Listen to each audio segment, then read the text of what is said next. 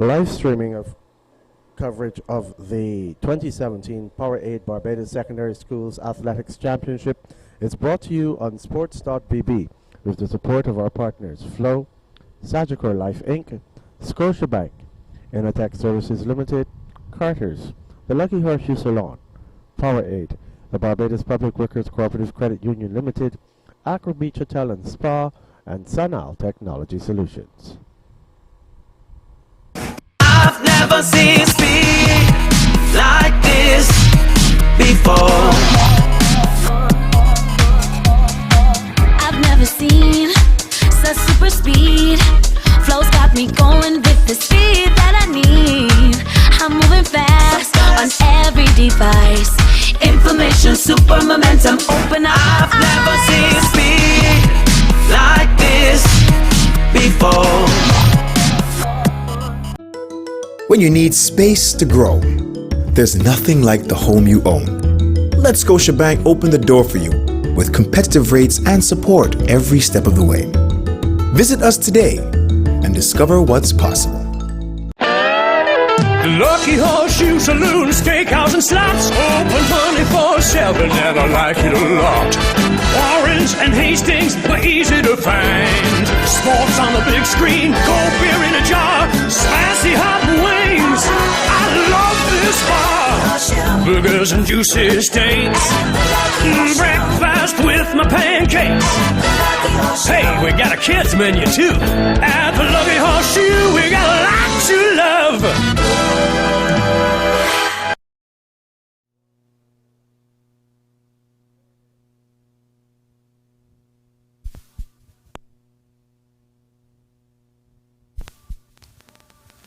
Good morning and welcome to our second day of coverage of the Esther Maynard Zone. We are here live at the National Stadium. The track events have not yet started, but the field events, particularly the under 13 girls long jump, is currently in progress, and we're going to take in some of that action. The track events will get started just about 10 o'clock or so, but we are here. The weather is fantastic. Music is playing, the spectators are here, they're coming in to the stadium, and we are getting ready for a fantastic day of competition. In the under 13 girls long jump, we have, I see here, 15 competitors. We have representing the Springer Memorial School, Tenara Paris, representing Aling T.S. Spelling, representing Grantley Adams Memorial School, Leona Johnson. Commonwealth is represented by Tony Fleming. Also St. George in here, St. George Secondary School. Representing that institution would be Danica Rochford. Christchurch Foundation will be represented by Gabrielle Anderson. The Commonwealth School again, we have Sarah Lambert. Ellerslie is in here as well, represented by Tashante Weeks. Christchurch Foundation once again. Serena Edwards. Harrison College is represented by Charlotte Howard. St. George, we must again acknowledge the fact that we are seeing a heavy presence of St. George athletes in these events here. That St. George is represented in this event by Tereshana Baker. Spring Memorial is in here as well, represented by Kennedy Jackman. She's representing the Springer Memorial School, so Springer also has two athletes in this particular event. Harrison College has Saskia Ward. Ellerslie again in here with Azaria Roberts. And rounding out the field is Jael Griffith, representing the Allen School. So I believe we're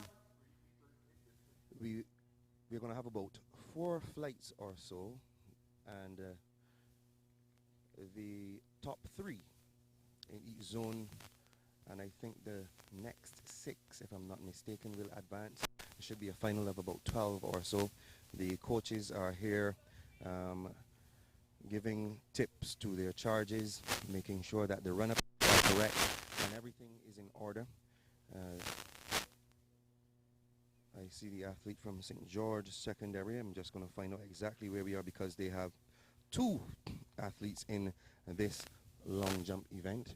This is the under 13 girls.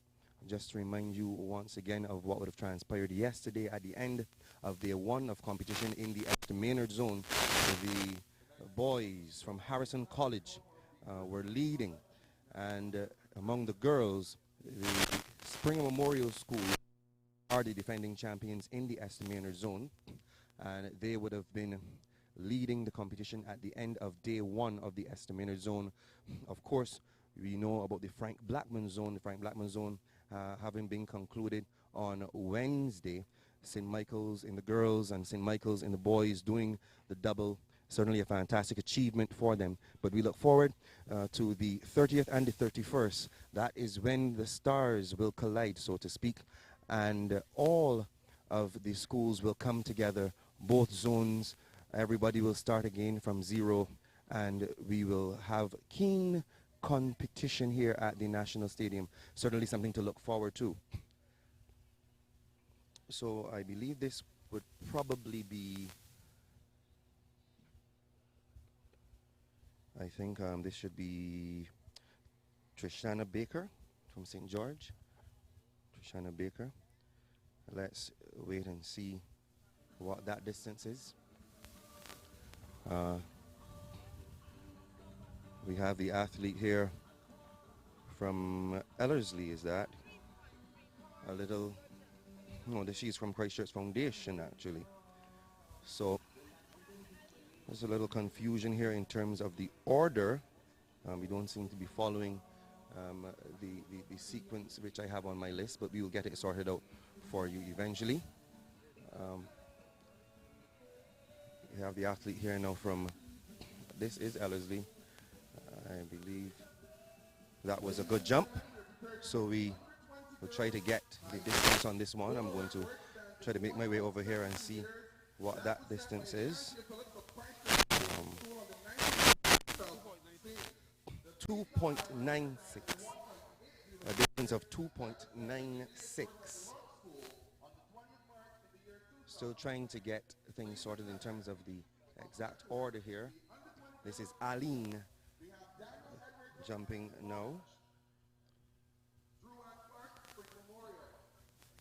The jump.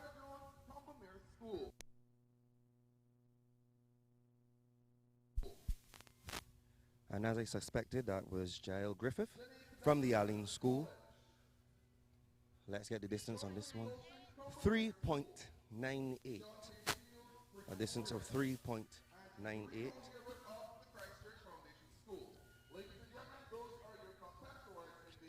Now we see the young lady here from Commermere. It looks a very good jump. Let's see what the distance on this one would be. So they're clearly not following the listing that I have, but nonetheless,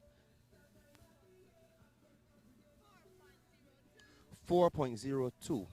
So that's the best jump that we would have had this morning so far, that since we would have started our coverage. 4.02, I believe that jump was. And Springer has, they tell me, a 4.03. So Springer Memorial may be in the lead here. That is Tainara Paris from Springer Memorial. On the listing, she is first to jump. I believe this would be about the second flight or so. 3.89. That is Tainara Paris from Springer Memorial. In the background, of course, you can hear the stadium announcer.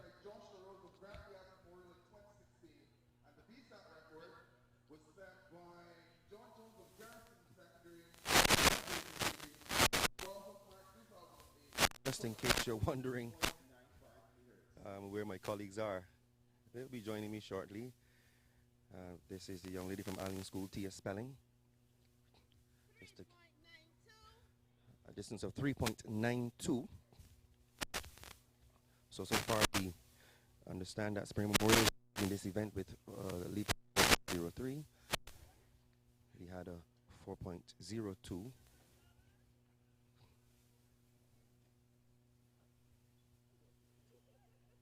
And of course this is measured in meters.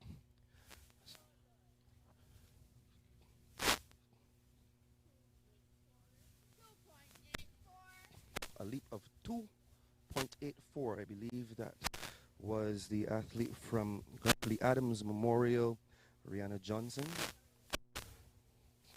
Kamamir now on the runway. I believe she would have missed the board on that occasion. Of course, these athletes need to get on that board. 3.90. She could certainly have improved that distance if she would have gotten closer to the board.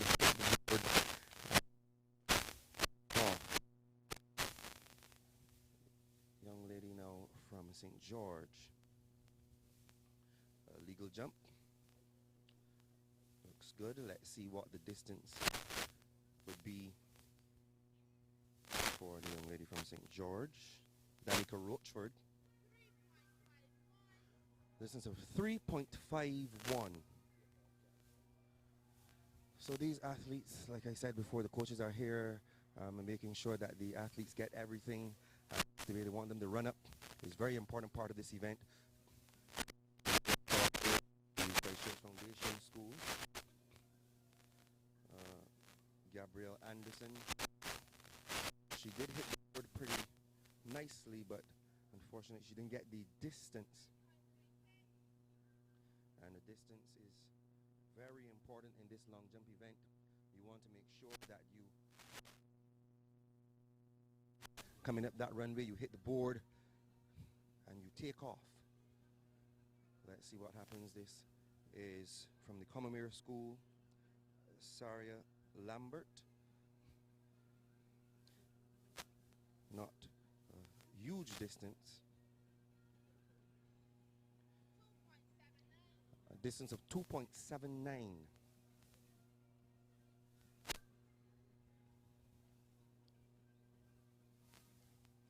Up next, I believe,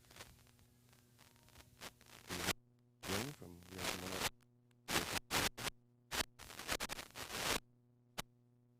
my goodness, that is something that you really want to avoid in an event like this.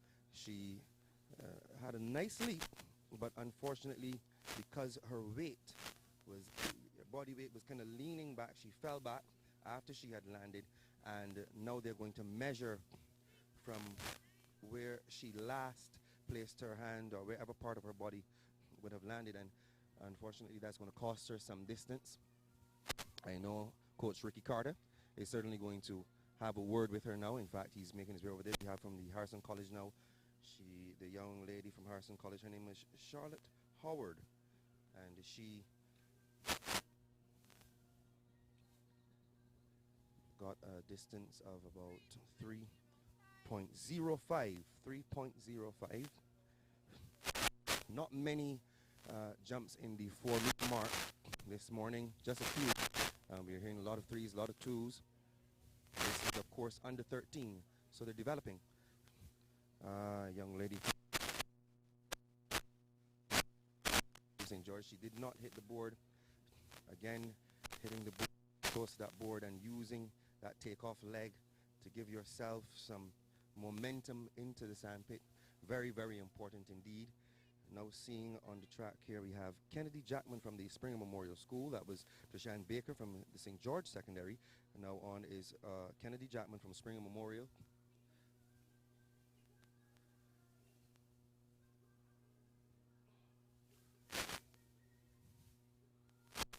I can hear the coach in the background there advising young Chapman, saying she looks lazy. All these things are part of the preparation of the athletes and getting everything right. It would be nice if she could have gotten the legs together, of course. From the foundation school now. It's the foundation. Yes, this is Christchurch. No, this is Harrison College actually. Saskia Ward, a very good lead there. If it is legal, of course, goes up. So that means that is a legal jump. So let's see what the distance on this jump is going to be. 4.26. So I believe that with that leap, 4.26, that Saskia Ward of Harrison College would go into the lead. 4.26. That is now jump to beat.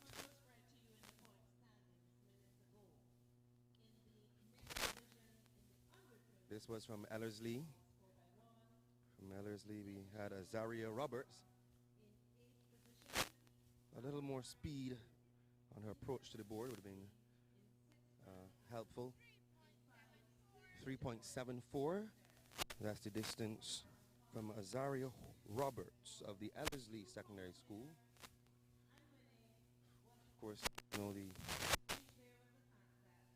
old scholars are tuned in. A decent jump there from, this is Jael Griffith from the Allen School.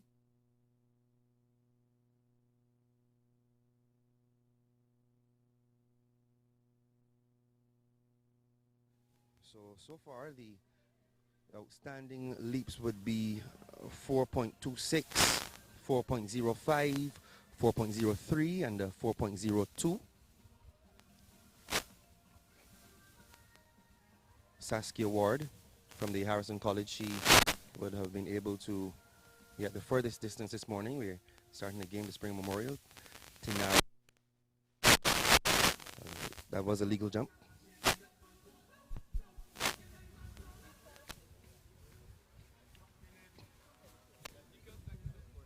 Of course, it's important to make mention of the sponsors of these various teams. 3.68, Tainara Paris.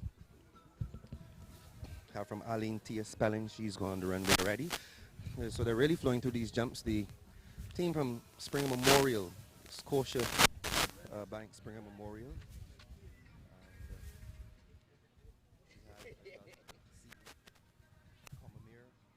Contribution of corporate Barbados really cannot be neglected.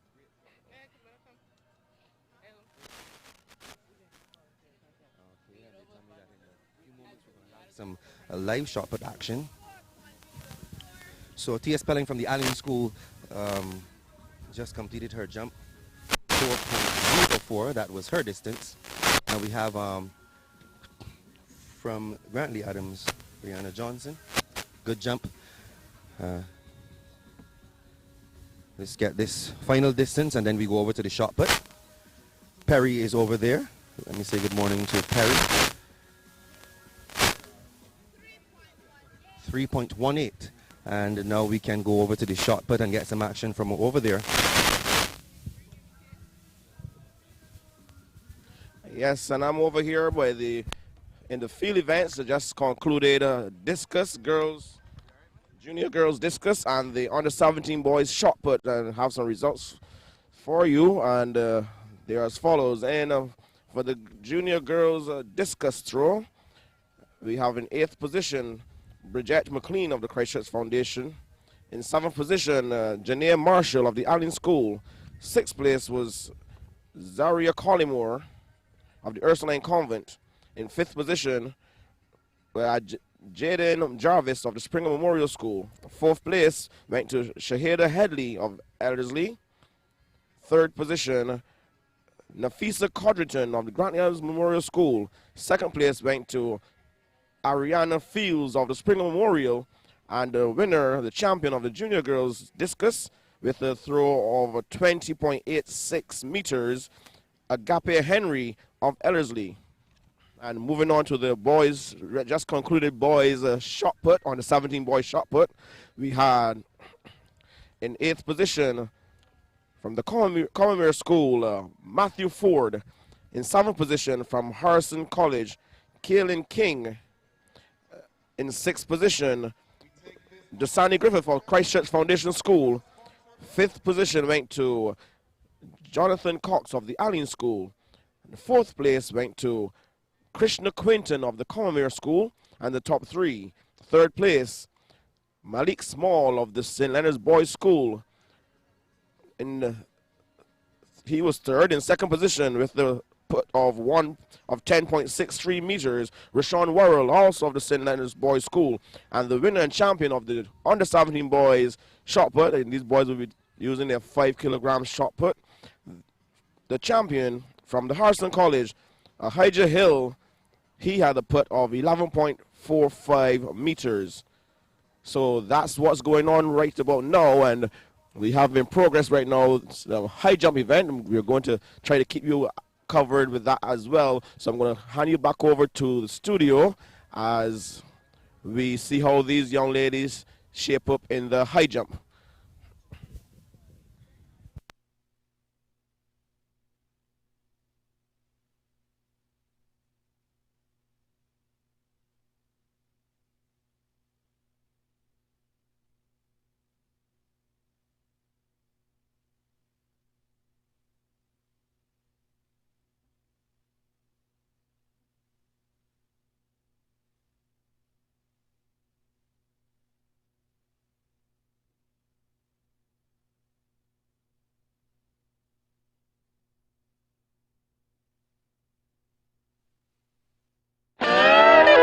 Lucky Horseshoe Saloon, Steakhouse and Slots, open 24/7 and I like it a lot.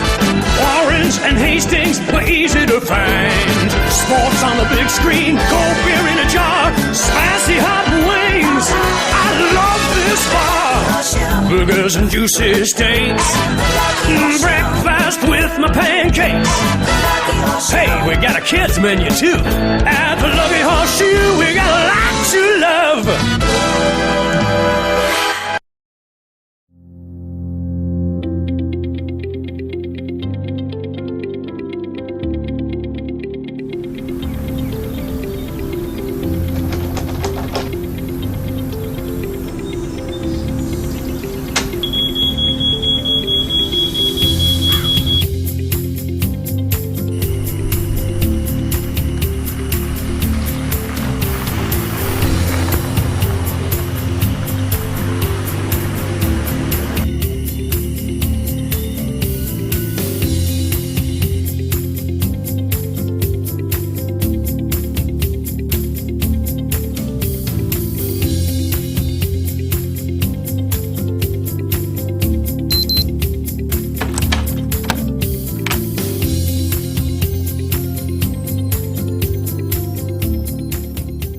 Watch how easy this is. Watch how easy this is. This is easy.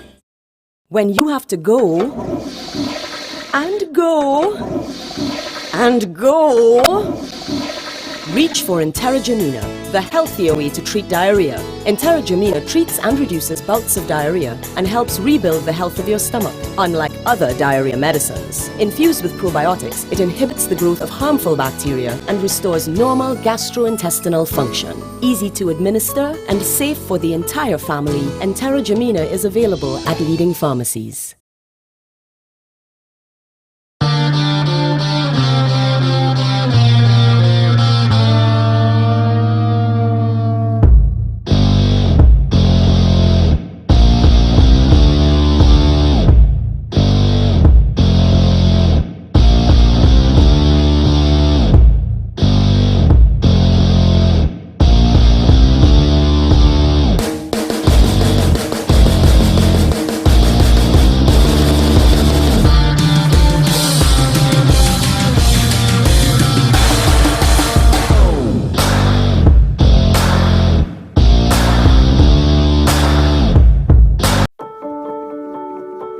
What's at the heart of Sagicor Life? One thing: protecting the most important people in the world, family, friends, and neighbors. By being a pioneer in the Caribbean with a range of products and a wealth of sage, personalized advice for everyone. Evolving how we serve our clients with new, innovative products and an industry-leading and modern approach to life insurance. By improving the lives of the people in the communities where we operate, by providing assistance in the areas of education, health, community, youth development, and sports. It's what we've done in the Caribbean since 1840, and what we are doing today in 22 countries. With over $6.2 billion in total assets, 774 million in capital, and over 2 million insured, Sagicor Life is one of the fastest growing life insurance providers in the Caribbean. Because we focus on one thing: protecting what's most important to you. Find out what Sagicor can do for your life. Sagicor, wise financial thinking for life.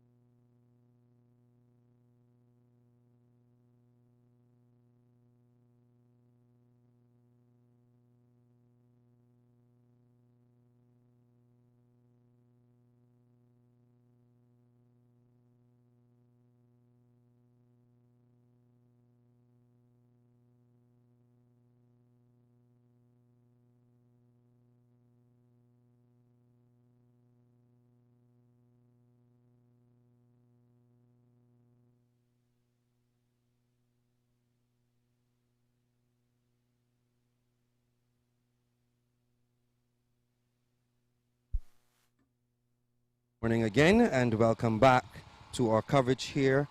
Of course, you are tuned in to Sports.bb. I'm now here with my good colleague, Mr. Perry Barnett. Good morning to you, Perry. Good morning, Ian. Good morning to our viewers. We are here eagerly anticipating another exciting day at the Esther Maynard zone here at the National Stadium, which is Bssac 2017. Most definitely. I mean, we had a fantastic day yesterday. We had, at the end of the day, in terms of points, among the boys, Harrison College up top. Among the girls, we had Spring Memorial up top. But we know that there are still a number of events to go. And points are going to be very, very important today, because especially among that battle between Spring Memorial and the Foundation School, the Christchurch Foundation School, that is going to be a very, very, very interesting battle all day long. Yes, it is, and what we also have to watch, even though those two schools are going to be eyeing each other and they have targets on each other's backs, we have the Allen School in there with a good chance in the girls as well. Definitely. And the points are very close, and even though we look at the front runners, I must also mention, and I kept saying it all yesterday, I am extremely pleased with the effort from the St. George Secondary School. We realize that they have had athletes in every event yesterday, and I'm looking at the events list for today, and they have athletes in every event today. So they're sitting pretty in 6th position in both the girls and the boys. So maybe not this year, but I'm going to put my head on the block and give them 2 years with the current PE teachers and the current PE program, and we can look, maybe they would be a force to reckon with in about 2 years' time. I dare say, though, that we can also add to that list, we're seeing a presence from Grantley Adams as well. Yes, yeah, yes. Grantley Adams, they're not as present as St. George and Aline are, but Grantley Adams is in there, thereabout, you know, and we can only look forward to see what will happen, as you correctly said, in the years to come. And you know, it can only get better from here. The coaches and so on will have a little time, because especially this morning, looking at the under 13 athletes, the coaches were right there. But of course, you would have seen I was by the long jump area, and the coaches were there working with the athletes still, even at this point in time when they are on, let's say, the runway, getting ready to jump and so on. They're giving them the tips and everything, and they're all there and making sure that those children execute to the best of their ability, where they're seeing the little flaws, where they're missing the board, where they need to probably accelerate a little more, where they need to probably plant the leg a little firmer. All of those things are being discussed, and these are young kids, yes, but you know, they're going to take some time and so on, you know, to perfect these things. But they say that repetition deepens impression. Yes, so, and the more they do it. And the interesting thing about this long jump, on the 13 girls long jump, all of these girls will come straight out of primary school, and they're still in this stage where what we will call multi-event stage. If you're a coach, you're multi-eventer still, so they should be still exposed to all of the sporting disciplines, all of the skills, running, jumping, and throwing. And if you can harness the talent down here on the 13s, and we get them to execute well now, we will or should have some very excellent athletes in the future. That's an observation. I've seen long jump being done, but I have not seen yet any triple jump.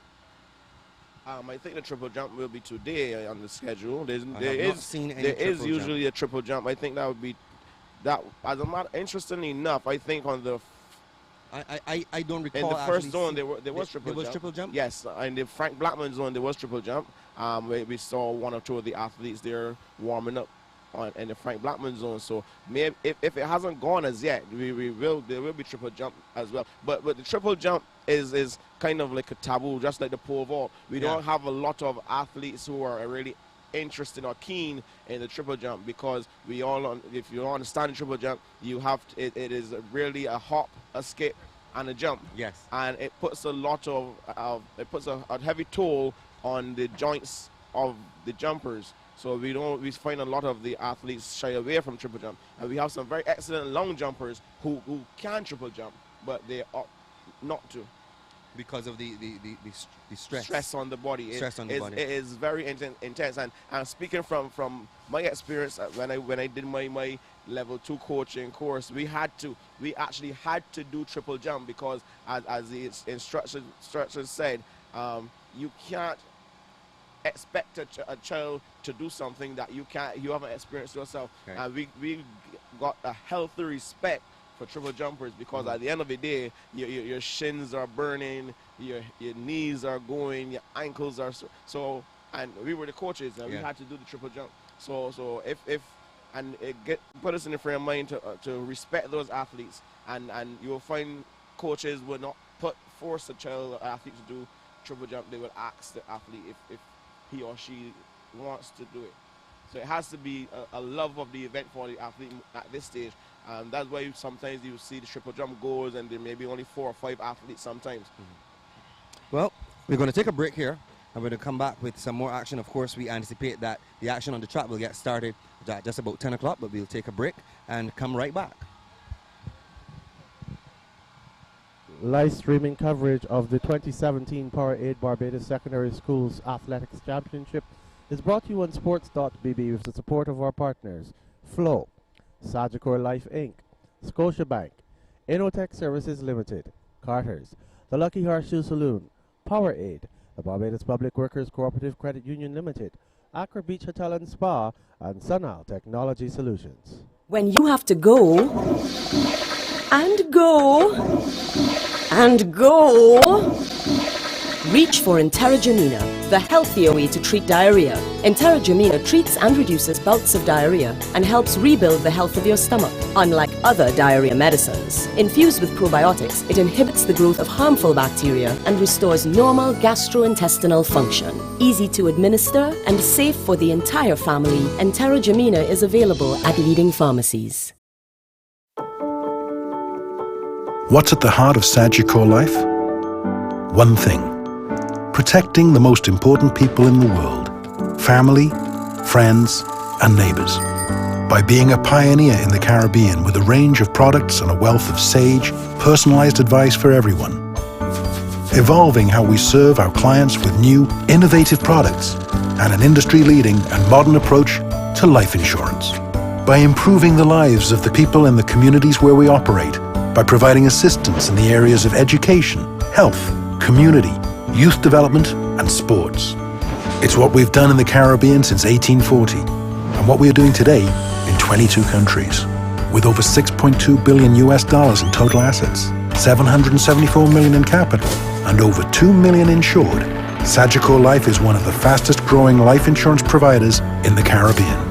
Because we focus on one thing, protecting what's most important to you. Find out what Sagicor can do for your life. Sagicor, wise financial thinking for life.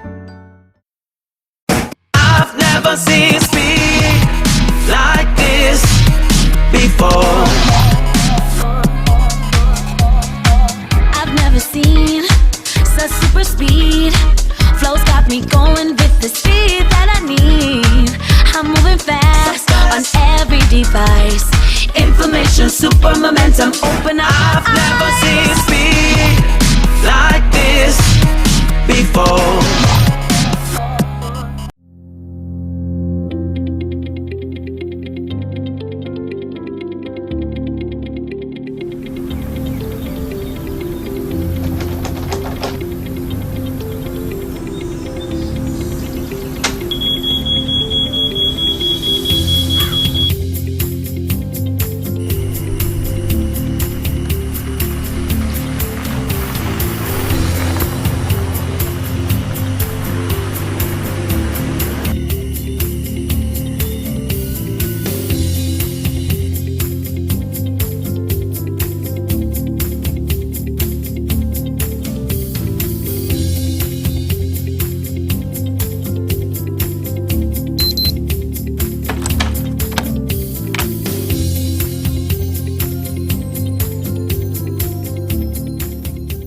Watch how easy this is. Watch how easy this is. This is easy.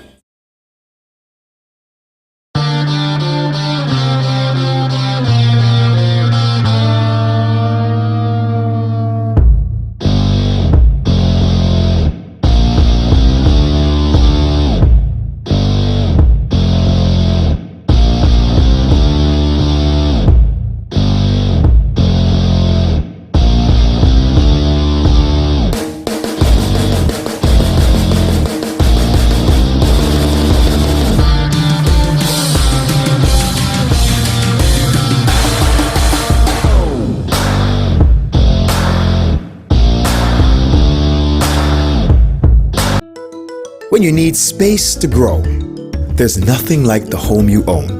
Let Scotiabank open the door for you with competitive rates and support every step of the way. Visit us today and discover what's possible. Lucky Horseshoe Saloon, Steakhouse and Slots, open 24/7 and I like it a lot.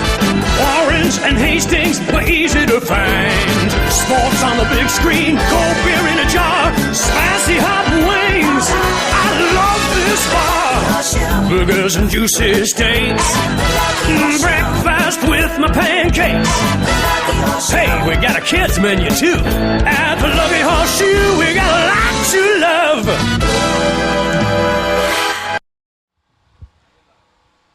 And welcome back to Bssac 2017. We are here with the Esther Maynard Zone here on a beautiful day at the National Stadium here at Waterford. And Ian, we had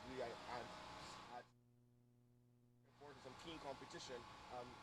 Yesterday as well, I saw you had some smiles on it, not only because your school, Spring Memorial, was doing so well, but not only because your school, Spring Memorial, was doing so well, but also because you were impressed with a lot of the other athletes. So in your view from yesterday, who stands out? Definitely Jonathan Jones. Jonathan Jones. Jonathan Jones is an athlete of no mean caliber. He is definitely one of those athletes that you can see that there's a future there. There's something to work with, and he has the potential, as far as I can see, to go on to achieve great things. The way he came out yesterday and stamped his authority in the 400 meters. Yes, and don't forget the ankle leg he ran, and it is really phenomenal for a quarter miler, middle distance runner to have that kind of top end speed. Yes, indeed. Right. And he actually ran from behind too. Yes, he did, and ran through the middle and ran through the middle and led Harrison College to another victory. And they had a lot of victories yesterday. Other standout performers yesterday as well. We had breaking a record. I believe it was Rio Williams from Harrison College. We had, I believe, Jalissa Jones-Smith. Yes. From Springer Memorial. She broke the zone record 3 times in the shot put, and then we saw her in action on the track in terms of hurdles. 75-meter hurdles. Yes, and I believe she won that particular section. We didn't actually get a chance to go back and look at the times and probably compare notes and see what time she would have ran and possibly if she would have challenged the record. But it was a pretty swift event. But we'll get the opportunity to do that today. But looking forward, we're just about, let me see, about 10 minutes or so from action on track. The intermediate hurdles, I see them already set up. Those events will be the first set of events this morning. We also can look forward to the 800 meters. We also will have today the 200 meters, and we will have the 4x400 meters as well. Yeah, so we were talking about Jalissa Jones-Smith. I just brought up the results here for you, Ian, and I'm sure you'll be beaming with pride as her teacher, one of her teachers, to see that Jalissa Jones-Smith won this 75-meter hurdles for the junior girls with a time of 13.58 seconds, and she was the only athlete to go sub 14. Yes, that's definitely a very, very good effort from Jalissa Jones-Smith, and I know that Miss Julie Phillips must be beaming with pride. And looking at the results, I'm sure you're going to be even beaming even brighter because Springer took first and second in that event. So we saw a real surge from the Springer Memorial School in the latter part of the day. We spoke to that as well. This is a hurdle event, of course, and we saw, especially in the junior girls, a number of Springer Memorial athletes doing well in those hurdle events. And we spoke about the fact that we now have a specialist at Springer Memorial, and when the coaches specialize in a particular area, you tend to see that the athletes excel in that area because the coaches obviously have the experience and would have, done it a number of times and know exactly what to engage and what techniques to apply and how to get the students prepared. And it comes down also to, because that coach was so heavily involved in that event in his or her athletic career or in their coaching career, they put more impetus into the event. So, and we mentioned St. George Secondary School, I have to say kudos to Mr. Ronald Allman. Ronald Allman, he was the PE teacher at the Belmont Primary School. Okay, so if you listen to this, he was a PE teacher for the Belmont Primary School, and in the knapsack program, we would always try to enter athletes in every event. So he realized and recognized that the only way you can go out there and represent the school well and not just be a number is to have athletes in every event. And that's what St. George Secondary School has been doing all yesterday. And I looked through some of the heat sheets for today, and they're in every event today. So for me though, I must give kudos. My standout athlete yesterday, Delano Wickham. Delano Wickham he's one of those athletes. That, remember, we mentioned sometimes there are some kids who don't run or don't factor into the knapsack program. He never factored into knapsack really. He wasn't really he never factored in at Bssac in the formative years of his secondary school career at the Allen School, and he was only thrust into the 400 hurdles late. And he has such a strong character that he's decided, you know what, if I'm going to compete, I'm going to compete well. And he joined the Pierce's Track Club, and kudos to Mr. Palance.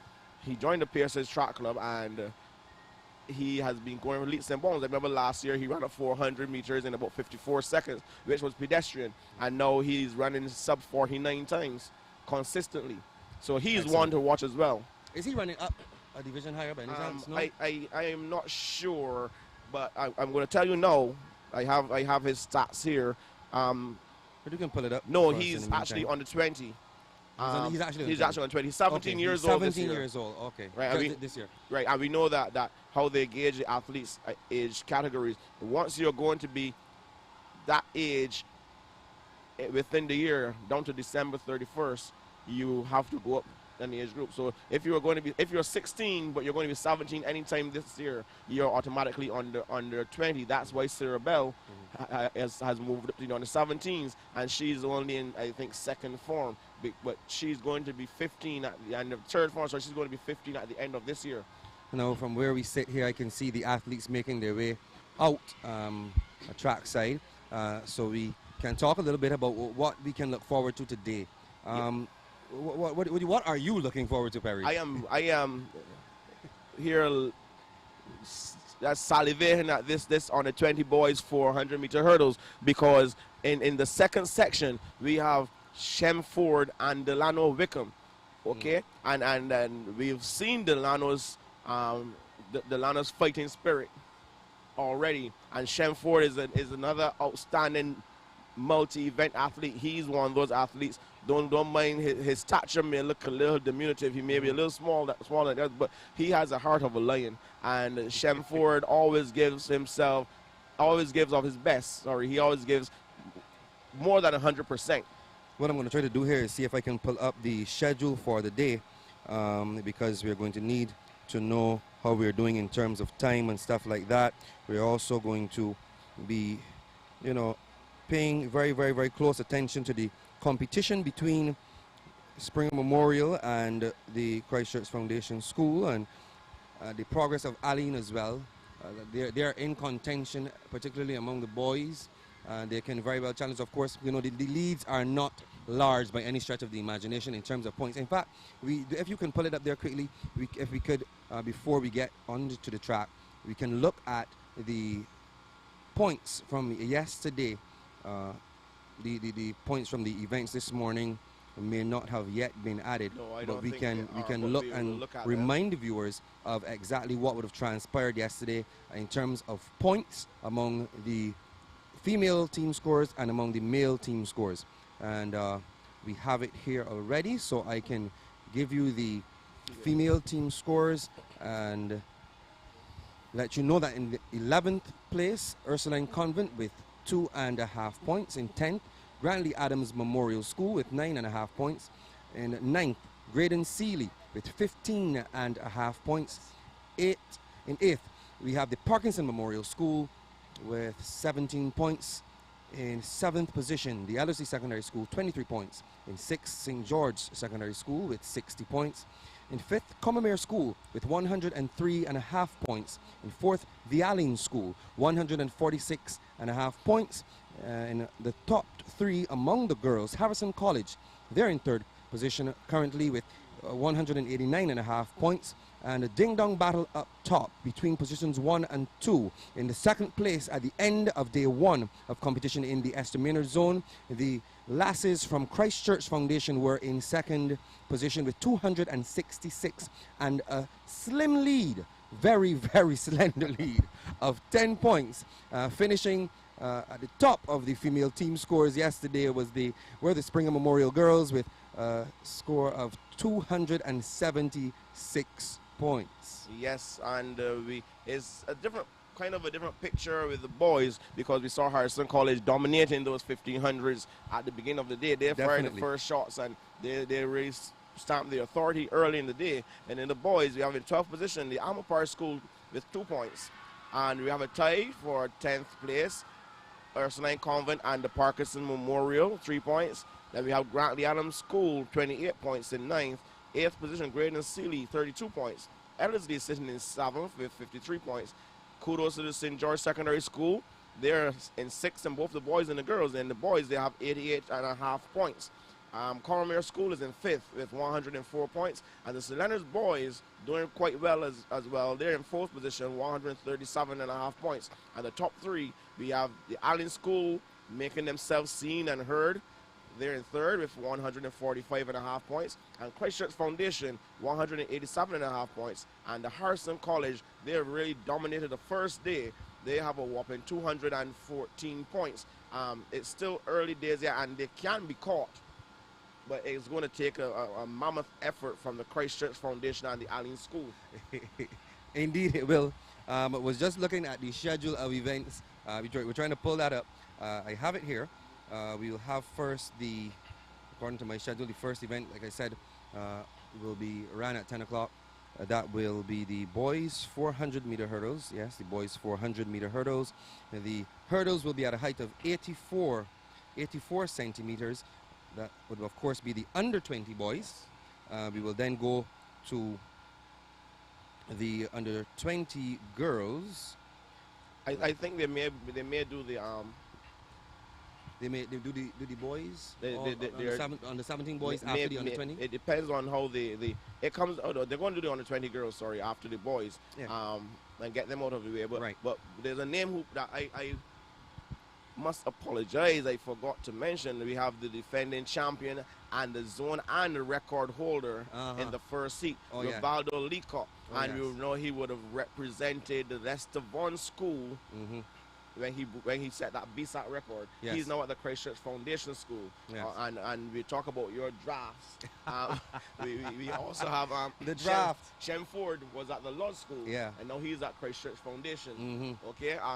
So it's going to be interesting to see what form Rivaldo is in. We haven't been seeing a lot of Rivaldo in the 400 hurdles throughout the track season. So we're going to look and see if he can. He should be able to, once he's in a good nick, to that's just a sound. That's just a gun test, right? They started just did a gun test. We here in the studio. We're like, so it's okay, folks. Don't panic. They do a gun test first to make sure that the sensor picks up the gun signal, so that for the finish crew, the clock starts and stuff like that on time. So we are not missing anything on the track as yet, ladies and gentlemen. Please don't panic. Well, we're back to this discussion. We're talking about Leacock. I actually have seen him coming from training a few Saturday mornings. So he's obviously been putting in some work. So I would not underestimate him. He is, after all, the defending champion, and he does have quite a legacy, so to speak. He has a reputation. Yes, because we look at 2015, Rivaldo ran a 51.64. Yeah. Okay, and then he went back in the following year in the zone. And we must understand that when you're in the zonal setting and you're not coming up against a lot of quality, top-class competitors in your heat, you're just running to qualify. You're running just to get a good time.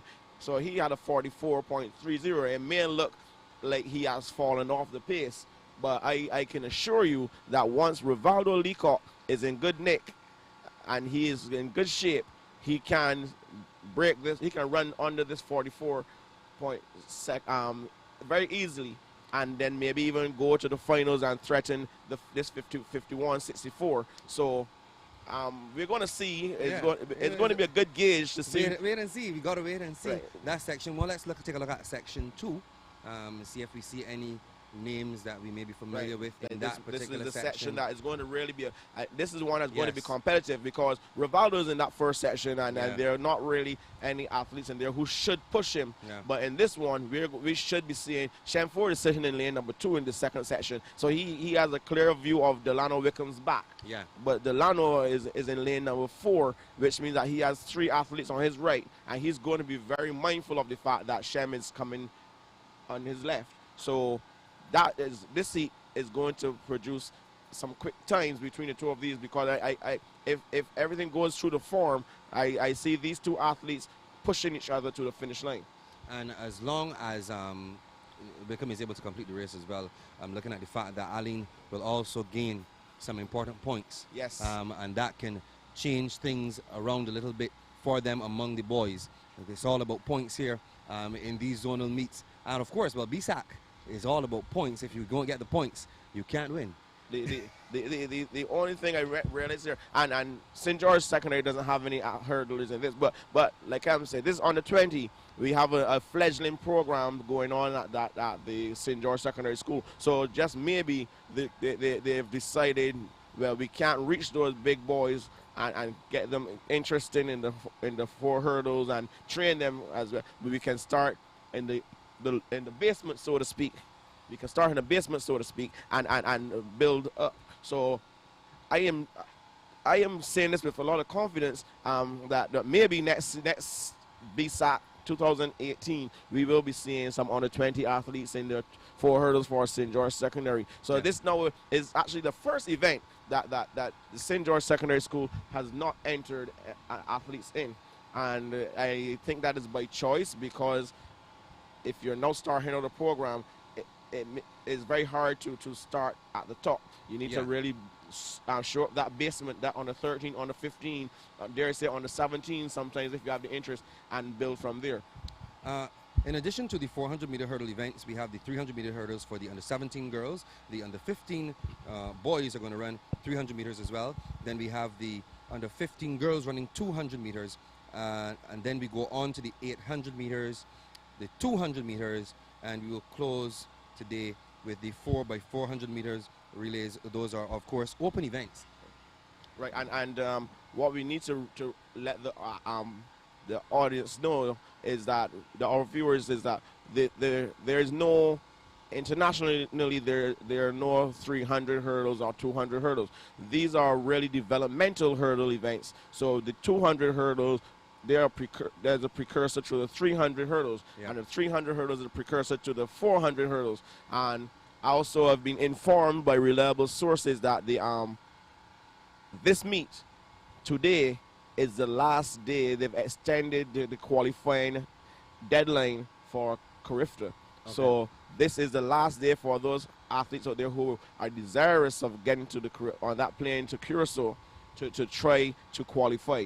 Okay, we know it's a very windy day, and we were discussing the long jump when the athletes were the athlete won, but she wasn't credited with the record, and the second place athlete was given a record, and there was a -4.5 was the wind reading, and everyone was asking why was it negative. But we must understand that the wind gauge, when it reads, is reading going towards the finish line. These athletes were jumping going away from the finish line, so the reading said negative because it was blowing to the north, but because it was going to the north, it was pushing the athlete in her back. So the second place athlete had a legal win, and she was given the record, even though she came second. Right, Well, so that's so unfortunate, though. I mean, it's not like you can actually control the wind. Right, so we hear the stadium announcer there, Ian, and we are going on to track with the first of the two sections, and you can give us the records. The record in the boys 400 meters hurdles. These hurdles, of course, are set at 84 centimeters. The under 20 boys. The zonal record is held by Rivaldo Leacock.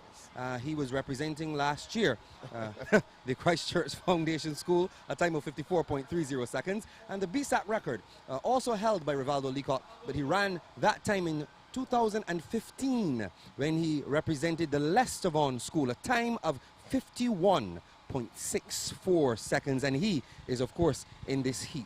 Yes, Perry? so we have a Rivaldo Leacock in lane number 2, Christchurch Foundation. Sean Jack of the Alma Paris. Good to see Alma Paris having some athletes there. In 3, in lane number 4 from St. Leonard's Boys, Antonia Austin. In 5, we have the Commerce School, Deandra Harris. In 6, from the Allen School, Leandra Walker. And in 7, from Harrison College, Yannick Burrows. So they're on the starters' orders, and we are getting ready for the first event of the day 2 of the Esther Maynard Zone for Bssac 2017. There they go, up and running. Rivaldo has a nice start. Let's see how they approach, they negotiate the first hurdle. He's a little behind there. We see the athlete from Commerce, Deandra Harris. He's going out fast. He's clear leader right now. Now Rivaldo is equal with him now. We'll watch them going over the hurdles together. We know that Rivaldo and Harris, they're neck and neck right now. Rivaldo now has a slight lead at the 200-meter mark. And now he's going ahead, surging ahead to the 150-meter mark. It's Rivaldo Leacock now, the clear leader. And they come over that final hurdle before they hit the straightaway for the 100 meters. And it's all Rivaldo Leacock looking so confident, and he has a massive lead on the rest of the field as I expected. It's Rivaldo Leacock. He's going to run to the finish line.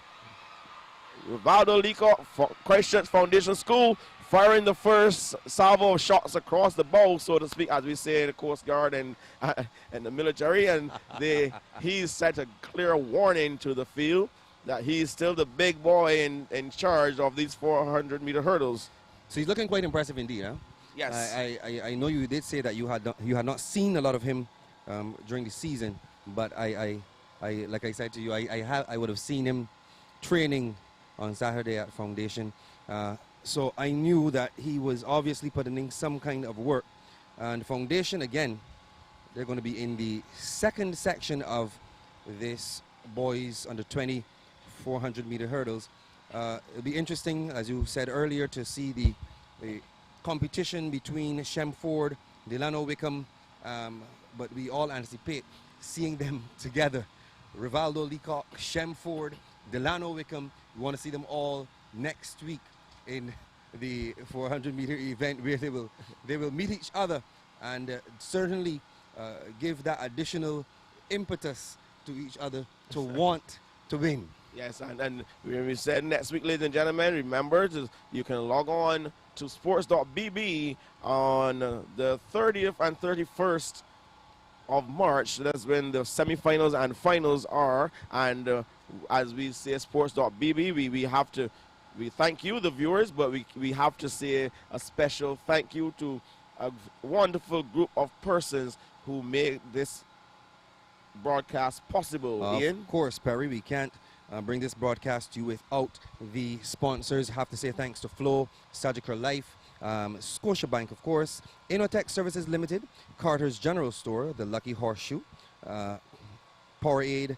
the Barbados Public Workers Cooperative Credit Union, Accra Beach Hotel and Spa, and Smart Home by Sun Isle Technology Solutions. So a big thank you to the sponsors. I know that there are persons all over the world enjoying this broadcast, and it's because of these folk that we are up, we are running, and we are bringing these games to those persons all over the world. There must be people in the diaspora. I mean, all in the United States and UK. You say, and you can find a Beijing in any part of the world. Yes, and a lot of these former athletes who've gone away on scholarships and have opted to take up residence in these countries of study. They are also watching with keen interest. They're wearing their school ties. I saw some pictures on Facebook. Some of those former students, alumni from the other schools, wearing their school ties or school shirts and bigging up their schools on Facebook while watching the live stream. Believe it or not, one of our team members just told me that there's someone in Israel watching.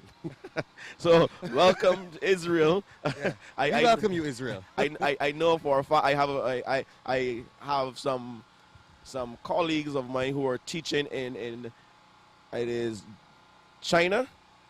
Yeah, yes. we have a few. We definitely have a presence in China. So sure. two of them I know for sure. They're down there in China and they have logged on. There's some people in Germany as well. Yes, I was speaking to someone in Canada. We have the United Kingdom as well. So we are all over, and we thank the sponsors for making this event possible. And we're going to try our best to continue to bring you quality coverage of the Bssac 2017. So we have on the line now our second section. Yeah. The lane assignments we have in lane 2 representing the Christchurch Foundation School, Shem Ford. Lane 3 representing Alma Paris, Khalil Thompson.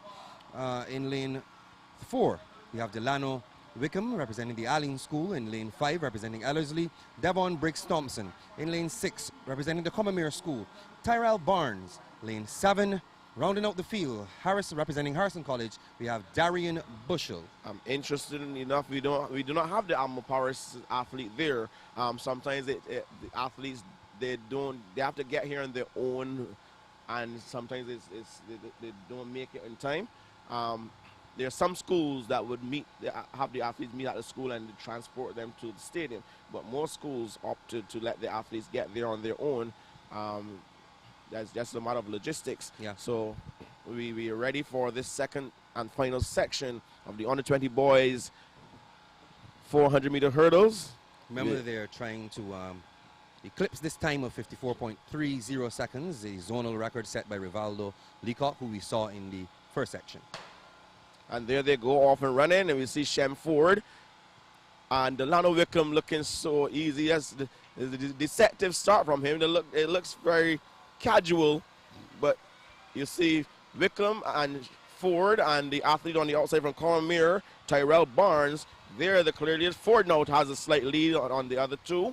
Shem Ford, as I said, he can see them, so he knows how to plan his race properly. Delano Wickham now starting to surge forward. Shem Ford still has the lead. Wickham in second. Barnes has dropped to third.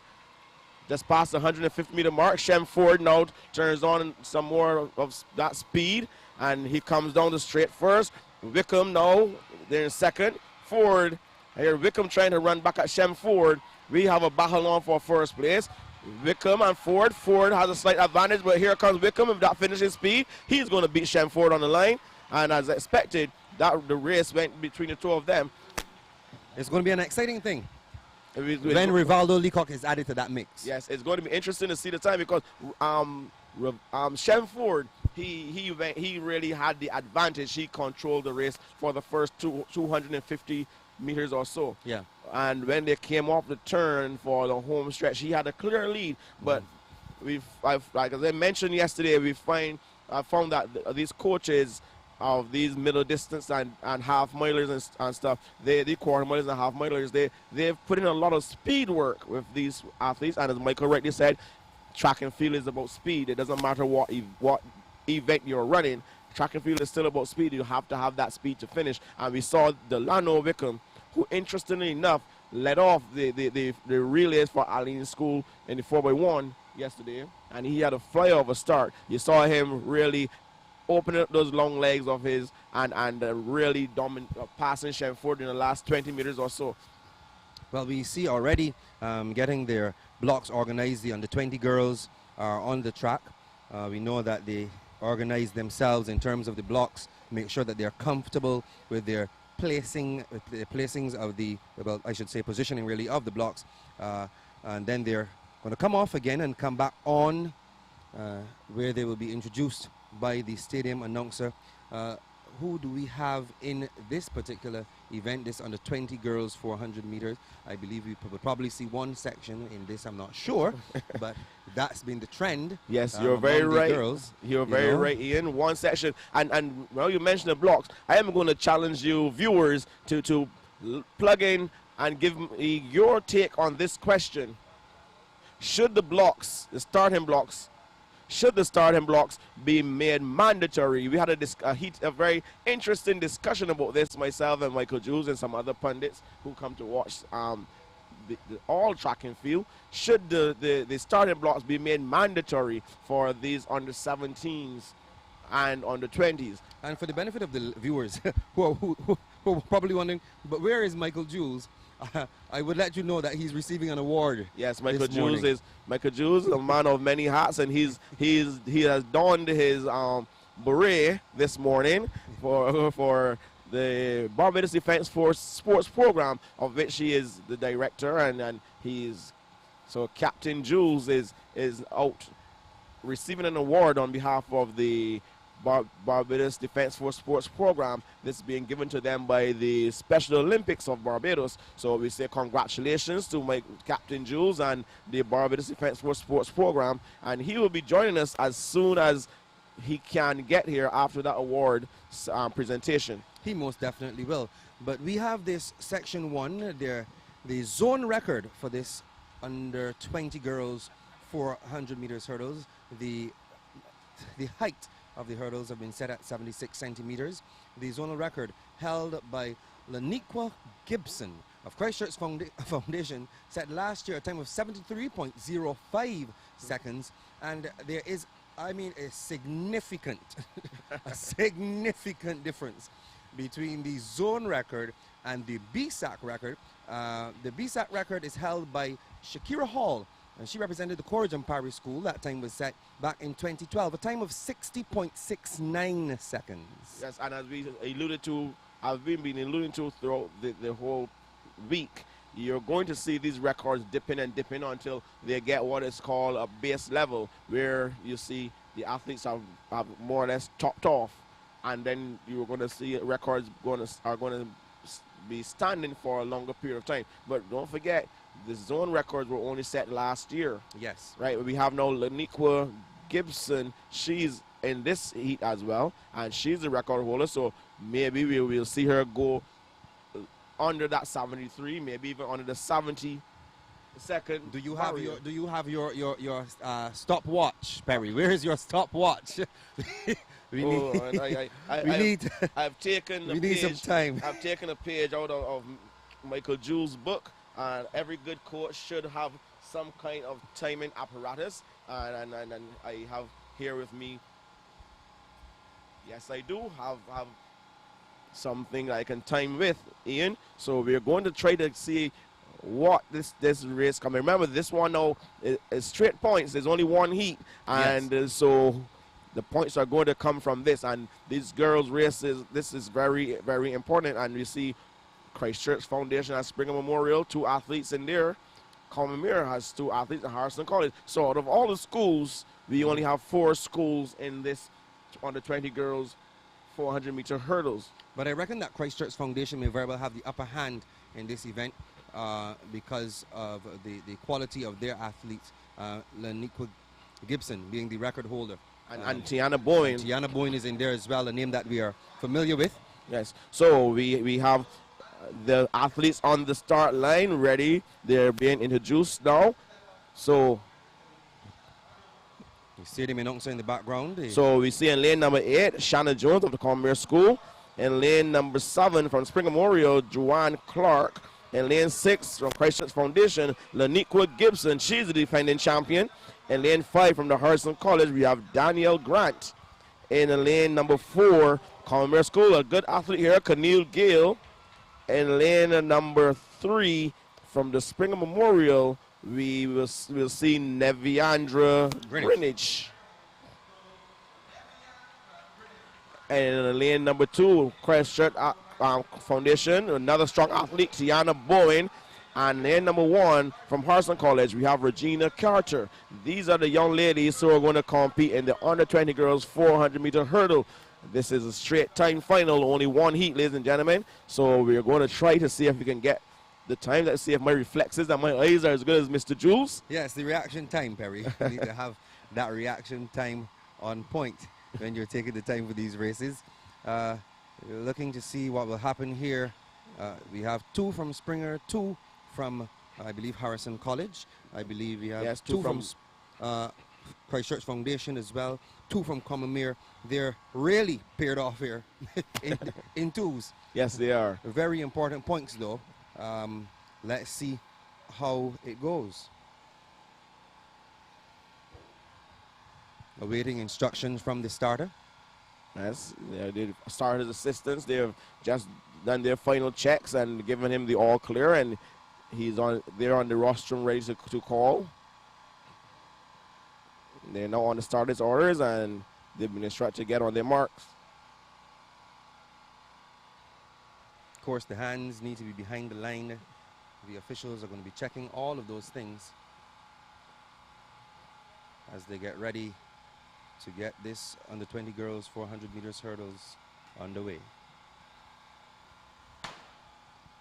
And there they go, off and running, and a nice clean start for the under 20 girls. And as expected, Laniqua Gibson, she's gone out early. She has with her Tiana Boyne, but we see Tiana Boyne stepping before she goes over the hurdles, which means she may not be comfortable, but she has good speed between them, so she's a clear leader right now. So Tiana Boyne, utilizing that strength she has between the hurdles, that speed between the hurdles, even though she may not be approaching them correctly, she's going over. Well, she's already in the lead. Tiana Boyne is a clear leader. They come off, they approach the final hurdle before the straightaway. Tiana Boyne, and we have the Laniqua Gibson, the defending champion, there as well. But Tiana Boyne, she's a clear leader as she comes down the home stretch. Less than 50 meters to go. Tiana Boyne.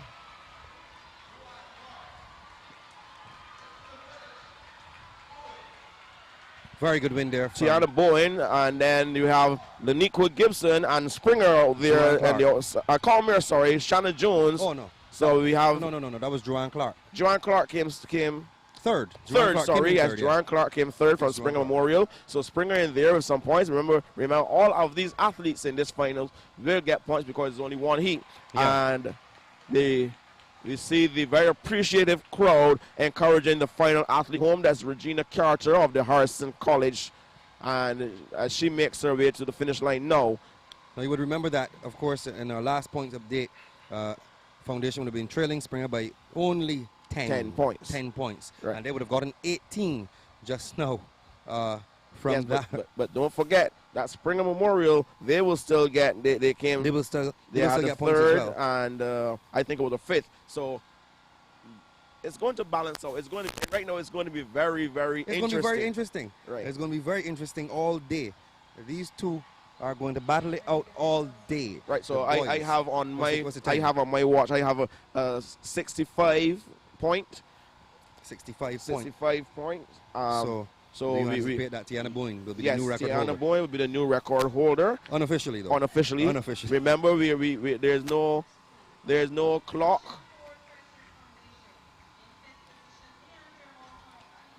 So there's no clock here, so we're going to await official results. I realized that yesterday, Ian, they were moving very quickly with the seeding and the scoring. So maybe, just maybe, we can see if we have results so far for today.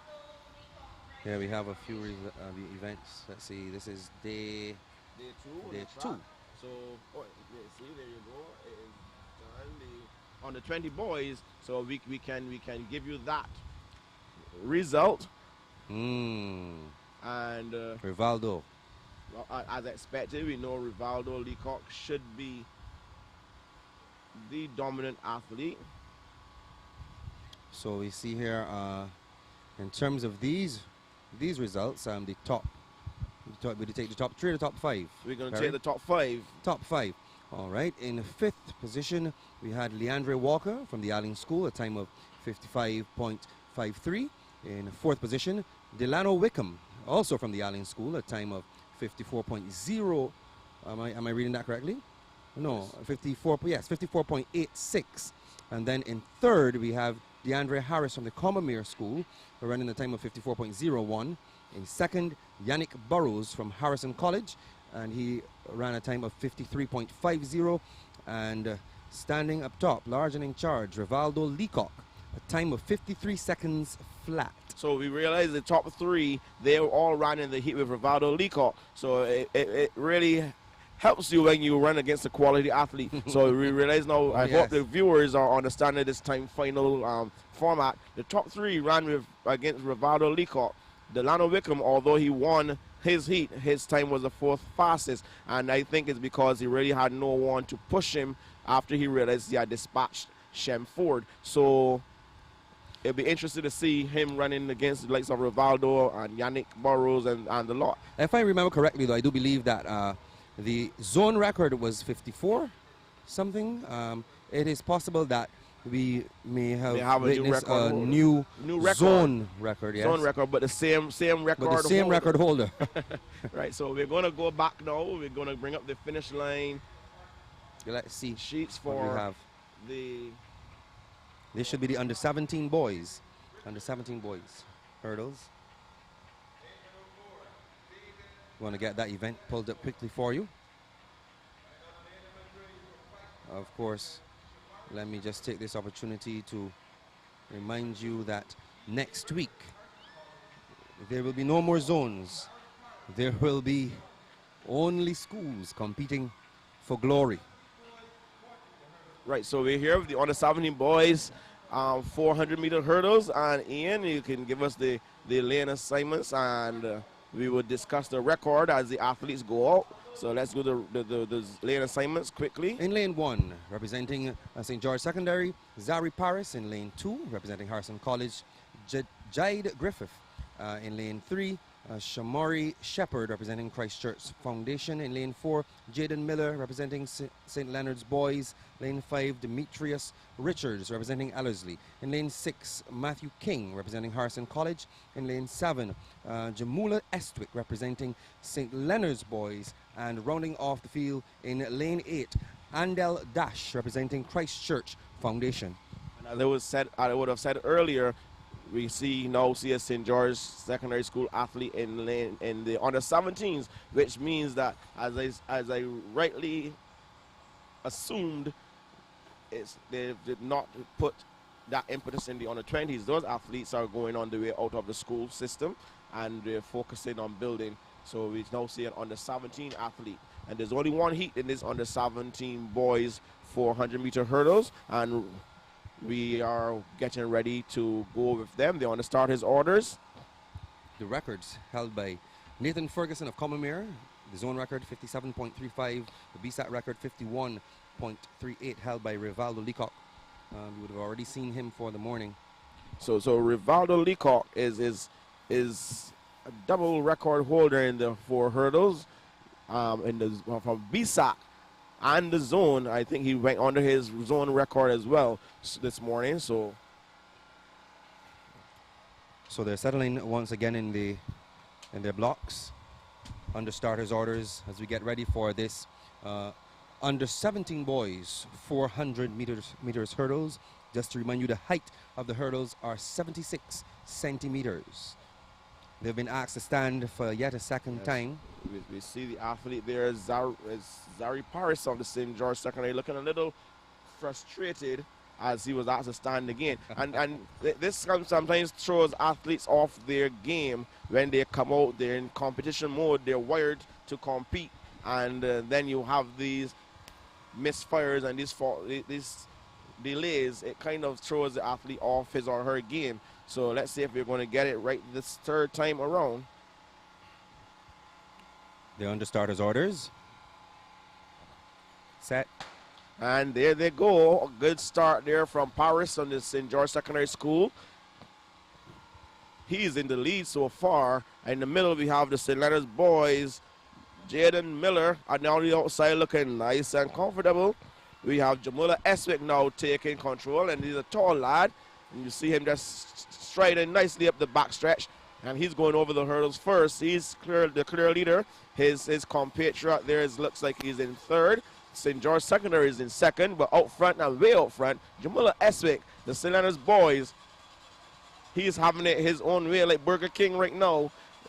As they come off the turn, the final 100 meters is all Jamula Eswick, a long striding, tall lad, and he's just stepping over those hurdles as he comes down the home stretch. And we have a race on for second and third, but up front, finishing nicely and comfortably now, Jamula Eswick. He's going to be the champion of the under-17 boys 400-meter hurdles. We see the athlete there from Harrison College, Matthew King, coming second. So Jamula Eswick, he's the champion on the 17 boys 400-meter hurdles. Do you think there's a possibility that he would have challenged that 57.35 ran by Nathan Ferguson? If he did, Ian, I would be one of the most shocked persons because it didn't look aggressive. He just controlled the race. He controlled the pace. He just dominated the field, but he did not attack. It didn't look like he was attacking the time to me. So if he did go under that, I would be one of the most surprised persons. I'm not saying he's not capable. I'm saying from my vantage point, how I saw him running, it didn't look like Jamula Eswick really had in mind the record. He just had in mind a win. And win he did. Yes. But we will wait and see whether or not so he would have been able to challenge that 57 point. So we're going back here. Again, the crew there in the finish line, they are being extremely efficient, and we're getting some results quickly. So we have now the results for the under 20 girls. So let's look at that. Yes, so we have here, let's do the top 5. In 5th position, we had Neviandra Greenidge from the Springer Memorial School.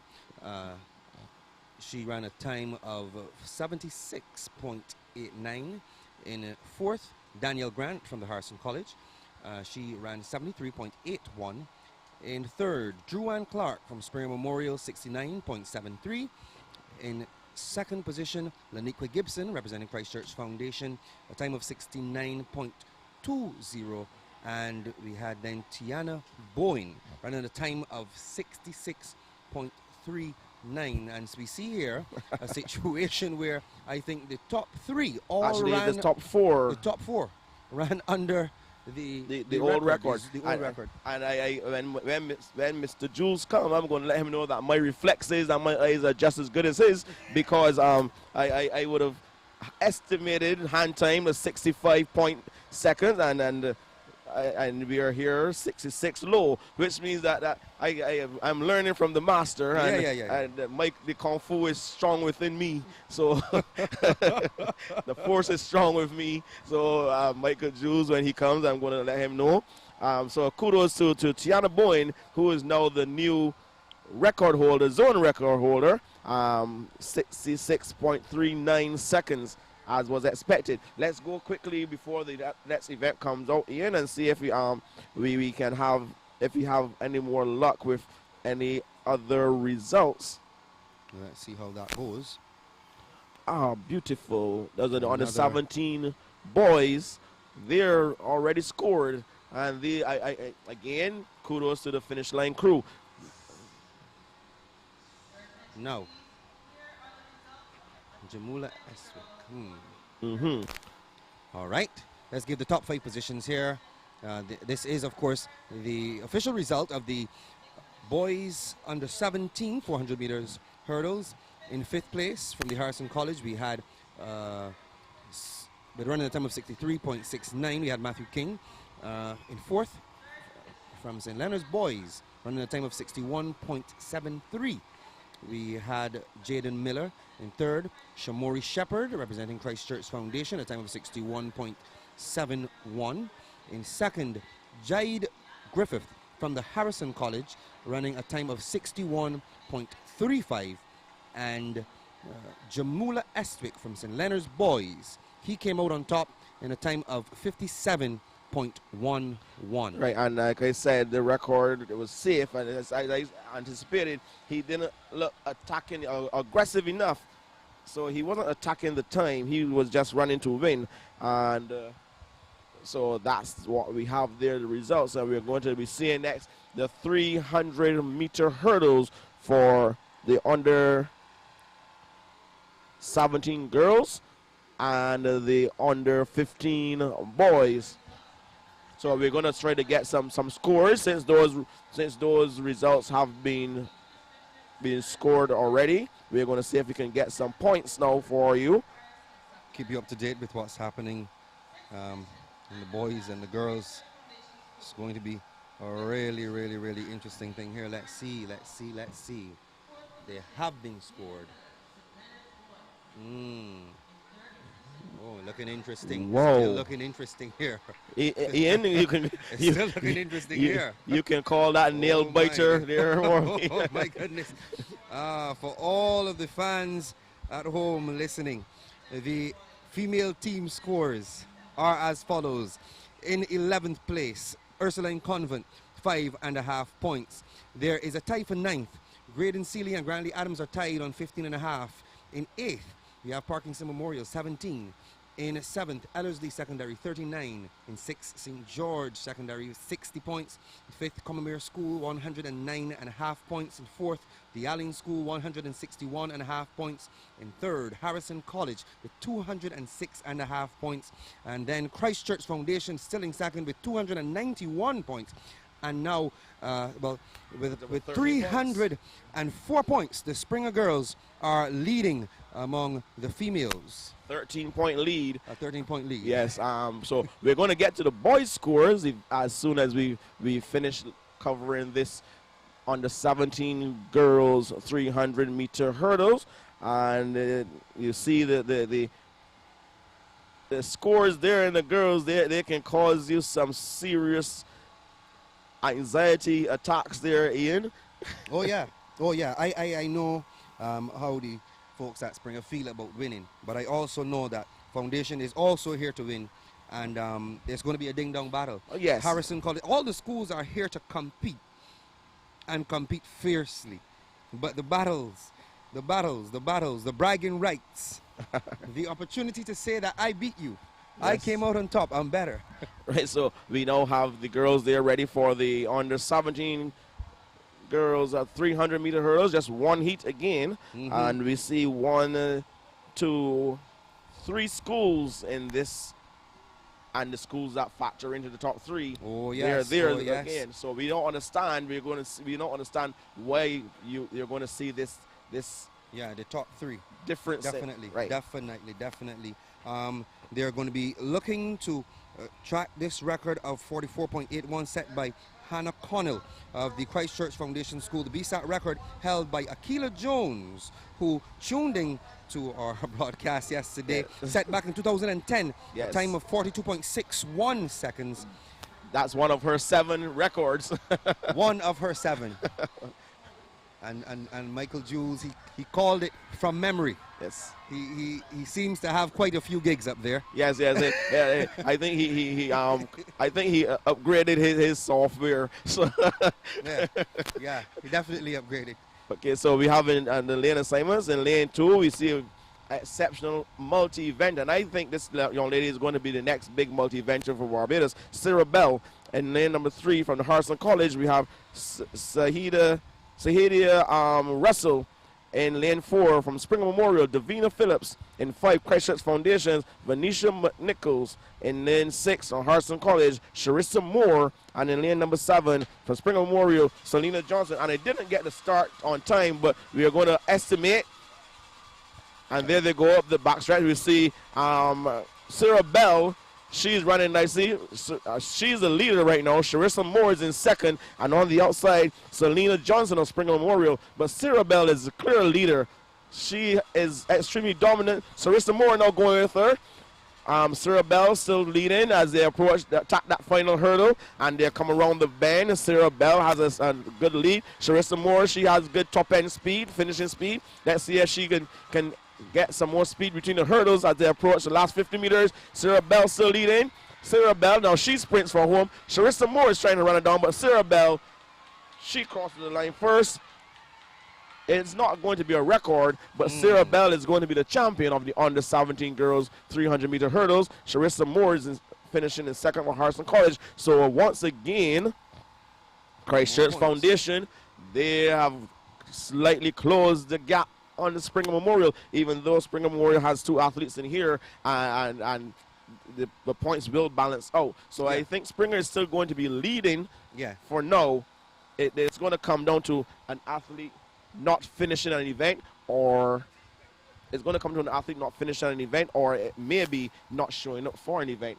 That is very possible, but of course there are a number of variables, things that can happen unexpectedly. We wish no injury on any athlete at all, but that's a realistic possibility as well. An athlete can be injured during the course of an event, but we want all of the athletes to come out here today and complete their events and complete them successfully. We see here in progress while we wait on the next hurdle event on track. The high jump is in progress. So, and while that's going on, Ian, I'm very quickly pulling up the scores for the boys so we can see where everyone stands in the boys. And here we go. In 12th position, the Alma Parish Schools, 2 points. Tied for 10th place still with 3 points. So the boys' scores haven't really changed as much as yet. We have Ursuline Convent and Parkinson Memorial.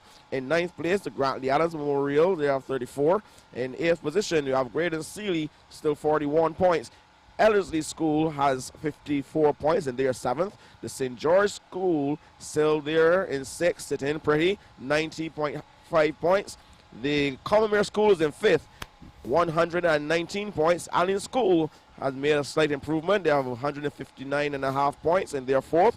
The St. Leonard's Boys, 168.5, and they are 3rd. 2nd position, Christchurch Foundation School, 215.5 points, and Harrison College still leading, 264 points. So we recognize that the battle for the boys right now is going to be for 2nd and 3rd, unless, like I said, something exceptional happens with these 4 schools, these 3 schools under Harrison College. There's a little distance between Christchurch Foundation and the St. Leonard's Boys. I reckon probably about 50-something points. Yeah, 53 points. And then we have Aline, the battle between Aline and St. Leonard's, though. Yes, but there's some some interesting battles showing up. Rightly said, you're going to see the battle between Aline School and the St. Leonard's Boys. Yes. And we're going to see the tussle there between Christchurch Foundation and Harrison College. So we're going to be keenly watching these events, and I am urging everyone to please continue to stand by and stay with us at Sports.bb. And we're going to take a little break now as we get ready for the next event. So we ask you to please don't go away. Please stay with us, and we'll be right back after a few messages from our sponsors. Live coverage of the 2017 Powerade Barbados Secondary Schools Athletics Championship is brought to you on Sports.bb with the support of our partners: Flow, Sagicor Life Inc., Scotiabank, Innotech Services Limited, Carter's General Store, The Lucky Horse Saloon, Powerade, the Barbados Public Workers Cooperative Credit Union Limited, Accra Beach Hotel and Spa, and Sunal Technology Solutions. Lucky Horseshoe Saloon, Steakhouse and Slots, open 24/7 and I like it a lot. Warrens and Hastings were easy to find. Sports on the big screen, cold beer in a jar, spicy hot wings. I love this bar. Burgers and juicy steaks, breakfast with my pancakes. Hey, we got a kids menu too. At the Lucky Horseshoe, we got a lot to love. I've never seen speed like this before. I've never seen such super speed. Flow's got me going with the speed that I need. I'm moving fast on every device. Information, super momentum, open up. I've never seen speed like this before.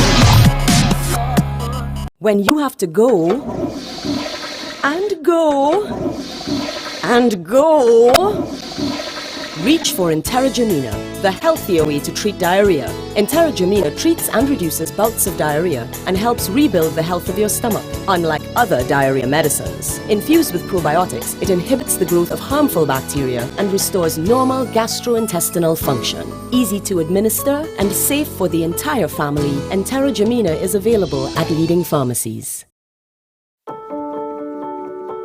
What's at the heart of Sagicor life? One thing. Protecting the most important people in the world. Family, friends, and neighbors.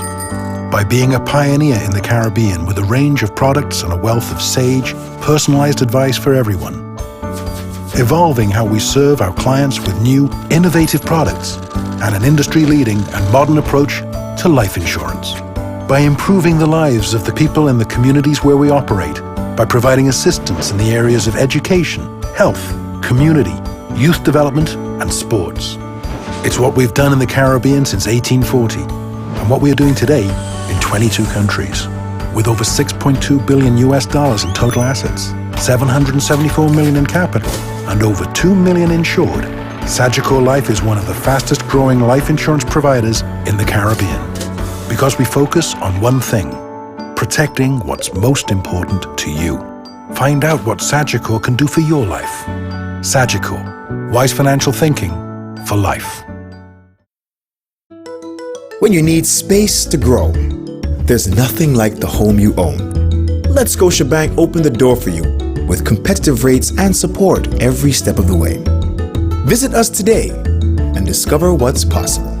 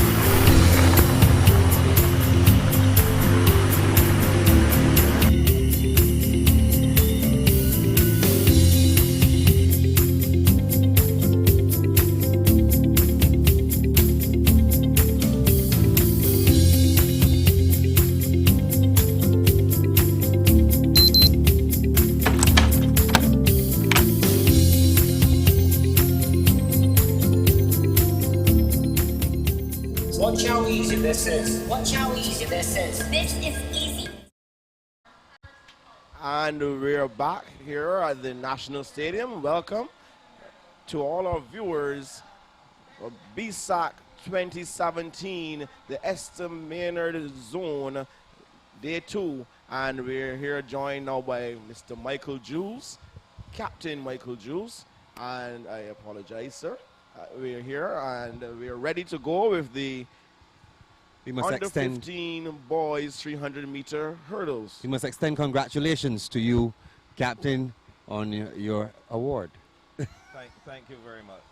And of course, it's a very pleasant morning here at the National Stadium. Good morning to all of our viewers.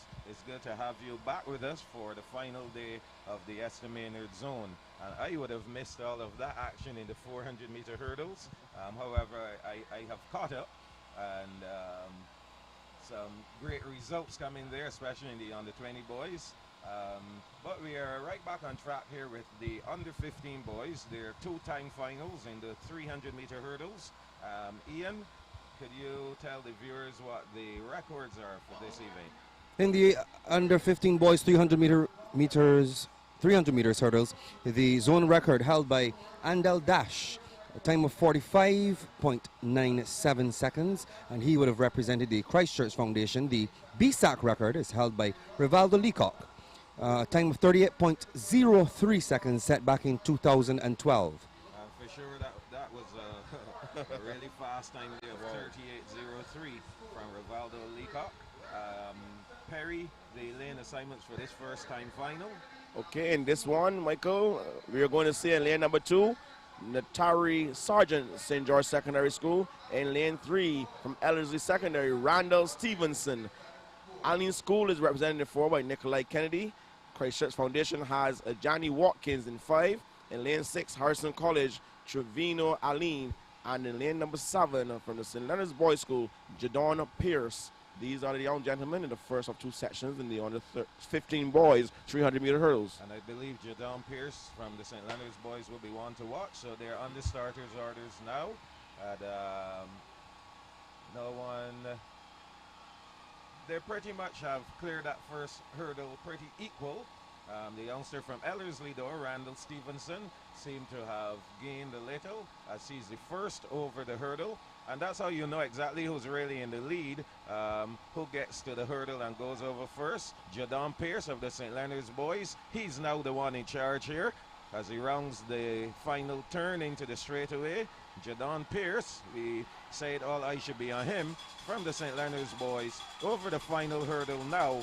And Pierce is going to make his way to the finish line in first. A nice tussle there from the competitor from St. George Secondary, Nathari Sargent. He finished though in 3rd. Randall Stevenson of the Ellerslie finishing in 2nd position. So, very good run. For sure, a good effort there coming from that lad. And again, as we say, the under 15s, no blocks for them, so they're going to be lining up rather quickly for the next section. Perry, the competitors in this section. Okay, in lane number 2, we have from Ellerslie Secondary, Nico Calendar Mirrors. In lane 3, from the Allen School, Jaden Brandford. In lane number 4, Harrison College is represented by Kyle Lewis. In lane number 5, Christchurch Foundation has Jadonna Jackman. In lane 6, O'Shea Brathwaite represents the St. Leonard's Boys School. And in lane number 7, from St. George Secondary, Elisha Harding. These are the young gentlemen in the final section of the under 15 boys 300-meter hurdles. And I do believe that we should be looking for St. Leonard's Boys O'Shea Brathwaite as well. 2 guns going. False start. Something went wrong over there on the eastern side. So guys, would you say that we have more spectators in the stadium today than we had yesterday? I'd say that we probably have about the same, about the same numbers. Doesn't look like it has grown in any significant way to me. But I am hoping that more will come during the course of the afternoon. Today is Friday, and people will probably take an early lunch. Sorry, I should say a late lunch. Late lunch. And don't return. Late lunch and an early leave. So we're going to try once more for the under 15 boys 300-meter hurdles. But seriously though, I think this leads to a good conversation regarding the possibility of having the sports, specifically the finals of Bssac on a weekend. I know that idea has been tooted about for quite a while, but we'll have some discussion on that, guys. But back on track here now with our 2nd time final in the under 15 boys 300-meter hurdles. So 6 competitors going. Again, they've been asked to stand. Don't know exactly what the problem is. I suspect that the athletes who are on the cycle track, who are relatively close to the competitors, might be making a lot of noise, and so the athletes are unable to hear the starters' commands. I saw one of the starters' assistants go to the young man, I believe, from Christchurch Foundation, having a word with him. I don't know what it was about, but I did see him go over. They're going to try it again.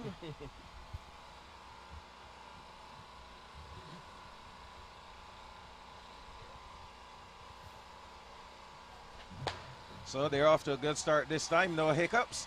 Callender Mears, Branford, Lewis, Jackman, Brathwaite, and Harding. And as we kind of figured, from St. Leonard's boys, O'Shea Brathwaite in lane number 6 seems to be the one doing the early running here.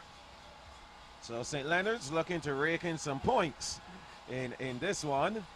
Yes, and he's looking good in lane number 6, going over 2 hurdles remaining for him. So it's all O'Shea Brathwaite of the St. Leonard's boys. 1 more set of hurdles, and he'll be over to the finish line. He's being challenged, though. Being challenged here, O'Shea, and he holds on. Lane number 5, that is Jadon Jackman of the Christchurch Foundation, but Brathwaite is the eventual winner there. So, guys, that's 2 wins for St. Leonard's boys, and I guess when we factor in how the times appear to us, it might be a 1-2 there for the St. Leonard's boys. It's very possible that would help them to create some distance between themselves and the boys from Aline. How were they looking in the overall standings? Aline was, last we checked, Aline, they were in 4th position, and the St. Leonard boys were ahead by about, let's say, 10-15 points or so. Not a significant margin, but with the under 15 boys just concluding those sections, we should see St. Leonard's gaining some more points as a result of those events. If that was a 1st and 2nd, indeed for them, that means that they would have gained some 18 points. And definitely that will be worthy of putting them well ahead of Aline. I don't think Aline factored in there at all.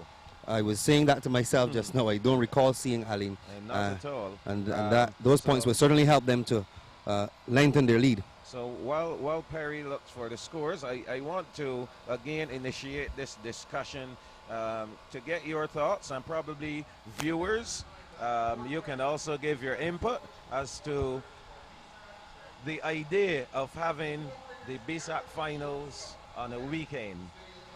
Probably looking at starting, let us say, a Friday around 3-ish, having that first set of events the Friday evening. I would dare say to have the longer events, the 3,000, the 5,000, and maybe the heats of the 100 meters on the Friday evening. And then we go into the Saturday, and we can start about noon on Saturday, and then on Sunday we can again start about, let us say, maybe 2 o'clock-ish on the Sunday. What are your guys' thoughts about that? It's an idea that I am certainly open to, especially the Saturday and Sunday. The Friday evening start is not a bad idea at all. Obviously, it would allow more patrons to attend because it is weekend and people would be off from work. Exactly. And it is certainly guaranteed revenue, additional revenue. I shouldn't say. Yeah, receipts would be overwhelming. Additional revenue for the AAB? No, not the AAB. The AAB doesn't. No, sorry, Bssac. Bssac. Yes. That's correct. And what it will do, and I agree with you totally, Michael, it will then lends itself to fostering a different culture as it relates to track and field. Yes. In Barbados, so it would be like you mentioned the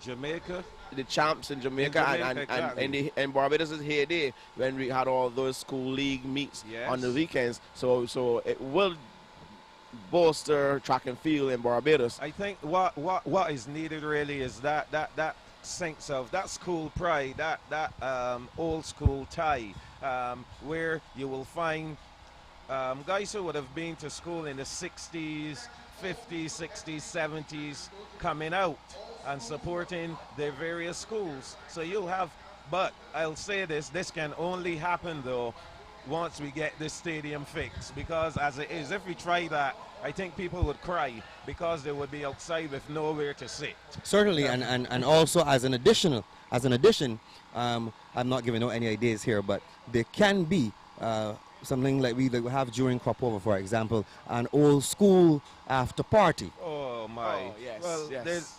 as we say throughout this stream, our thoughts and ideas, we're just putting them out there because we want to see the best possible scenario for track and field in Barbados. And whoever gets the ideas, I mean, we are putting them out there, so whoever wants to run with them, feel free to do so.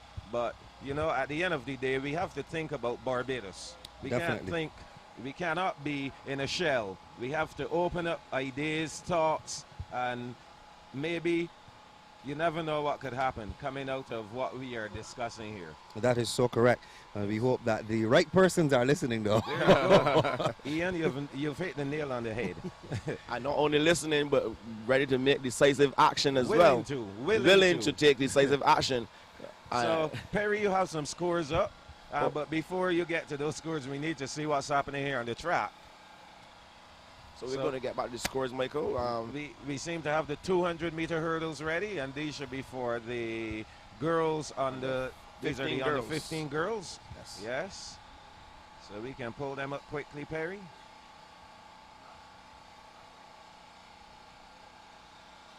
So I'll give you the zone records. Tia Hines of Harrison College holds the under 15 girls 200-meter hurdles zone record, 31.39. Of course, that was set last year.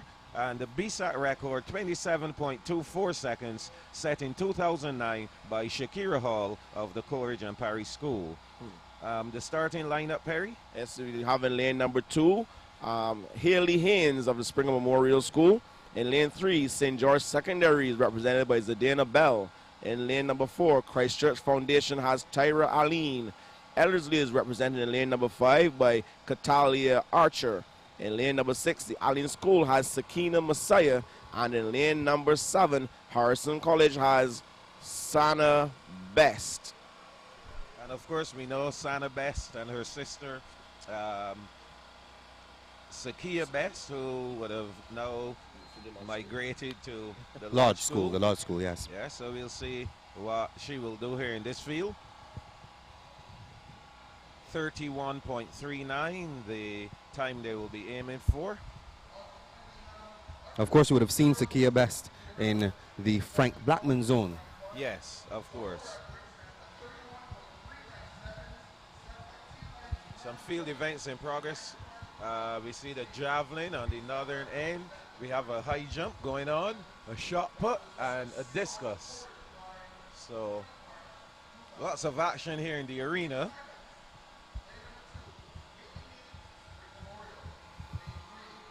Six competitors in this first time final for the under 15 girls. Of course, we are looking forward to the 800 meters, that next series of events coming up. And I know you guys know I love 800 meters. Oh, yes. And there's one that I'm anxiously awaiting, the under 20 boys. To see if the first time in the history of Barbados' track and field at the school level that we'll get someone running under 150. Well, we shall see.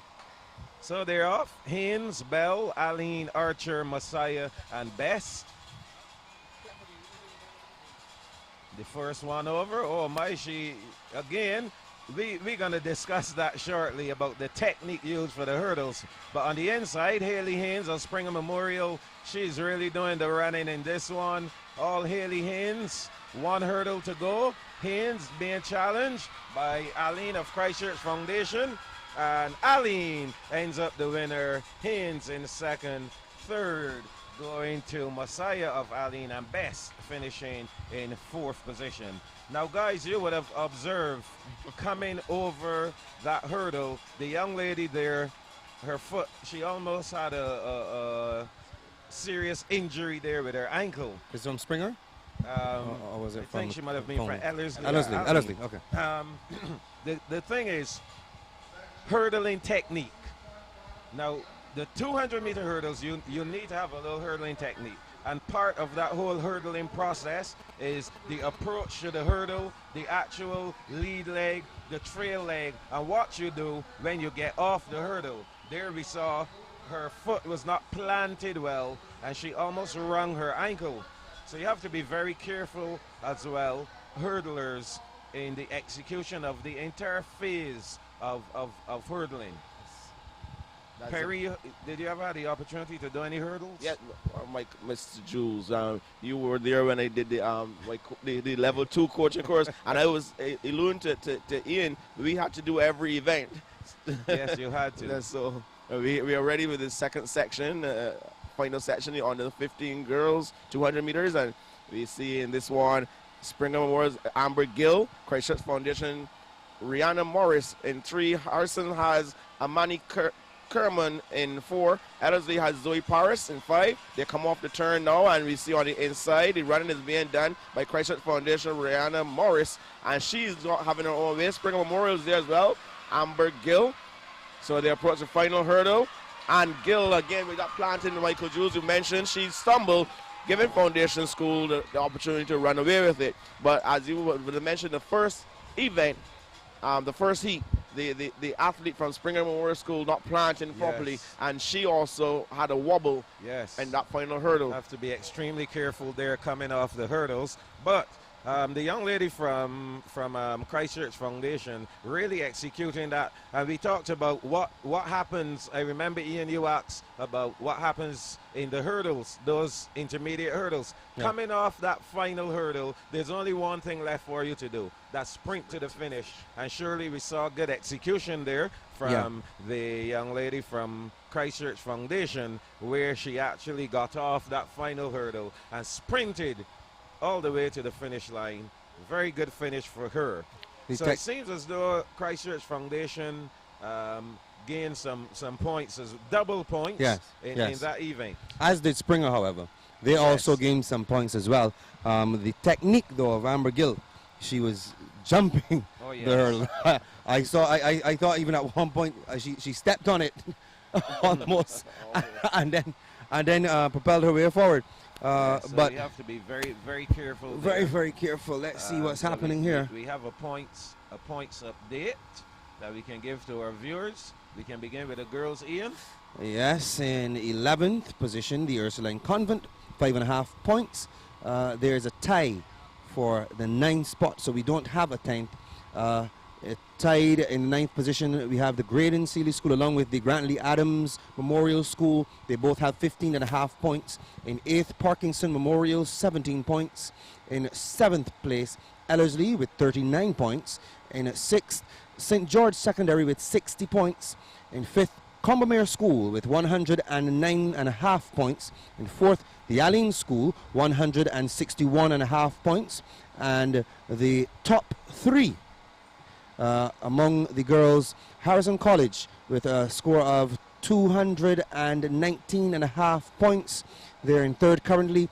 In front of them, in 2nd place, Christchurch Foundation, 305 points, and holding on to a very slim lead, emphasis on slim, the Springer Memorial School, 313 points. Wow, so that's a slim gap there between Springer and Christchurch. Very slim lead. I think that's where the battle is going to continue to be.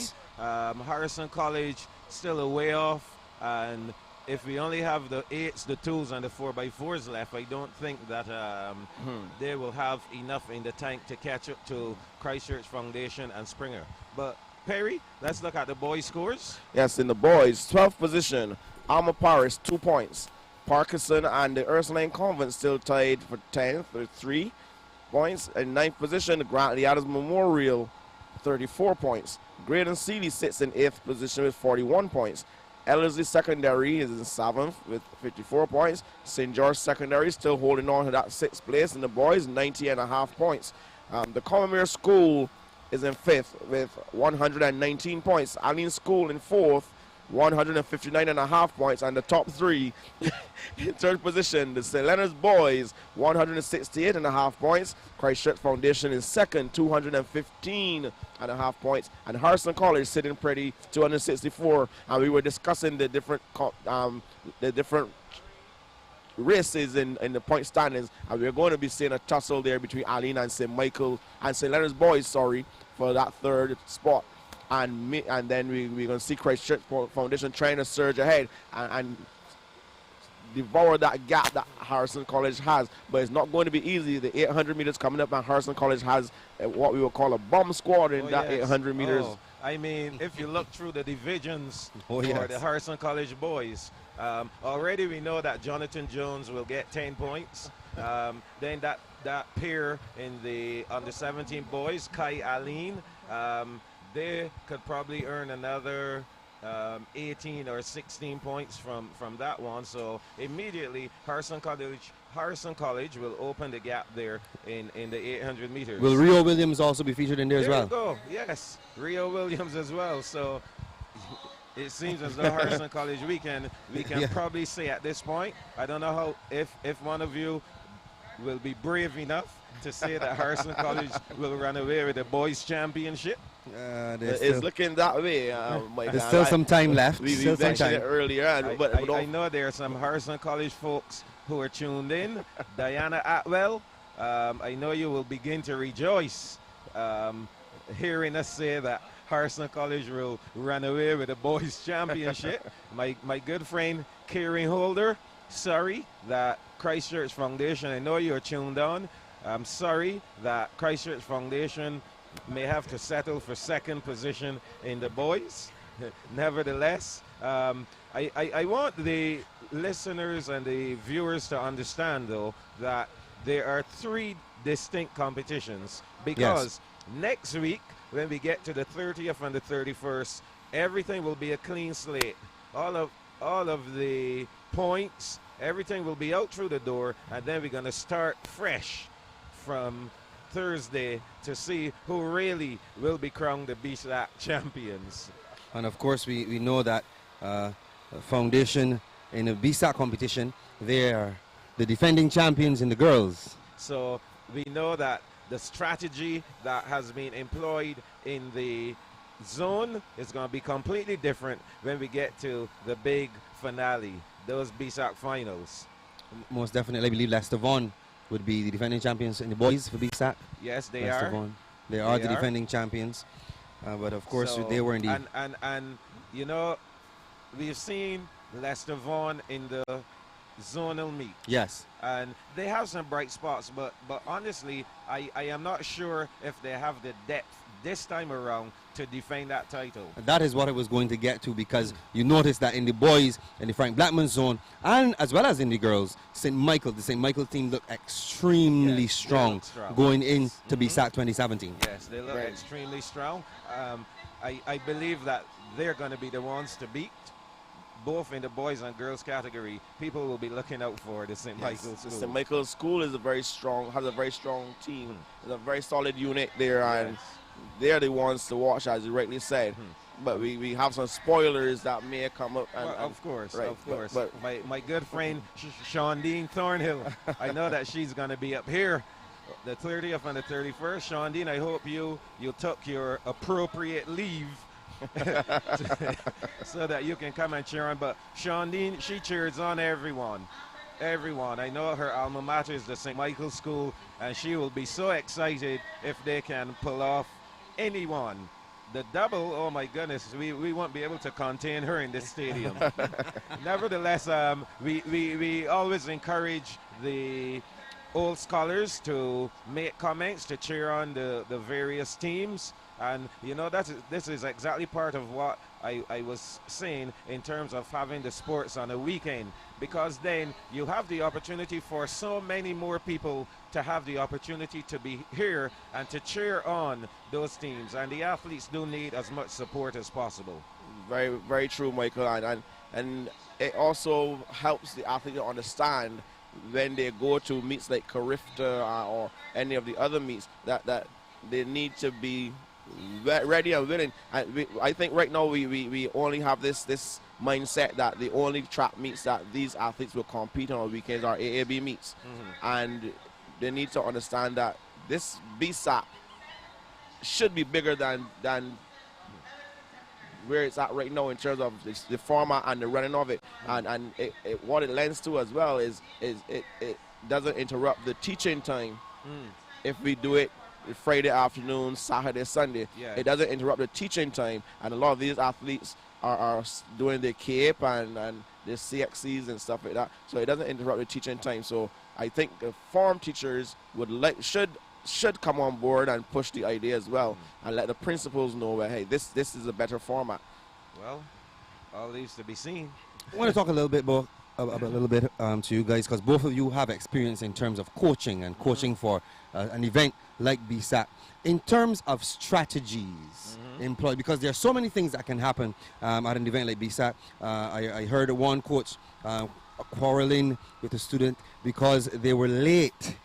They were late. Things like those kinds of variables that can possibly offset your plan. You know, you come in with a strategy you expect. So probably we were saying earlier, for example, that sometimes you would have all the students meet at the schools, and you know, then you transport them in a bus, and you have your preparation sessions, all your meetings and everything. What, in terms of strategy and planning and proper execution, really goes into it from a managerial level? I can tell you there's some serious sports management involved as far as the preparation. I mean, if we're talking about thorough preparation of a team to come to Bssac, I can tell you from my own experience, from the time that first meet begins in the track season, I had a book where I would be just gauging and recording all of the performances of all of the athletes, because you need to know what is the current form of athletes, not only your athletes but the opposition, of course.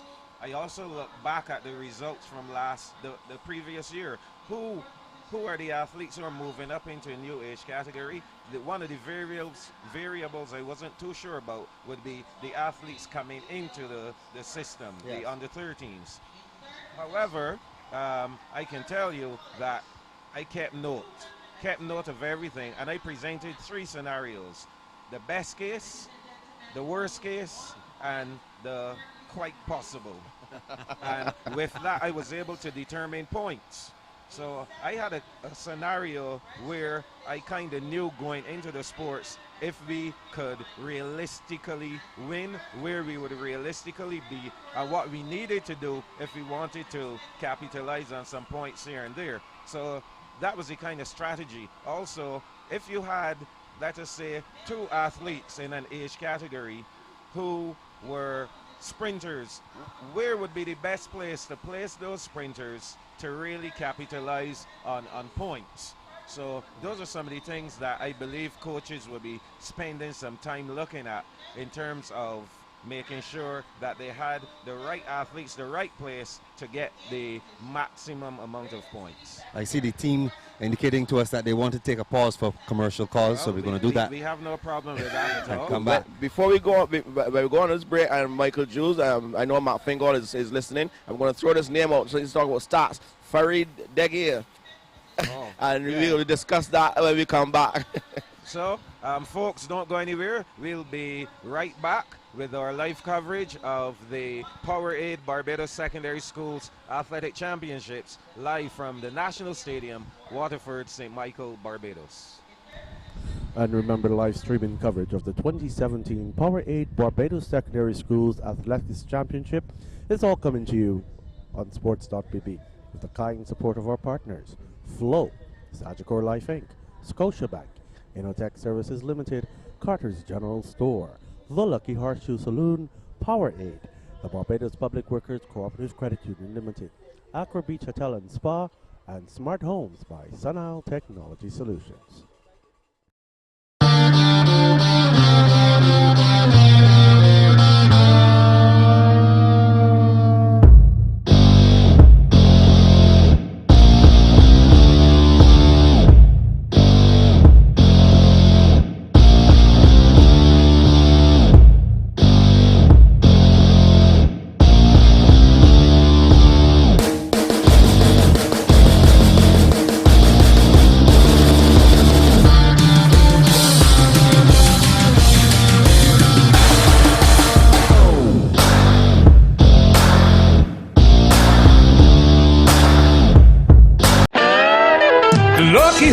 Saloon, steakhouse and slots, open 24/7, and I like it a lot. Warrens and Hastings were easy to find. Sports on the big screen, cold beer in a jar, spicy hot wings. I love this bar. Burgers and juicy steaks, breakfast with my pancakes. Hey, we got a kids menu too. At the Lucky Horseshoe, we got a lot to love.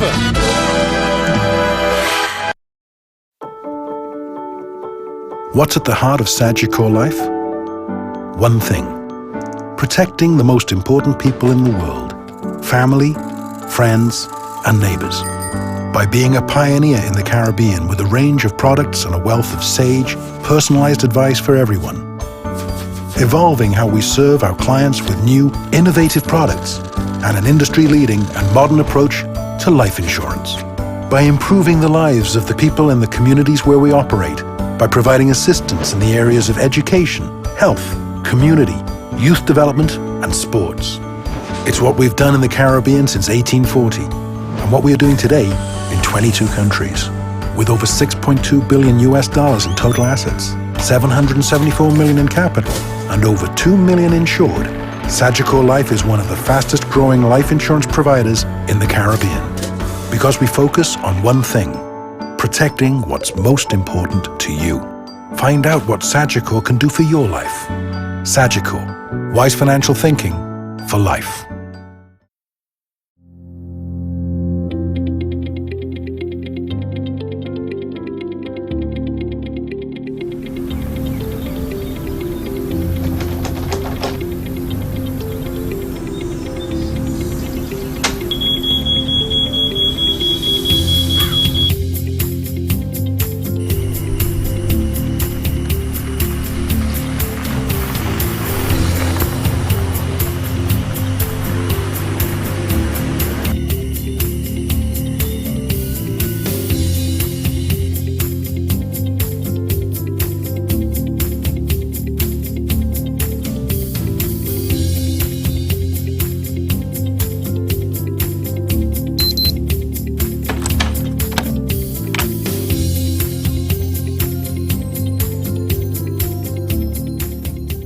Watch how easy this is. Watch how easy this is. This is easy.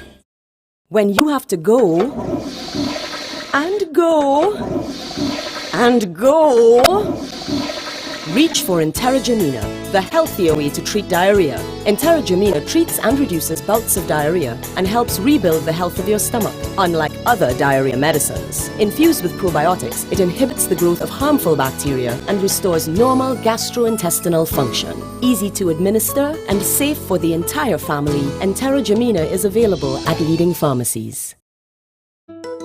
When you need space to grow, there's nothing like the home you own.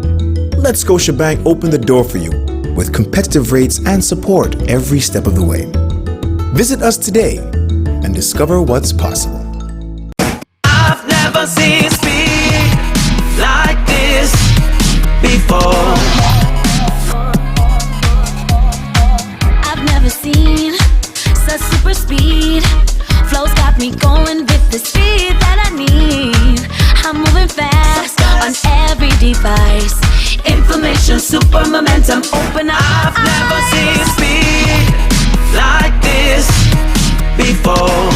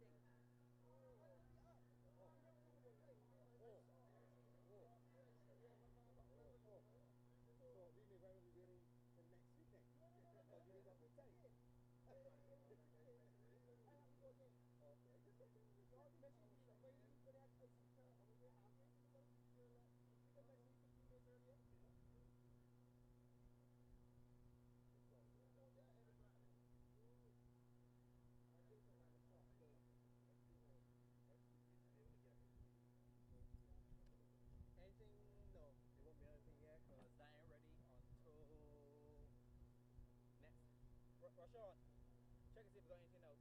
I doubt, but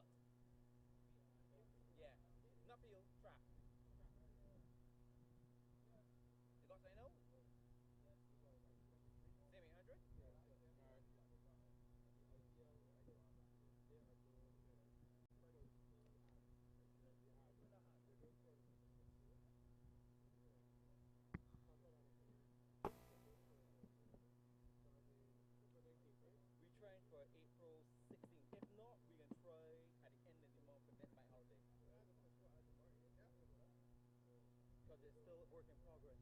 I still got to get more work.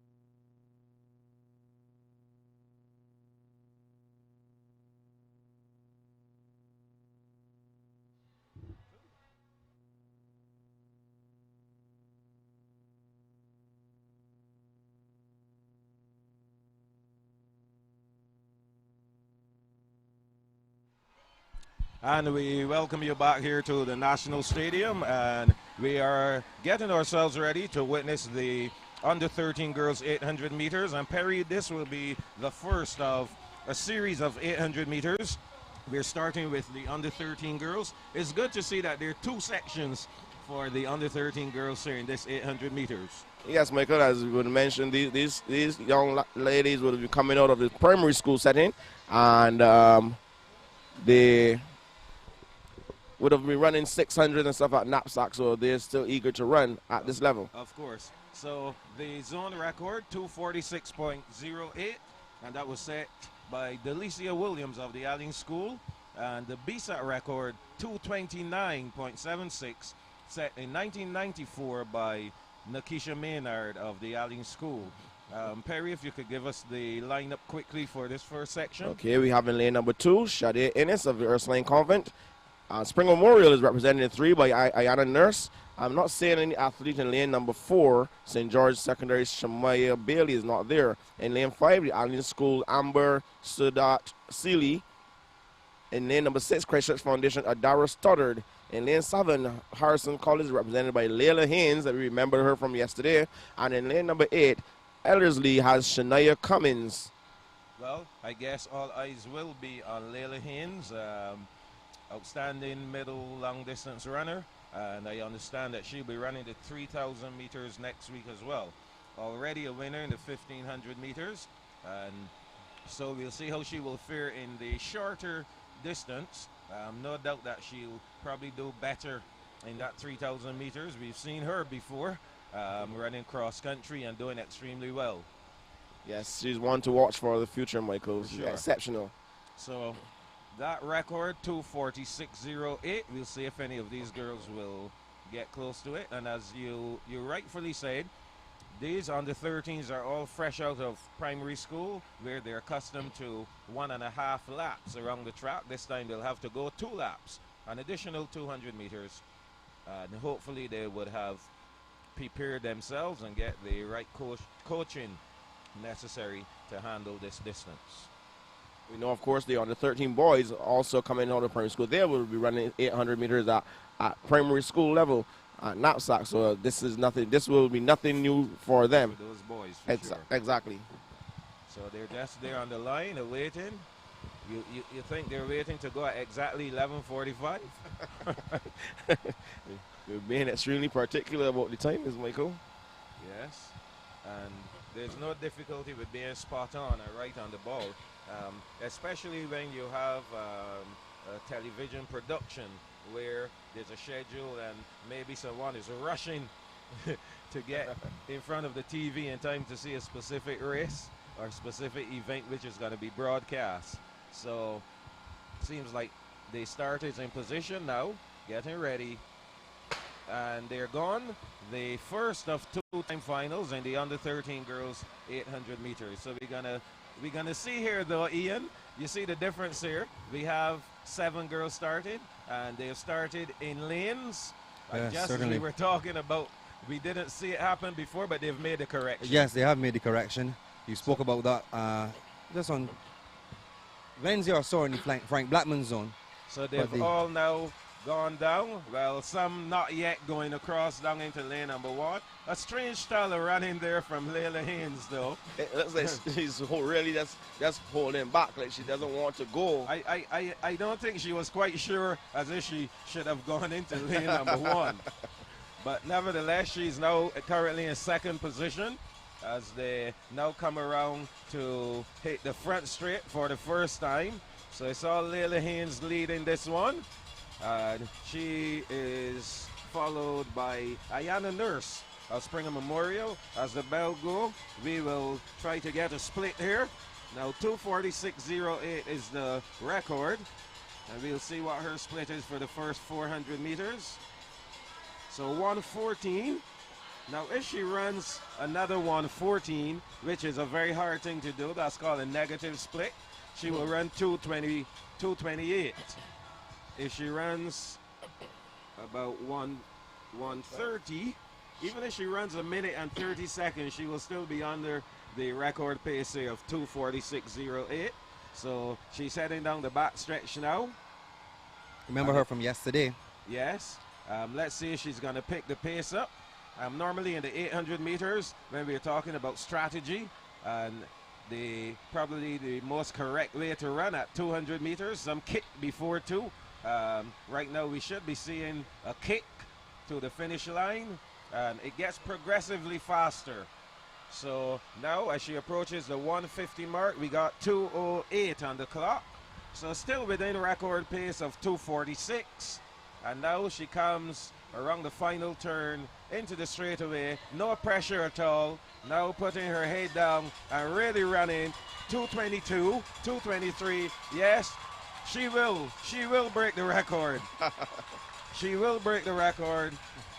And she crosses the line now. A lovely finish. I have here 2:32.38.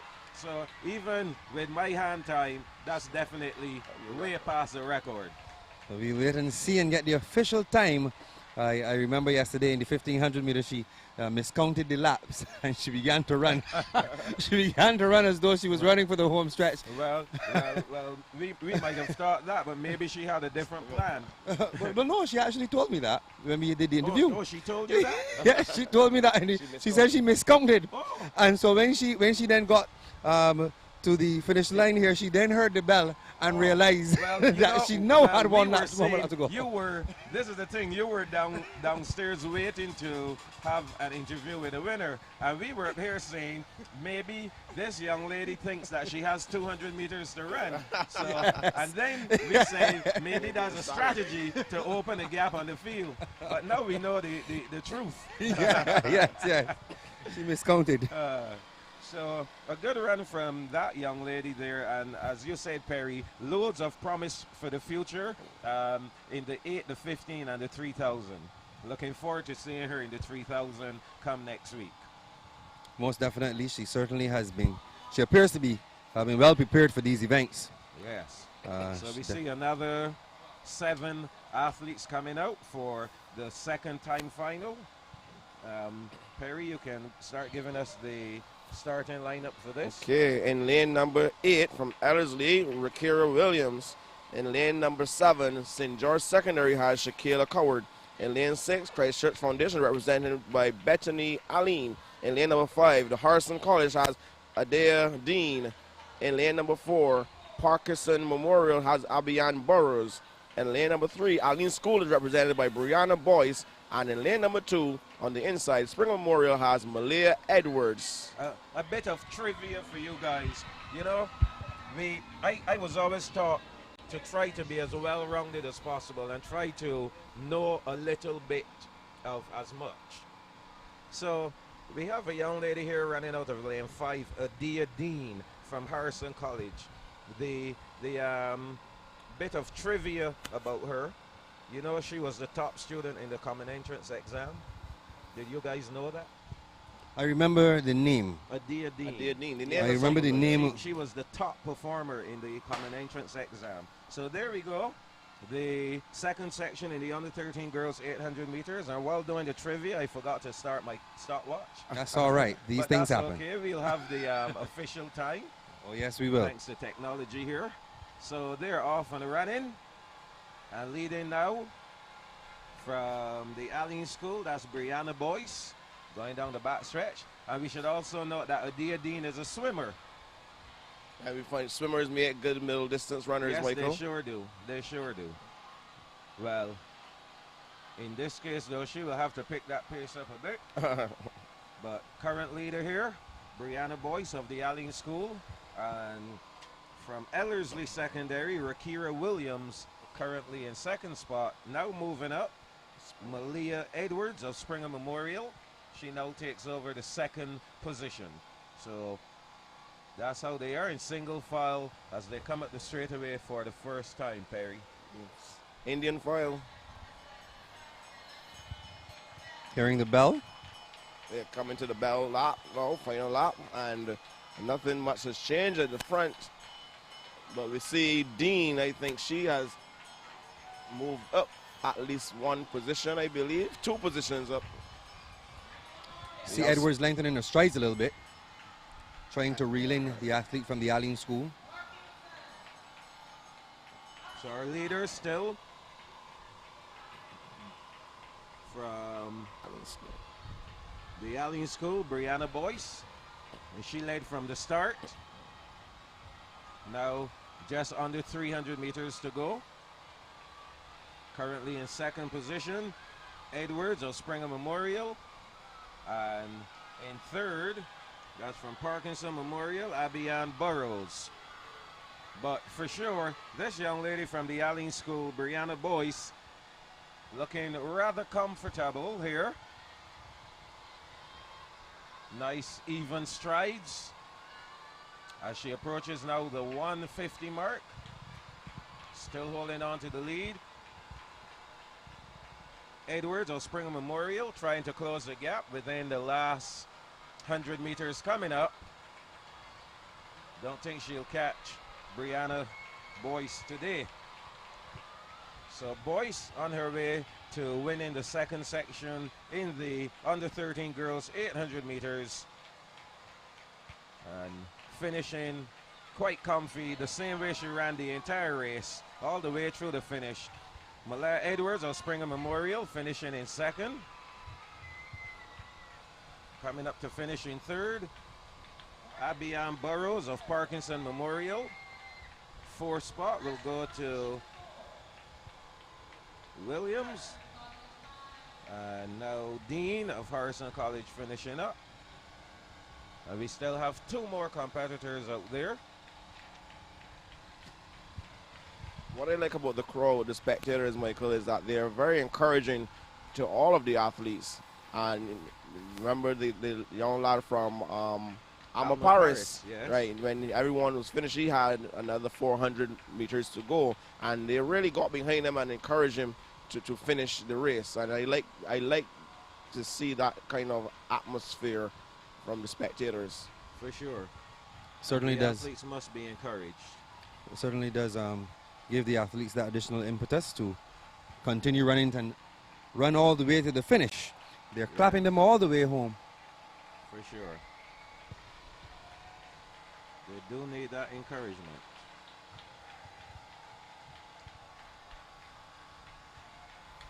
Looks like this is from Foundation here. So the competitor there from the Ellerslie, Ellerslie, yes, secondary Ellerslie. now finishing up your alma mater. Indeed. And that completes the under 13 girls. The under 13 boys coming up next will have two sections as well. And when we look at the Bssac record here, guys, of 2 minutes 17.27. That was set by Will and Louis way back in 1995. Wow. Was that St. Leonard's? That was some running there, 2:17. Yes. Wow. Most definitely. Under 13 boy.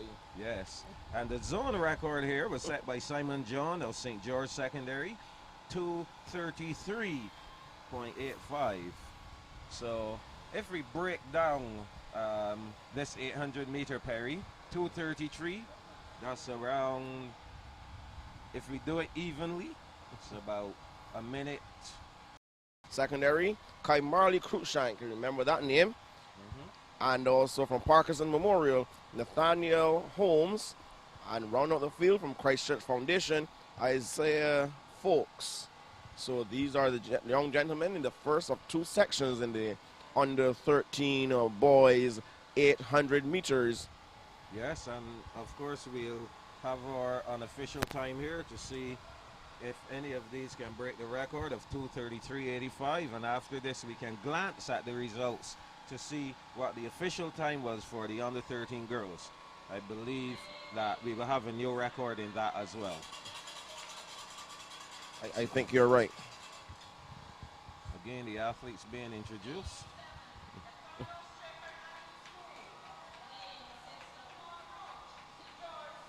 I think what we may need to do is to recall here, because there are two athletes, they're calling from 8 to 2, and actually from 8 to 1. So we're going to repull this event. Let's see if we have an update.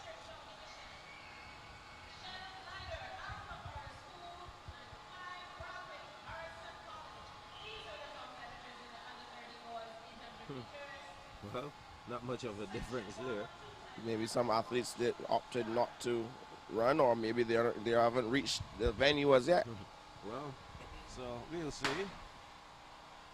Just a couple split second out there. 2:33.85. That's the record these guys are gunning for, and of course a fast time because there is another section coming up. So it's all about the times here as these competitors now head down the back stretch. The green cones indicating that is the time for them to make that break down the back stretch. So Ian, any of those athletes who would have taken the break before that green line could end up being disqualified. And how unfortunate that would be. We really wouldn't want to see any disqualifications. Not at all. So the athletes are now making their way around the bottom turn. Just I'm interested in seeing the time. Pole vault area, but we don't do pole vault here. And Laquan Roach of the St. George Secondary School now looking to take charge. Is that him? Or no, that's Nathaniel Holmes of Parkinson Memorial, it seems. Is it? No, that's Roach. No, that's Roach in the lead. Roach of St. George Secondary in the lead, yes. We have about 1:18 on the clock. A little slow there. You know, sometimes if they start slowly, they tend to pick up. Well, let's hope they can pick it up. Roach is going out very hard now as he hit the 300-meter mark, Michael. They'll have to run about 1:15 or better in this second lap if they want to be close to the record of 2:33. Oh, my. So, wow, like he's hearing us because he has just let loose. Little short guy there. Let's see how it goes. Laquan Roach of the St. George Secondary. So St. George Secondary has a lot to scream about at this zone meet, guys. Someone is coming for him. Stellar performance so far. They're tracking him there. Yes, and Christchurch Foundation in there. That's Isaiah Folks. 1:50 to go. Did he move too early? Let us see. Did Roach move too early? And I'm seeing someone from, is that Graydon Seeley in there? Kamarley Cruikshank, you call that name. He is up in there as well. So we have a ding-dong battle here brewing. And Cruikshank seems to be taking charge of this one now. 2:28, 2:29, 2:30. The battle on. Cruikshank holds on for the win. Cruikshank. Wow. And the competitor from Harrison College, Kai Brathwaite, just running through the field there. Wow. What time did you get? That's a good finish. Outside of the record. Good finish there. Interesting. So that first one gone. No record, but some good running from the competitors there. It was interesting to watch Roach though as he came up, he came out of the first lap. But in the second, came about the 300-meter mark. He accelerated significantly, slowed down, and then accelerated again. Slowed down. It's all about strategy, really. I think they call that surging. Yes, that is actually a strategy in distance running, where you relax in the curves and you pick up on the straight, and then you relax in the bottom curve, and then you pick up on the front stretch. So that is a strategy. Obviously, that was not the strategy that Young Roach was doing there. Not at all. So we're getting ready now for our next section, a high jump competition in progress. That's on the 17 girls. On the 17 girls there. Can you make out the height from where we are located, Michael? Ian, I am not that good. I am good, but I'm not that good. Wow, a wonderful execution though of the Fosbury Flop there, competitor from the Combermere School. So that competition, I believe we can try to see. So something is happening here. Something is happening on the track. As you see, Miss Wendy Barrow-Smith. Perry, I'll give you the opportunity to tell the folks what's happening on the track. And if our cameraman can zoom in there on what's happening on the track. Cameraman, can you zoom in on what's happening on the track? You can get a little closer. Perry, could you let us know what's happening? I'm trying to hear the stadium announcer, Mr. Brian Holder. They're having a presentation to Miss Wendy Barrow-Smith, and all those persons in track and field would know that Miss Barrow-Smith is a stalwart, a pillar in the track and field community, and the who's who of track and field have gone through her in terms of their junior development.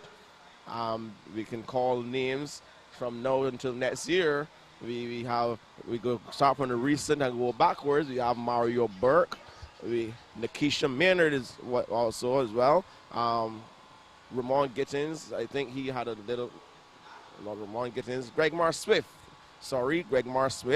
would have gone through her as well. So Miss Barrow-Smith, it's good to see her up and about. She was battling with an illness there, and she is now on the mend, and it's good to see her out and about. She has track and field in her blood, Michael Jules, and I think her heart may be a stopwatch because she can't stay away. Interestingly enough, she told me yesterday that she can't stay home because her house has no track. So and I like that. Here. She's here, of course. The current crop of athletes, Jalea Denny is one of her charges of the BC Track Club, Athletic Club. So once again,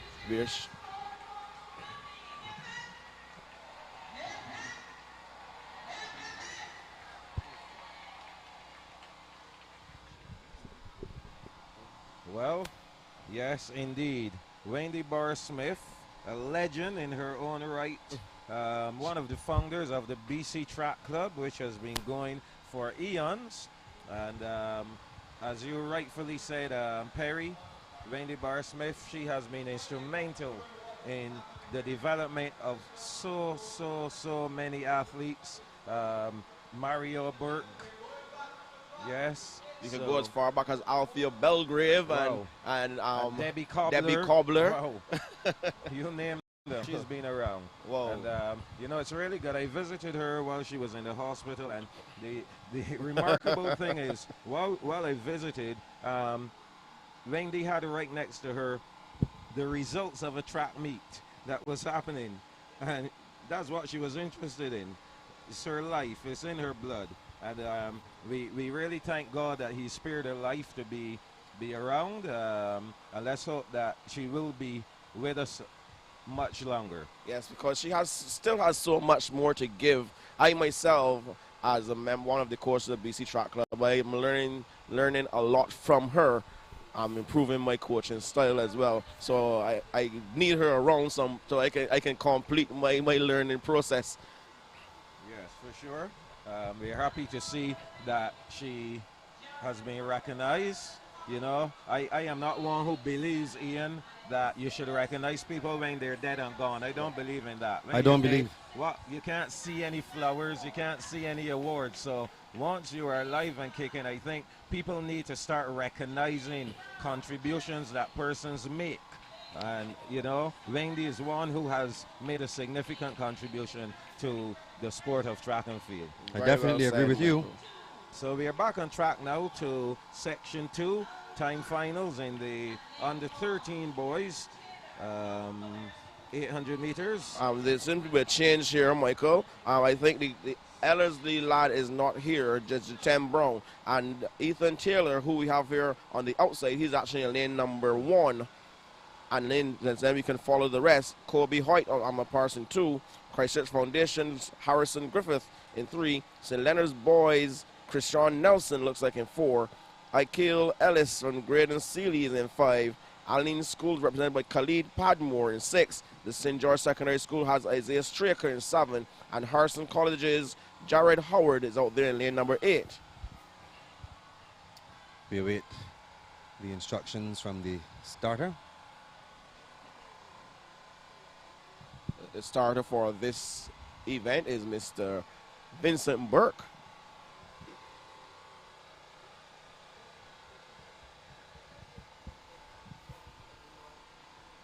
So taking just waiting. a little while here. Okay, seems ready to go now.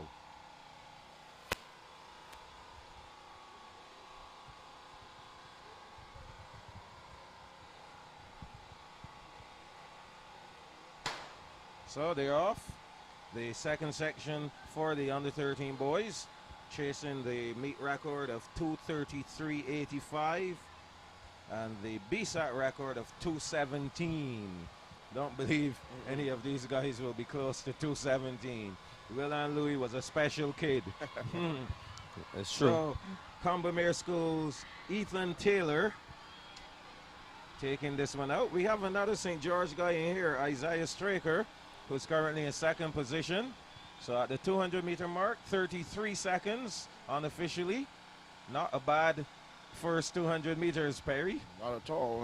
That could convert itself to a 60 low first lap, which would put them on on the record pace. That's if they keep up the pace for the next 200 meters. So a new leader now emerging as they come around for the first time, Khalid Padmore of the Allen School. He has now taken the lead. You can hear the bell going. And like I said, they slowed down. So we'll give you that split at the 400-meter mark. 110. 110. Interesting. Still there. Still on the pace, though. Still on record pace here going. And this guy seems to be opening up a bit more. Shouldn't fight the wind going around that top curve at all. But I guess he feels that he's strong enough. Ian? Well, you know how we are sometimes as males. We believe we can take on the world. So Khalid, why can't he take on the wind? Well, he surely is. Khalid Padmore of the Allen School, motoring down the back stretch. Looking very strong indeed. Nice stride frequency from him, Michael. And he's opening up. At 600 meters, he's at 148.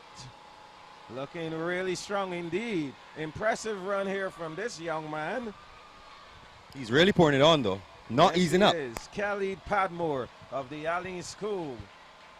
2:03 on the clock. Still, he is within striking distance of this zone record. Coming into the straightaway now, 2:11, 2:12 on the clock. Remember the record, folks, is 2:33.85. Think we're going to see this record go. This zone record is going to go just about now as Khalid Padmore crosses the finish line, 2:26.29, and that unofficially is a new zone record for the under 13 boys. And finishing up in second, Ethan Taylor of the Combermere School. Let's see who will grab that third spot. And remember, these are time finals, so a third place in this one doesn't mean a third place overall. And being nicked on the line there, the competitor from St. Leonard's Boys, Creason Nelson, finishing in third position. Michael? Perry, it looks like we have two records from two events in the 800s. If this trend continues, wow, I believe I'll see my 149 or 148 in the under 20 boys.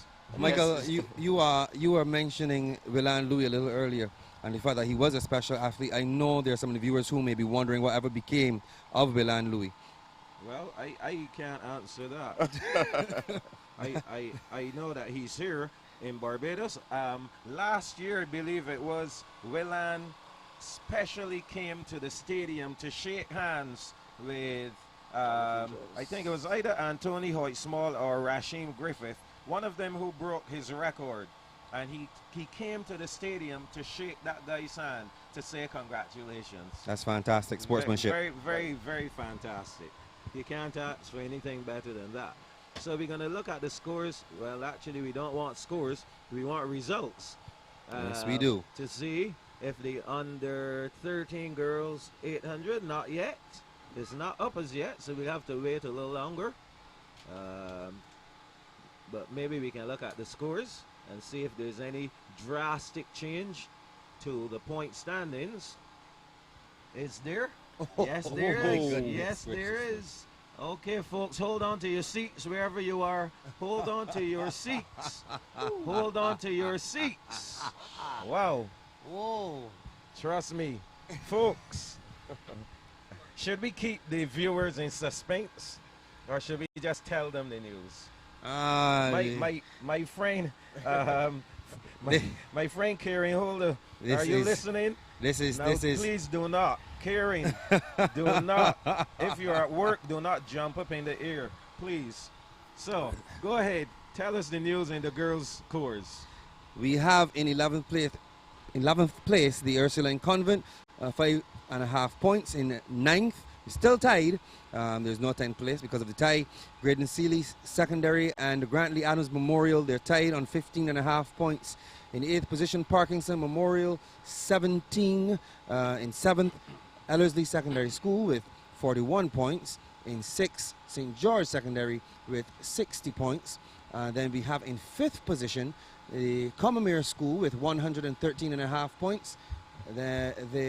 We have also here, let me see, 4th, the Alling School, 162.5 points. And in the top 3, please hold on to your seats.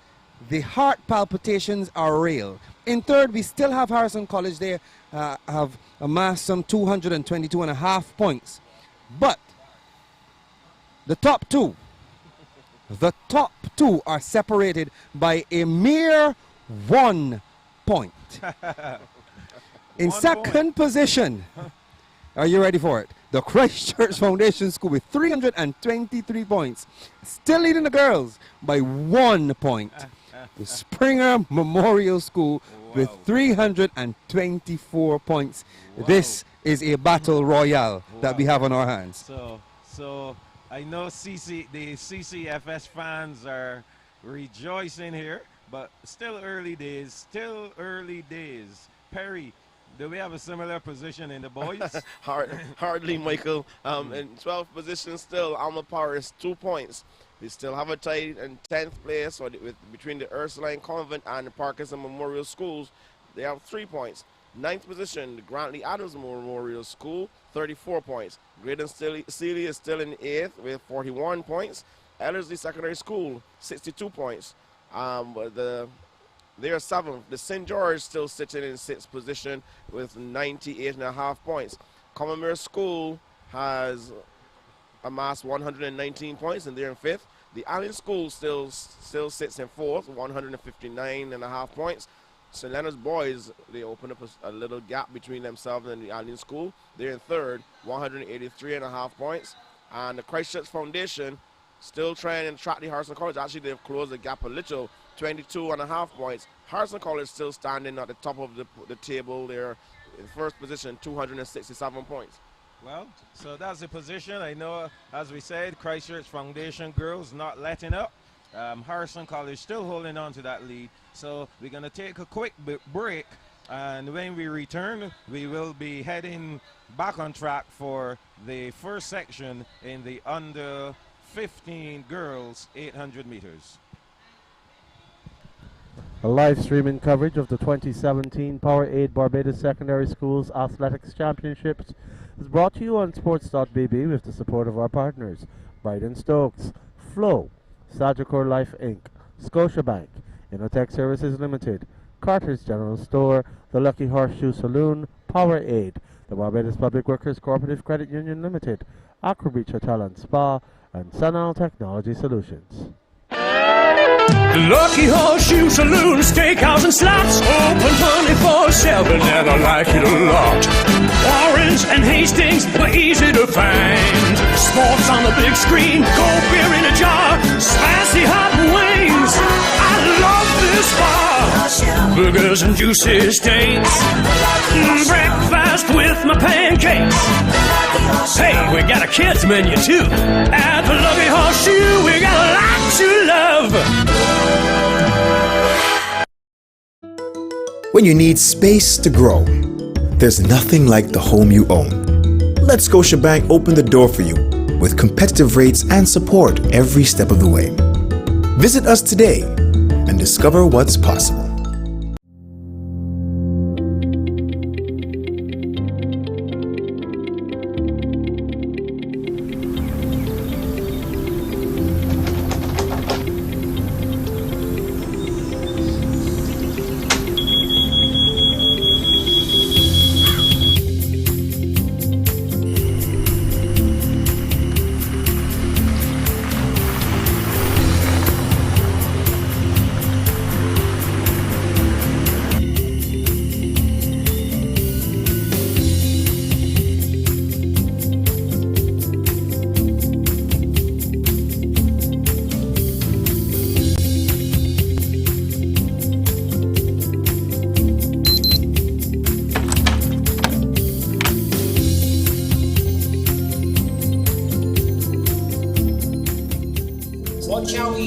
is. Watch how easy this is. This is easy. What's at the heart of Sagicor life? One thing: protecting the most important people in the world, family, friends, and neighbors. By being a pioneer in the Caribbean with a range of products and a wealth of sage, personalized advice for everyone.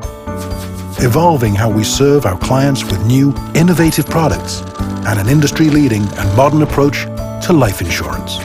By improving the lives of the people in the communities where we operate, by providing assistance in the areas of education, health, community, youth development, and sports.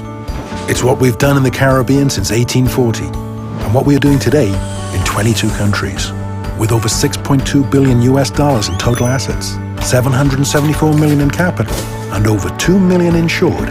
Sagicor Life is one of the fastest growing life insurance providers in the Caribbean, because we focus on one thing: protecting what's most important to you. Find out what Sagicor can do for your life. Sagicor, wise financial thinking for life. And welcome back. We are about to witness the under-15 girls 800 meters. And there are 14 competitors going, guys, in this one-time final here.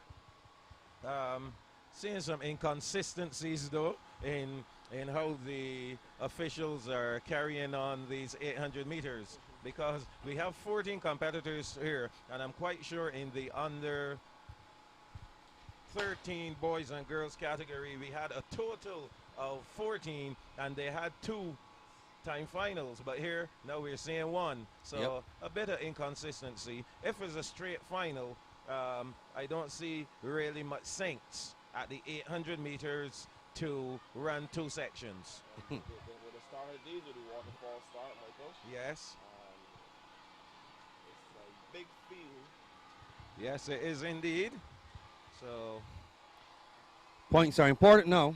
yes, they are. Of course, this is for the points. Oh, yes. They don't have to wait until the next round. They're all here competing. So it seems like the Allen School is leading this one. The Alicia Williams in here as they come around for the first time. And the record, if we can make that a little smaller, Perry, the record for this event .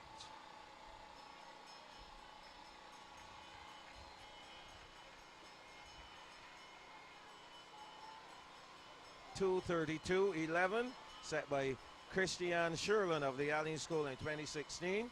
Well, actually, we have a new leader now. The leader there, Shiara Chase, is it, of Christchurch Foundation. That name sounds familiar. So going down the back stretch, 1:36, 1:37 on the clock, chasing 2:32. Under 15 girls. Now the Allen School back in there in second position. That's Delicia Williams. It could be Alicia Miller as well, because there are 2 Allen competitors. From our vantage point, we can't really see the bib numbers. So at the 150 mark, 2:05, 2:06 on the clock. Can you pick up that number there, Perry?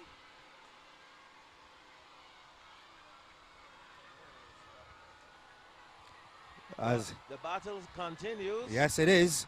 Look at Battle this is continues Teonse Waldron. Is that Teonse Waldron challenging there? Taking the lead? The Springer Memorial competitor. You Teonse Waldron. I teach her, yes. So Waldron of Springer Memorial, the winner, and second went to Dacia Brathwaite of the Christchurch Foundation School. Third went to Alicia Miller of the Allen School. And then finishing in 4th was Shiara Chase of the Christchurch Foundation. Now, Teonse Miller is one of those students that we talked about a lot over, not talked about her a lot, but the situation whereby she is in first form at Springer Memorial, and she headed straight into the under 15 ranks. So it's good for her to be able to come, you know, and go right up to the with the under 15s, and still be able to do so well. 2:32 the unofficial time, 2:32.5, so just outside the record, but a good run from her. And 10 valuable points for Springer Memorial. Indeed. So when we look at now, when we do the mathematics, remember Springer is leading by 1 point. Yes. So that would be 324 plus 10, 334. Christchurch Foundation gained 2 sets of points in there. They were second and they were fourth. So that's 8 plus 5 is 13. So just based on that event alone, it would seem as though Christchurch Foundation would now be leading Springer by a point or 2. It's possible. I'm not sure where the other Springer athlete, I don't know where she placed. I don't know where she factored in there. So we're going to move on now to the under 15 boys. That will be coming up. Still have that high jump competition in progress. The bar being raised again. No other field events going on right now, so all attention should be over at the high jump. Something I want to make a comment about here, guys, relating to the field events. Normally, field events do not get the push that they need during this meet, and I'm saying there are enough announcers available that one of the announcers could be over there letting the spectators know exactly what's happening over at the event area, for example, and it would be useful for us as well to know what the event is, what height it is, how many athletes remain in the event, who's going to be up jumping next, those kinds of things. Oh yes, you're absolutely correct. They should also be need a the display boards, the display boards where they need to say, well, the height is this, and all the spectators and us, we can read from this distance and say, okay, the bar is at 165 or whatever the case may and be. it's a simple case of just flipping the board. The board moves full 360 degrees, so everyone in the arena can see what the height is, and even the number of the competitor and what attempt the competitor is at. And you see, all these things are part and parcel of an outstanding production. And I say that we can improve, we can do so much better instead of just coming and putting on an event. I think we need to move to the level where we pull all the stops out to ensure that when persons get on the stream, for example, and they look at the meet, it should be, you should see all of those things. The coaches who come here from the US and they sit here, they should be so amazed at how a little country like Barbados can produce such an outstanding event. I agree with you wholeheartedly. Maybe it's because of how we perceive sports on a nationalistic level. That may be one of the issues as well, but I know most people may very generally view athletics as a seasonal thing and nothing more than that. Of course, people like yourself, myself being at Springer Memorial and seeing the work that goes on in terms of track and field year round. We have the cross-country meets and so on. You don't get, it doesn't get that amount of traction, but it is one of those, it's a part and parcel of preparing the athletes for these kinds of meets. Exactly. Well, you know, we are here and we are seeing these things. Why can't the other folks see it? I think it comes down to people getting stuck in a comfort zone, Michael. And they have a template that they work with, and for them it's worked so far, so why try to change it? But you can improve. You can improve on what you have. But Perry, I will say this to you. You know, you say that, but a lot of these people have been all over the world. They've been to track meets. They've seen how it is done elsewhere. So why can't we step up the game? You know, my good friend Matt Fingal is always saying that we always believe, we don't believe in ourselves enough. We don't believe that we are the best, and we have to do things the best. And I am one who believes that once we have, we make the effort, we have to make the effort to do things to the highest possible level. Yes, we really should.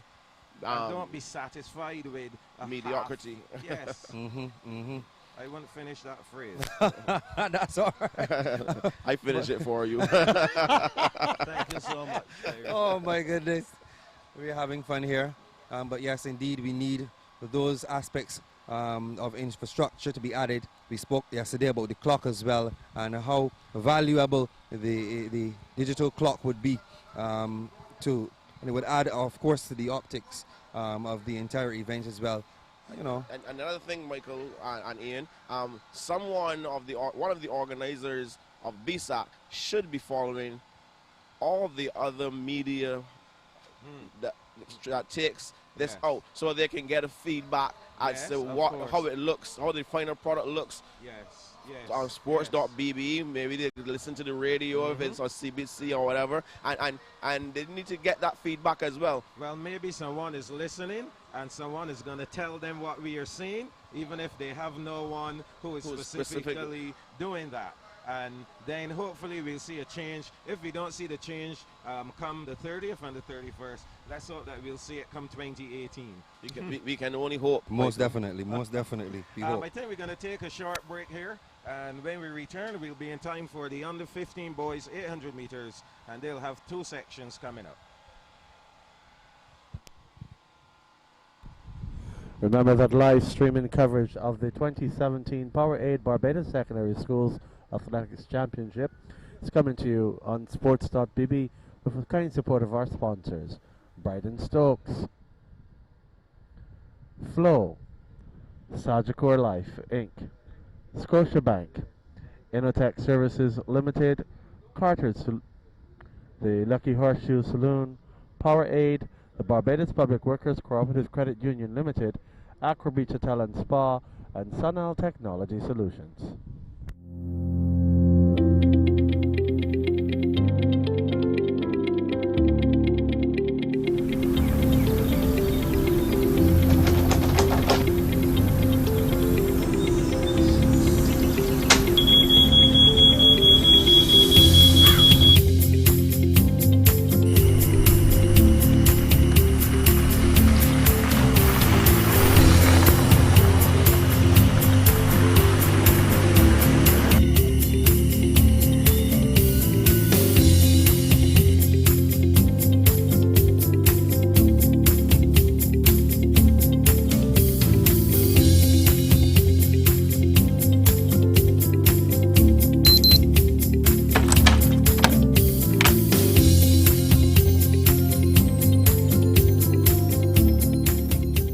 Watch how easy this is. Watch how easy this is. This is easy. Lucky Horseshoe Saloon, steakhouse and slots, open 24/7, and I like it a lot. Warrens and Hastings were easy to find. Sports on the big screen, cold beer in a jar, spicy hot wings. I love this bar. Burgers and juicy steaks, breakfast with my pancakes. Hey, we got a kids menu too. At the Lucky Horseshoe, we got a lot to love.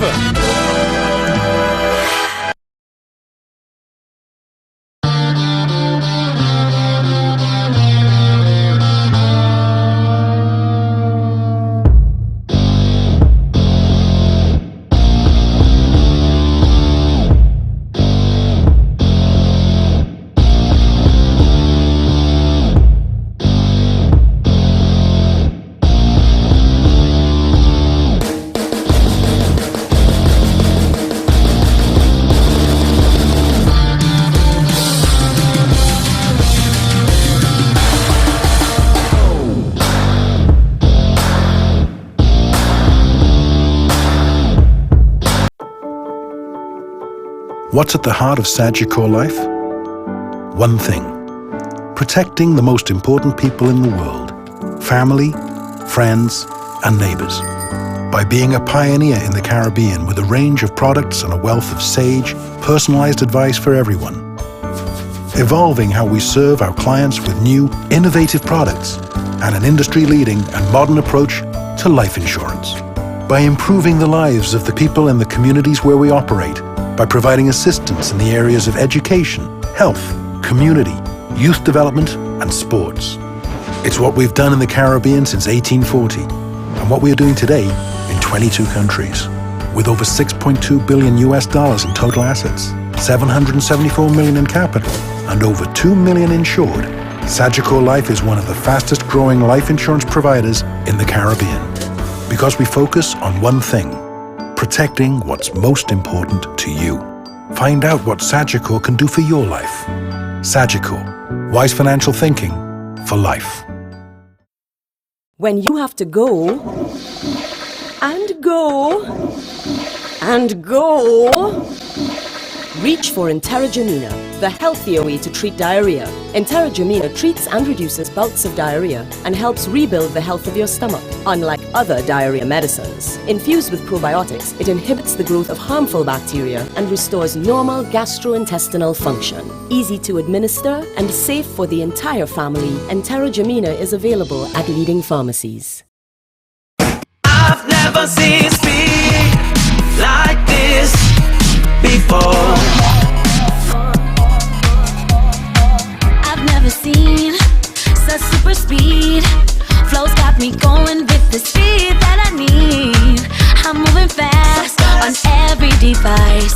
Information, super momentum, open up. I've never seen speed like this before. When you need space to grow, there's nothing like the home you own. Let Scotiabank open the door for you with competitive rates and support every step of the way. Visit us today and discover what's possible.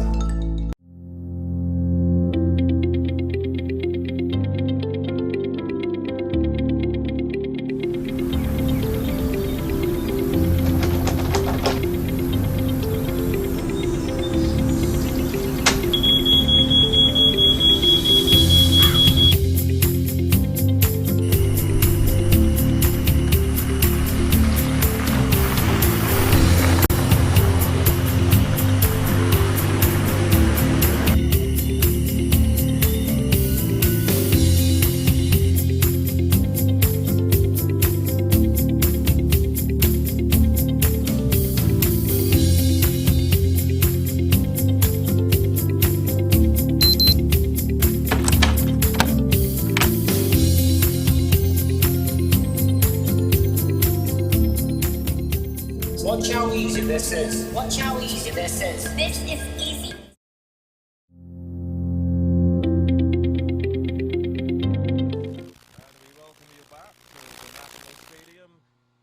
Under-15 boys 800 meters getting ready. The first of two-time finals. And Perry, the zone and Bssac records, what do they look like? The zone record, Michael, is set as 2 minutes 19.17 seconds by Akeem Ramsey of the Allen School. And the Bssac record set by Gerard Mason in 2009, 2 minutes 0.08 seconds. Wow, that's a lot of running for an under-15 boy. Oh, yes. Flat. So our lineup here for this one: Nadre Butcher of the Allen School, Dominic Scantlebury of Harrison College, Kai Smith of Alma Paris, Aquan Waith of Combermere, Todd Miller of St. Leonard's Boys, Jamari Ben of Ellerslie, Dylan Duquette of the Ursuline Convent, Simon John of the St. George Secondary, and Jafari Taylor of Christchurch Foundation. So some noteworthy things for this event coming up here. Simon John of St. George Secondary, remember he's a record holder in the, well, he was the record holder in the under 13 boys category, so he's now moving up. You would remember Aquan Waith of Combermere School as well from the 1500 meters. So this one is going to be very interesting here with these guys competing against each other. Yes, Michael, and we always here welcome good competition, good healthy competition. So maybe we can see these guys pushing each other sub 219. 219. So that's around 109, 110 average per lap. We wait to see how it goes out. So they're off and running. The first time final here in the under 15 boys 800 meters. 2 laps around the track for these youngsters. And Aquan Waith of Combermere making the early running as they get ready to break now, and they do so down the back stretch. So it's Aquan Waith taking this one out. Perry, and the competitor from Alma Paris is right there. That's Kai Smith. He's currently in second position as they pass the 200-meter mark. Yes, Michael, and it's good to see Alma Paris in there. She's his stride is got a low pin gait going on. I don't know what else to call it, but well, as they come around for the first time, Aquan Waith still in charge of this race, the first section, and we'll see what his split will be like. Remember, they're chasing 2:19.17, the record. So as he gets ready for his second lap, the split 1:06. That's a pretty decent time for him for the first 400 meters. And currently in second position, Todd Miller of the St. Leonard's Boys. And looking at the boys championship, where does Combermere lie? Combermere, they were in fourth. They were in like fifth position. Fourth or fifth yes. position. So they need to get some points on the board as well to move up as far as contention for at least the top three in this zonal championship. Yes. But it's all Aquan Waith of the Combermere School. He's led from the start, 200 meters to go, 1:45 for him. Miller seems to be doing some running back at him though. Yes, well, yes, Miller's trying to dig in now. 1:50 to go, still Waith of Combermere. And Miller of the St. Leonard's Boys now really working hard. Arms and legs pumping faster. But Waith coming up the straightaway. Finishing quickly. 2:16 on the clock. Don't think he'll get the record, but he surely get the win. So 2:21 for Waith. Miller of the St. Leonard's Boys will finish in second position. And who'll get that third spot? Ben. Jamari Ben. Ben of Ellerslie. And fourth will go to Simon John of the St. George Secondary. So a good run from Aquan Waith of Combermere, leading from the start, opening a gap, and he had enough cushion that he could comfortably get home and win.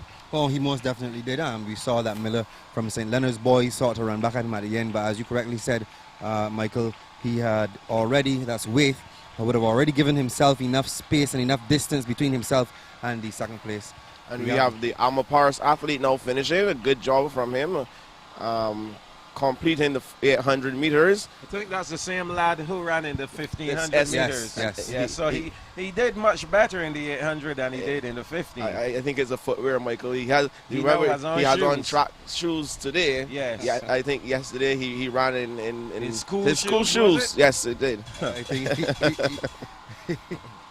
So we're getting ready now for second section. This one, a very exciting runner. We saw moving into position number one, Kobe Hudson of the Christchurch Foundation. And Perry, you know that this guy, he has been constantly improving from knapsack up to under 13 last year, and now moving into the under 15 category. So you can go through the lane assignments here for us. Okay, we have on the outside, sharing lane number 8, we will see Tyreek Harewood of Parkinson Memorial and Dominic Jordan of Harrison College.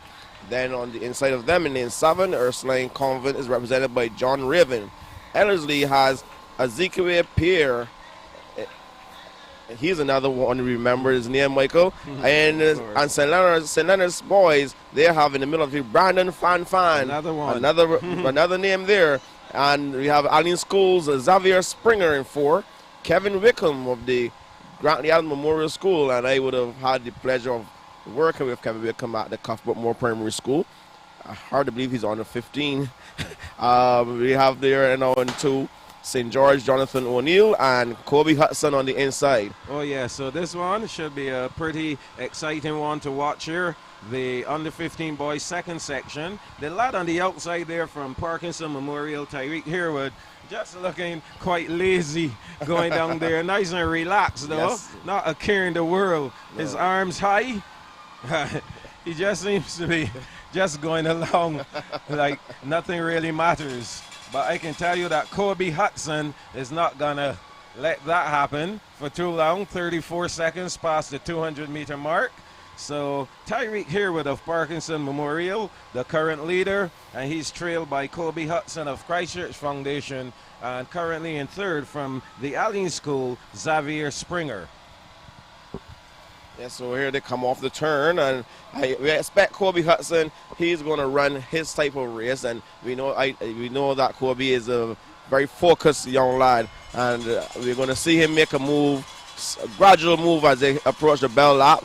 That's normally his style, but we see now the lad from St. Leonard's Boys, Fan. We mentioned his name as well. So that was about 1:12 for the first 400 meters.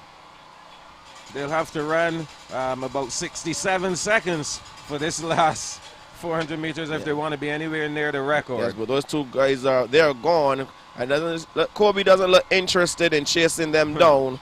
So there's a two-man race up front. So Tyreek Herwood of Parkinson Memorial, who we said was looking rather relaxed, he has now quickened up the pace substantially. And from the St. Leonard's Boys, Brandon Fan. So we have a race here between these two. Fan on the outside doing some work to gain control of the race, and he does so now, and he's really turning it on now. Brandon Fan of the St. Leonard's Boys, into the straightaway he comes, the legs working, arms pumping, and he's at 2:04 now on the clock, chasing that record of 2:19.17. Brandon Fan, let's see if he can do it all the way through to the finish line, and he finishes in 2:14.9, and he will have shattered the zone record. And Kobe Hudson now crossing the line in third place. From the Allen School in fourth, Xavier Springer, and then finishing Ezekiel Pierre of the Ellerslie Secondary. So another record going, guys, in the under 15 boys 800 meters. So do we have 4 out of 4? It seems like for these records to tumble in the 8. It looks that way to me. A very good run there from Brandon Fan. Timed the race well and timed his move extremely well. And there was a nice little battle between himself and the young man from Parkinson. Herwood. Herwood, as they would have approached just about 150 meters or so. But in the end, Fan prevailing and bringing home the victory and the points for the St. Leonard's Boys. So that was the under 15 boys. Of course, coming up will be the under 17 girls and boys. I believe they're going on schedule. So what we can do is to take a little peep at the results. We haven't seen the results of those 800 meters really. And of course, our viewers would also want to know the results of those events. So the 800 meters for the under 13 boys has been scored, as well as the under 15 girls. I wonder why the under 13 girls. So the under 13 boys, we can tell you Khalid Padmore of the Allen School, 2:26.32. Do we know if that's a record? 2:26 for the under 13 boys, yes. So we had a record there in that event. Congratulations to Khalid Padmore of the Allen School. The under 15 girls, the winner, Tiance Walren of Springer Memorial, 2:32.88. Yes, that one was a record as well. Congrats to your girl, Ian. On the 15 girls. I'll relay the message to you. Oh, actually, the under 15 girls. Under 15 girls. No, that was 2:29, so she did not get it. My apologies there. I thought that was the under 13 girls. And so those were the two scored events. But what we're going to do is to get back on track. I see some athletes there. Perry, what event is that? This looks like the under 17 girls. No, so that's the under 17 under 17 girls. Well, 17 they're girls here already. And it's a big field. They have to set up for the waterfall start. Like you said, Michael, there's no inconsistency in how they're starting the 800s. There are 13 girls here in the under 17 girls 800 meters. Perry, what are the records? The records, 2 minutes 31.43 seconds is a zonal record set by Chloe Lucas of the Allen School. And the Bssac record, 2 minutes 15.90 seconds, set in 1997 by Letitia Jilks of the Louis Lynch Secondary. Yes, 2:15.90. She went on to win Carifta medals. I think that very same year, I believe. So this race is gone. Christiane Sherland, formerly of the Allen School, now at the Commonmere School.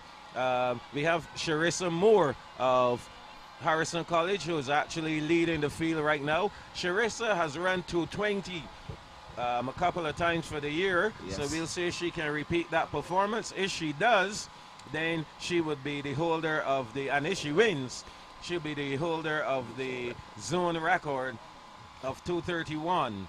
And she has taken out this one. She's in the lead right now, coming around the top turn, actually the bottom turn, and coming into the straightaway for the first time. So remember a Fracca Bino Ford, that magnificent run from her in the 1500. She's also in this race. So Harrison College with two competitors with a shot at a 1-2 for Harrison College.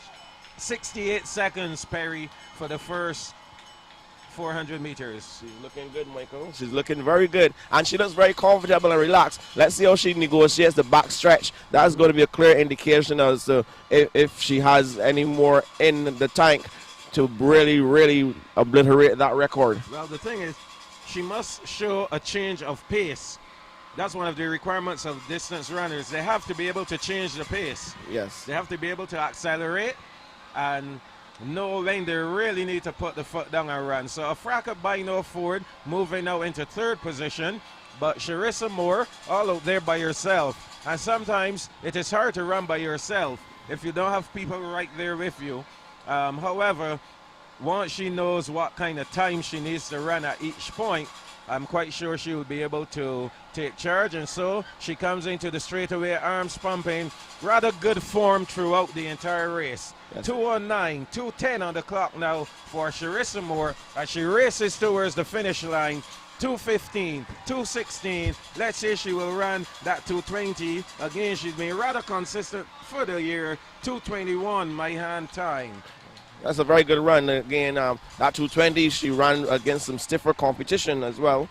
So, for sure, it will be a new zone record, 2:21. I think she was trying to reach under 2:20 to see if that time would have kind of put her to be able to go on to the Carifta Games.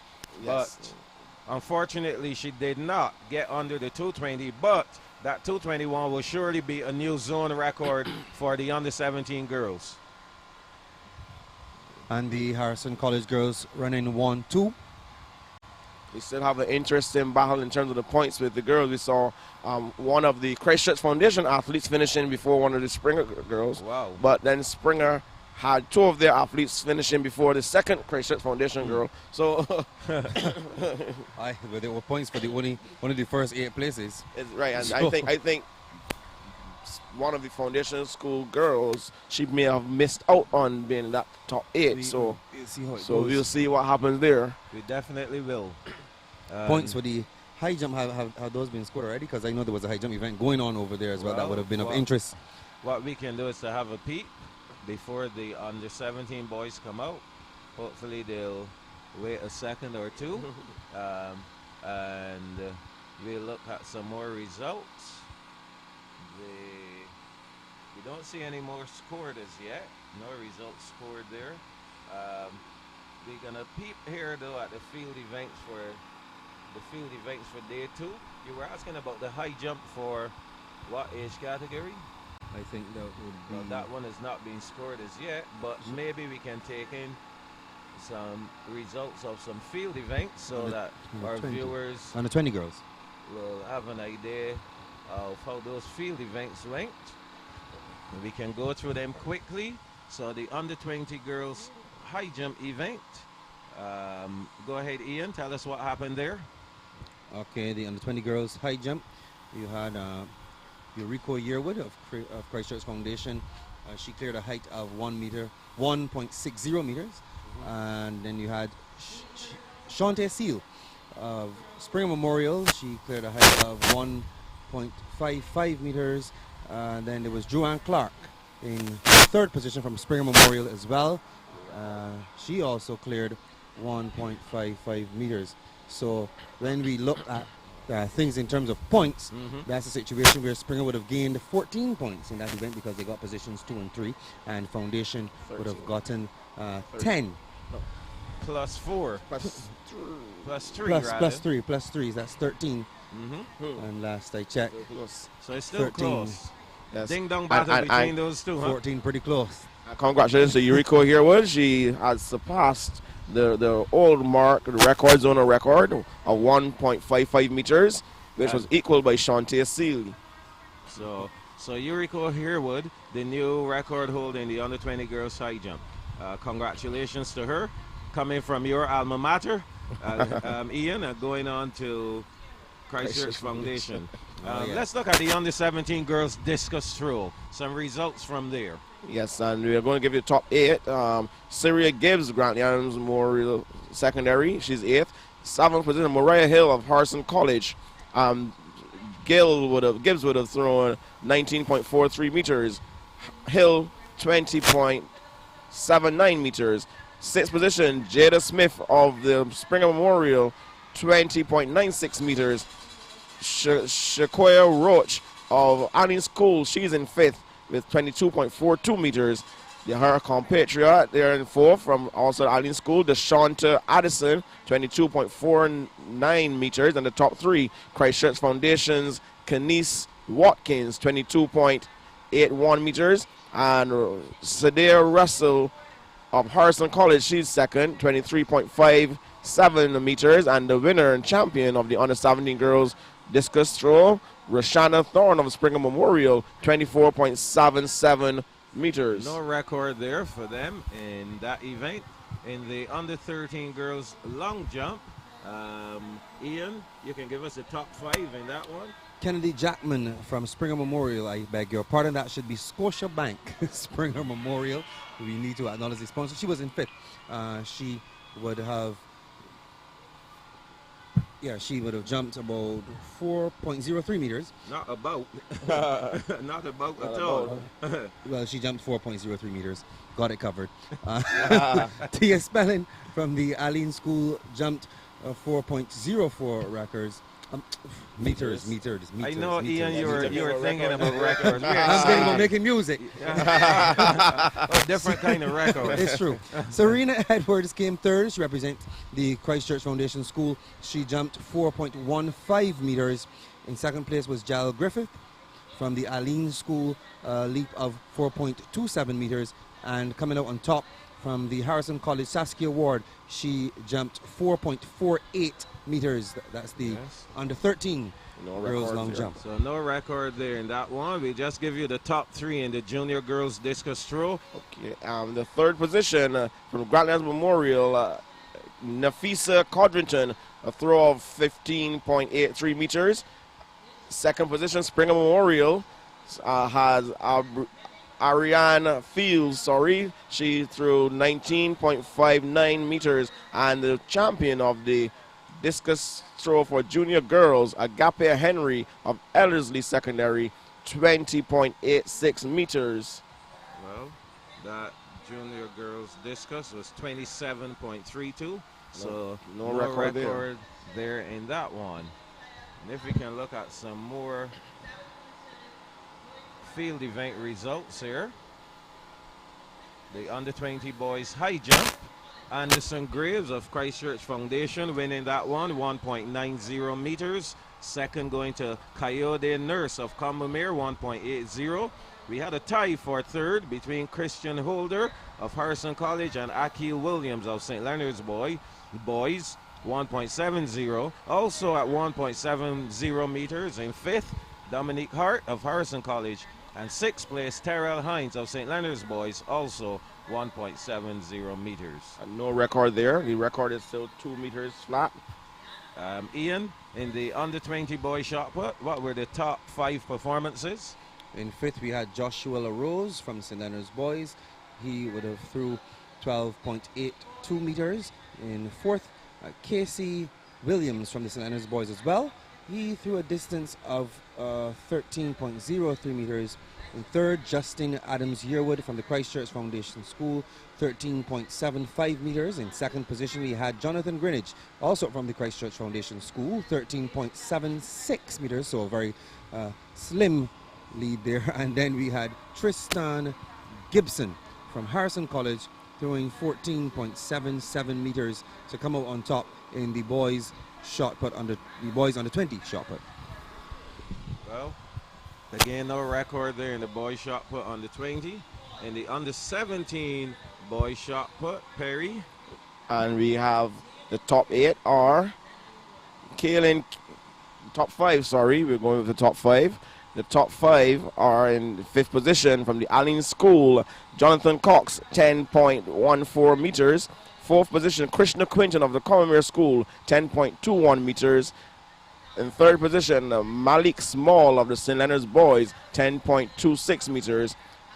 2nd position, Rashawn Worrell, St. Leonard's Boys, 10.63 meters. And the champion, Ahijah Hill of Harrison College, 11.45 meters.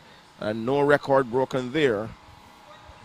And if we look at the under 17 boys javelin, that one coming up, we see there that the winner of that one was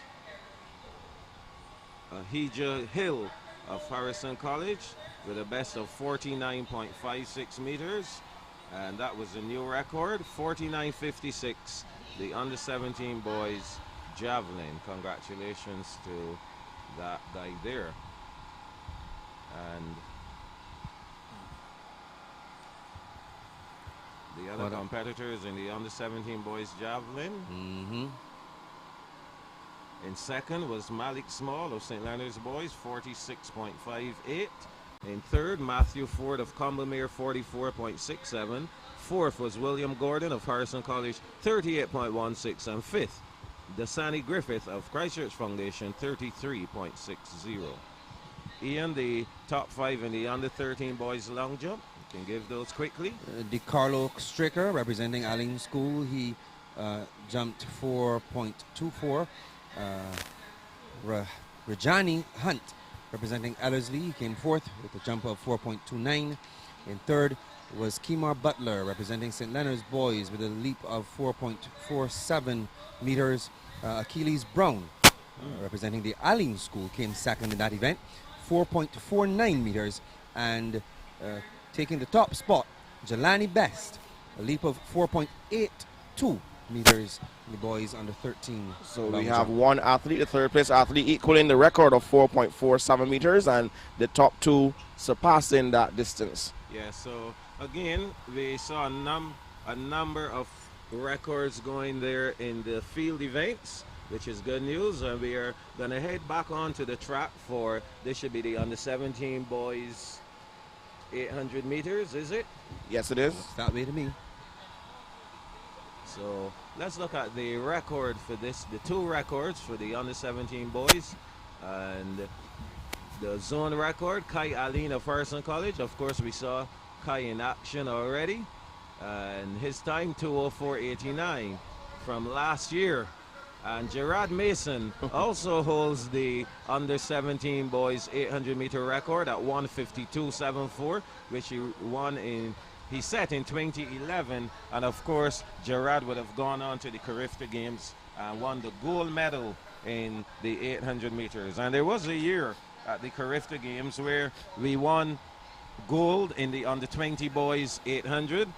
That was Antonio Maskell. Yes. Gerard Mason won the under 17 boys gold. And then we had Sonia Gaskin placing second in the under 20 girls 800. And we also had Cindy Ford from Combermere, who placed first in the under 17 girls 800. That was a terrific year for us in those 800 meters. Yes, it was. Definitely. Sweeping 3 of 4. So we have a kind of legacy there in those 800s. Now, here, and then recently we had Jonathan Jones. We had Mary Fraser. Yes. So And from way back, because we had Sheena Gooding, Letitia Jilts, Janelle Innes. Otis Hoyt, a number of guys who would have won gold medals for Barbados in the 800 meters at the Carifta Games. So now let's focus here on this 800 meters, the first of two for the under 17 boys. Yes, we have Terrell Blanche of Christchurch Foundation. Parkinson Memorial is represented by Jamie Lawson. Our Paris has Shaquan Blackman in there. St. Leonard's Boys School has Tyrese Horton. The Allen School is represented this one by Akeem Ramsey. Harrison College has Joshua Franklin. Converse School is represented by Aaron Granger. St. George Secondary School has Luke Hinkson. Ellerslie has Jabari Ennis. And Grantley Adams Memorial has LaShawn Bispham in this, the first of two sections in the under 17 boys, 800 meters. So they're chasing the record, the zone record of 2:04.89. So that should be, they should be running the first lap somewhere in the region of 62 or better. 62 or better for that first lap, if they want to be on record pace for this 2:04.89. So on the starters' orders, just making sure everything is good. Benny Rowe giving the commands. That first command will be on your mark. Only one command, on your mark, and then looks as though they're relaxing though. And they're not quite ready as yet, it would appear. Again, we see Michael changing his start format. Oh yes. They're off now though.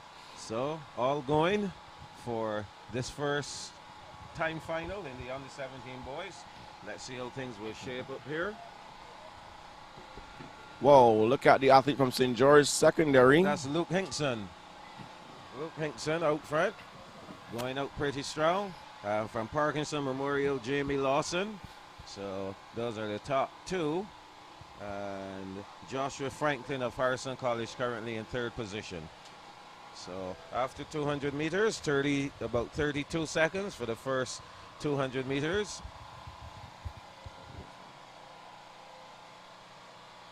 And now coming into the straightaway for the first time, leading the pack, Jamie Lawson of Parkinson Memorial. And we'll see what kind of time they will post for the first 400 meters. And Perry, that will tell us if they'll be on record pace or not.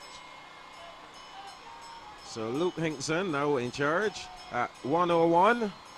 They're thereabouts, Michael. Yes, they could go either way. Yes, because they'll need to pick the pace up definitely. If they slow down, they can't slow down by too much.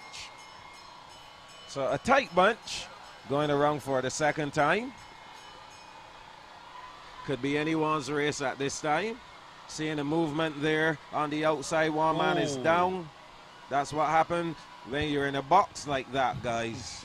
Jostling for position. Yes. So from Grantley Adams Memorial, it is LaShawn Bispham who decides he wants this, as well as Luke Hinkson is telling him, no, you can't get it. I'm in charge here. 1:43 now on the clock. And of course, we know that Luke Hinkson has come through the ranks. Yes. Yes.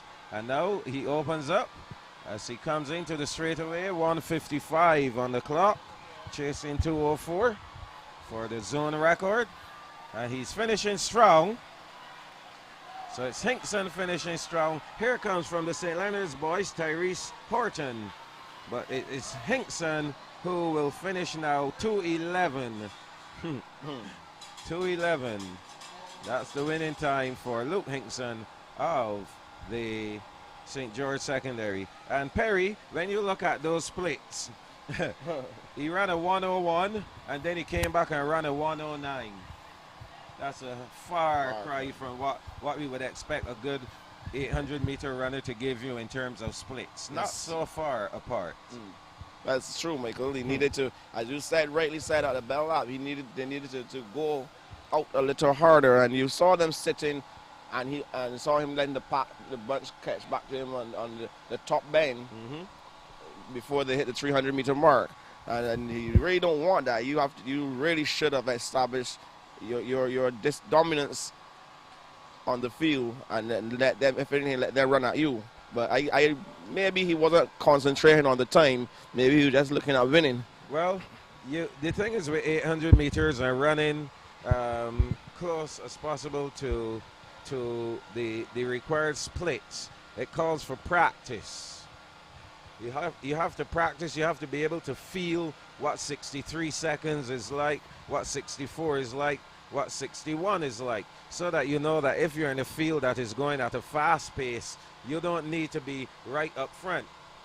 Because if the front runners are, let us say, at 60 seconds, and you have to come through that first 400 meters in about 65, then you need to know that you have to be in about 5th position or so, and not up front on the pace. Some guys end up getting killed when they're up front on such a pace, and you know that you are not ready for a 60-second first lap, and you need to be at 65 or 66. But that's a lot of practice, guys. Oh yes, a lot of practice, a lot of work, and then there's always the all-important aspect of execution.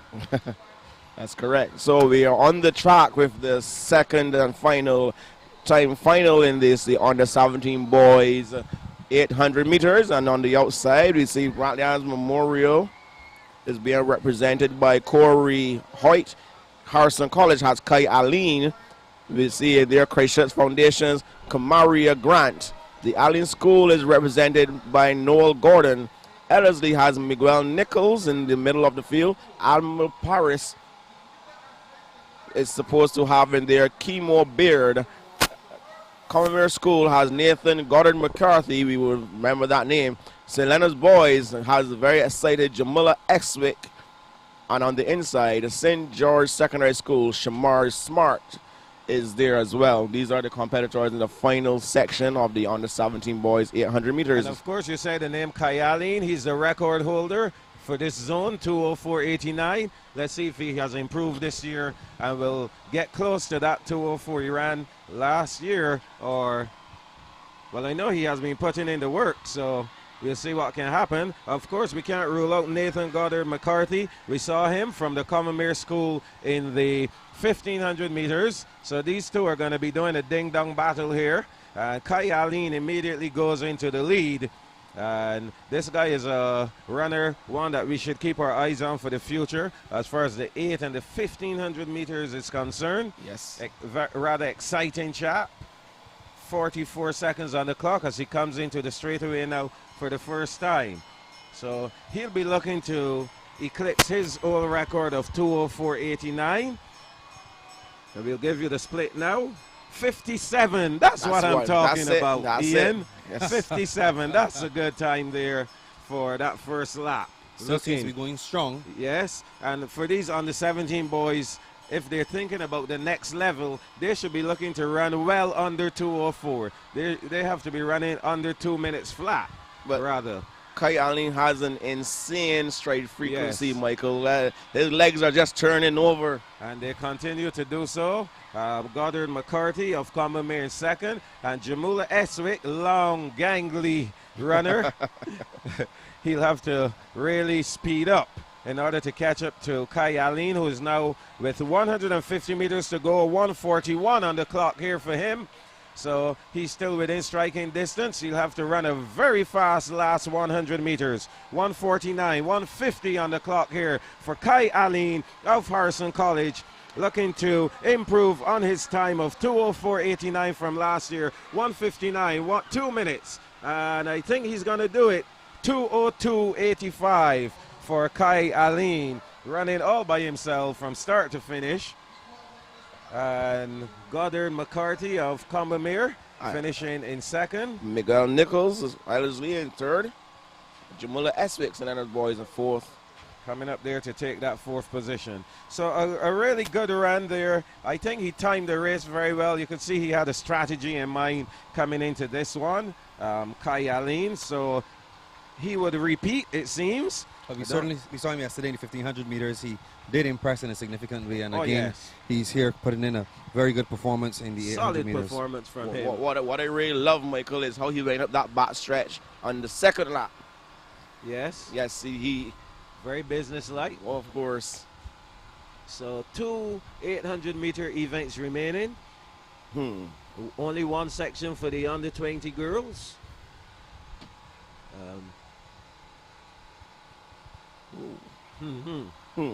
So Elizabeth Williams, are they ready yet? Yes, they are ready. Coming out. Well, so they're really rolling here. A total of 11 girls should be facing the starter here for the under 20 girls. Give us the records, Ian. In the under 20 girls 800 meters, the record held by Elizabeth Williams, a time of 2 minutes 18.13 seconds. She represented, of course, the Christchurch Foundation School, and the Bssac record held by Sonia Gaskin. She represented the Parkinson Memorial School all the way back in 2012, a time of 2 minutes 10.83. Yes, seconds. and as we say, Sonia Gaskin would have gone on to win medals at the Carifta Games. 2:10, a very decent time for an 800-meter run in the under 20 category. And she would have joined that list of illustrious 800-meter runners. Perry, you can go through that starting lineup for us. And we see it again, they're going back to the waterfall start, Michael. So we have Springer Memorial's Tia Lewis. Christchurch Foundation is represented by Krista Maloney. Keep an eye on her. We have the Allen School's Chloe Lucas. She's one to watch as well. Springer Memorial has in there as well Tricia Phillips. She too. Harrison College, Cara Douglas is there. You have to watch her. Ellerslie has Michaela Graves. The Commerce School has Akila Blackman. Yes, we know of her. We're in there from Christchurch Foundation as well as Rosette Hoyt. One again to watch. St. George Secondary has Shaquilla Clark. Commerce School has Zade Gray. And the Harrison College has Sharissa Codrington. So they're off and running. The under 20 girls, 800 meters. And of course, Tia Lewis leaving Parkinson Memorial and moving to Springer Memorial. And we'll see what she'll do in this field. And so the foundation duo, we expect them to probably be the ones to do some early running. And Cara Douglas of Harrison College decides she wants to be large and in charge. So she goes out. The two foundation girls could team up. Could team up if they have a strategy in mind. We could see that strategy. They're currently in second and third, almost running side by side. So Krista Maloney and Rosette Hoyt running there in second and third position. But Cara Douglas taking out this one as they come up the straightaway for the first time. 52 seconds on the clock. And Perry, remind me again of that record. The record is 2:18, the zone record, 2:18.13, Michael. 2:18. So we are at 108, 109, 110, 109.90. There. You have to quicken the pace for this one. They'll have to run a negative split. Yes. If they will have to run another 109. So right now, Krista Maloney in the lead, and she's being tracked by Cara Douglas of the Harrison College. Currently in third from the Allen School. That's Chloe Lucas. So all these girls know each other. They've run against each other all the time. So it's just a matter of good strategy here. And of course, Cara Douglas, we saw her with a magnificent finishing kick. And I hope that mistake by Krista Maloney, she will need to really open a gap. She doesn't want Cara Douglas to put on that kick. But here comes Chloe Lucas. She also has a kick here. So it's Chloe Lucas in second position. Krista Maloney of Christchurch Foundation. And that's the finish. Rosette Hoyt is coming as well. It's not over yet. But Krista Maloney is holding on. Maloney is holding on. And she's sprinting away from the field. So it's all Krista Maloney. She will take it for Christchurch Foundation. 2:21. And Lucas, Rosette Hoyt in there, Cara Douglas, Tricia Phillips finishing now, Tia Lewis, and also for Combermere, Akila Blackman. So all of the names we thought would have been factored in, they're factored in. But what we should know, Ian, between Christchurch Foundation and Springer, Christchurch Foundation would have got the most points, the most possible points between them and Springer Memorial. Most definitely. So, very interesting situation here in the girls' point standings. It's going to be a ding-dong battle. When we get to that 4x4, though, Yes. for the girls, oh my Yes. goodness. Wow. That's going to be something special to watch. I can tell you that. So the under-20 girls closed. And Perry, your favorite phrase, done and dusted? Done and dusted, Michael. So we'll await the under-20 boys. See if we can pull up any results there from the other 800 meters. See what we have. And Michael, remember I said before, we can gauge what's going on with the atmosphere in the crowds, and you see the spectators are really eagerly looking to the finish line because they know what they expect to see. And this under-20 boys coming up. So we were looking for results. Yes, any results from the 800 meters just gone? If we can find anything. And again, we want to continue to tell our viewers to keep posted. My good friend Alvin Haynes, he's on stream. Of course, Alvin Haynes, triple jumper, went to I think he went to Mississippi State. Was an outstanding athlete in the triple jump, and Alvin is saying that Christchurch Foundation will bring home the girls' championship. And of course, if I would have gone to Christchurch Foundation, I would be saying the same thing. Home drums beat first. Of course. We have the results of the under 17 girls 800 meters. You can share those with us. Okay, and we give the top five. We can go with. Okay, so 5th position. With a time of 2 minutes 44.51 seconds, Federa Deshawn of the Springer Memorial. In 4th position, Christchurch Foundation's Venetia McNichols, 2 minutes 43.62 seconds. In the 3rd position, Commonwealth Schools Christiana Sherlin, 2 minutes 36.85 seconds. 2nd position, Fracka Bino Ford of Harrison College, 2 minutes 35.71 seconds. And the champion of the under 17 girls 800 meters, Sharissa Moore, Harrison College, 2 minutes 21.88 seconds. Well, we know that that's a record, but that time we would have, Sharissa, I'm quite sure, expected to dip under 220. Yes, Michael. So she will, even though she's won, she'll be a little disappointed with the time. And we have the under 15 boys 800 meters. Quickly, we'll go to the top 5. We have the Allen Schools Xavier Springer, 2 minutes 29.24 seconds in 5th. 4th position, St. Leonard's boys Todd Miller, 2 minutes 25.34 seconds. 3rd place goes to Kobe Hudson of the Christchurch Foundation School, 2 minutes 24.11 seconds. At the Commonwealth School, Aquan Waith, he's 2nd, 2 minutes 22.01 seconds. And the champion of the under 15 boys 800 meter run, we have Brandon Fan of the St. Leonard's boys at 2 minutes 15.14 seconds. There's no record broken there.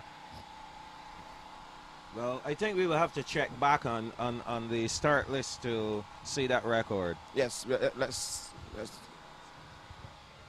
We leave, though we're waiting on the big boys. We just saw the under 20 girls.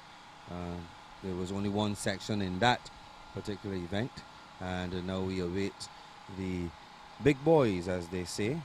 The under 20 boys 800 meters. I believe that we should be seeing Jonathan Jones, a name that we've heard quite a bit on this broadcast, that's for sure. We put in an outstanding performance yesterday in the 400 meters for the under 20 boys, and we certainly look forward to seeing him again today in the 800 meters for the under 20 boys. Well, since the stadium announcer is giving point standings, maybe we can do the same thing and look at the point situation, see if there's any drastic difference. The boys 800 meters due to go at 1:30, so we have another 10 minutes. After we've given the points, I believe we can have a break. So go ahead, Perry, tell us what's happening in the girls. We are in for a nail biter in the girls, Michael. 11th 11th position, Ursuline Convent, 5.50 points. 5.50 points. 10th position, Graydon Sealy Secondary. Graydon Sealy Secondary, 15.50 points. The Grant Leon Memorial now is separating themselves from Graydon Sealy. They have 16.5 points. In 8th position, Parkinson Memorial School, 23 points. 7th position, Ellerslie Secondary School, 41 points. St. George still sitting in 6th position, consistent, 62 points. In 5th position, Cormier School, 138.5 points. The Allen School is in 4th, 192.50 points. Harrison College, is there in 3rd, 281.5 points. 2nd position, the Christchurch Foundation School, 376 points, and still holding on to that first place, clawing and fighting with all their life, with only 4 points ahead of Christchurch Foundation. The Springer Memorial School, 380 points. Wow. So, as you said, Perry, I think we're going to have a ding-dong battle between Springer and Christchurch Foundation right down to the wire, right down to that last 4x4. Oh. And that's what I like. I love it that way. Yes. In the boys, we'll give you these points quickly. Alma Paris, 2. Parkinson, 3. Ursuline Convent, 3. Grantley Adams, 47. Graydon Sealy, 49. Ellerslie, 75. St. George Secondary, 102.5. Combermere, 152. Aline, 187.5. The St. Leonard's boys, they're currently in 3rd on 232. Christchurch Foundation, 2nd in the boys on 260.5.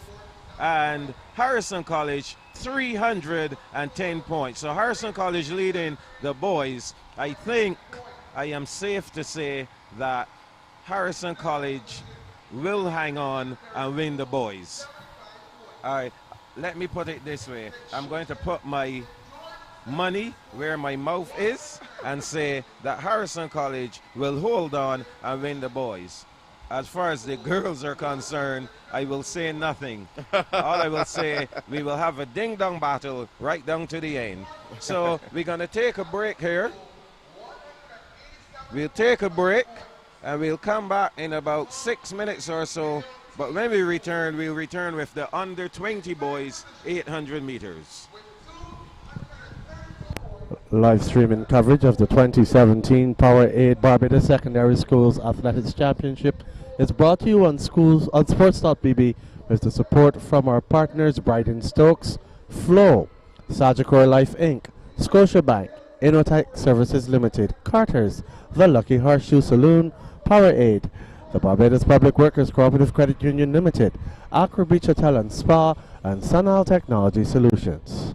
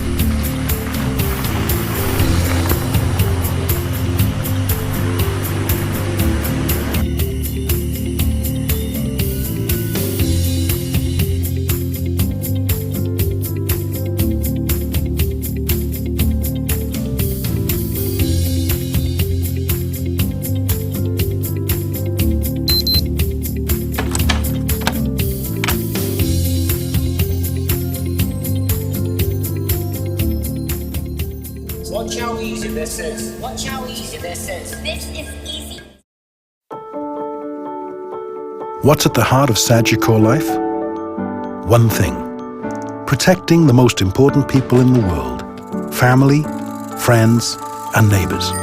By being a pioneer in the Caribbean with a range of products and a wealth of sage, personalized advice for everyone. Evolving how we serve our clients with new, innovative products and an industry-leading and modern approach to life insurance. By improving the lives of the people in the communities where we operate, by providing assistance in the areas of education, health, community, youth development, and sports. It's what we've done in the Caribbean since 1840, and what we are doing today in 22 countries.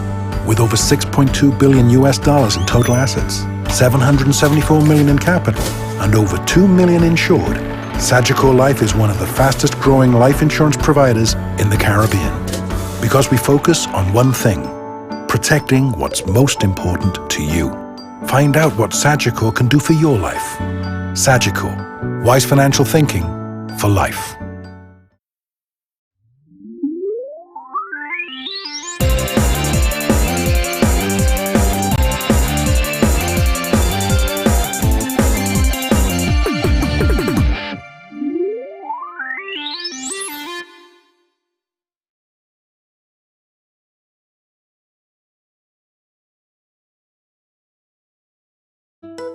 When you need space to grow, there's nothing like the home you own.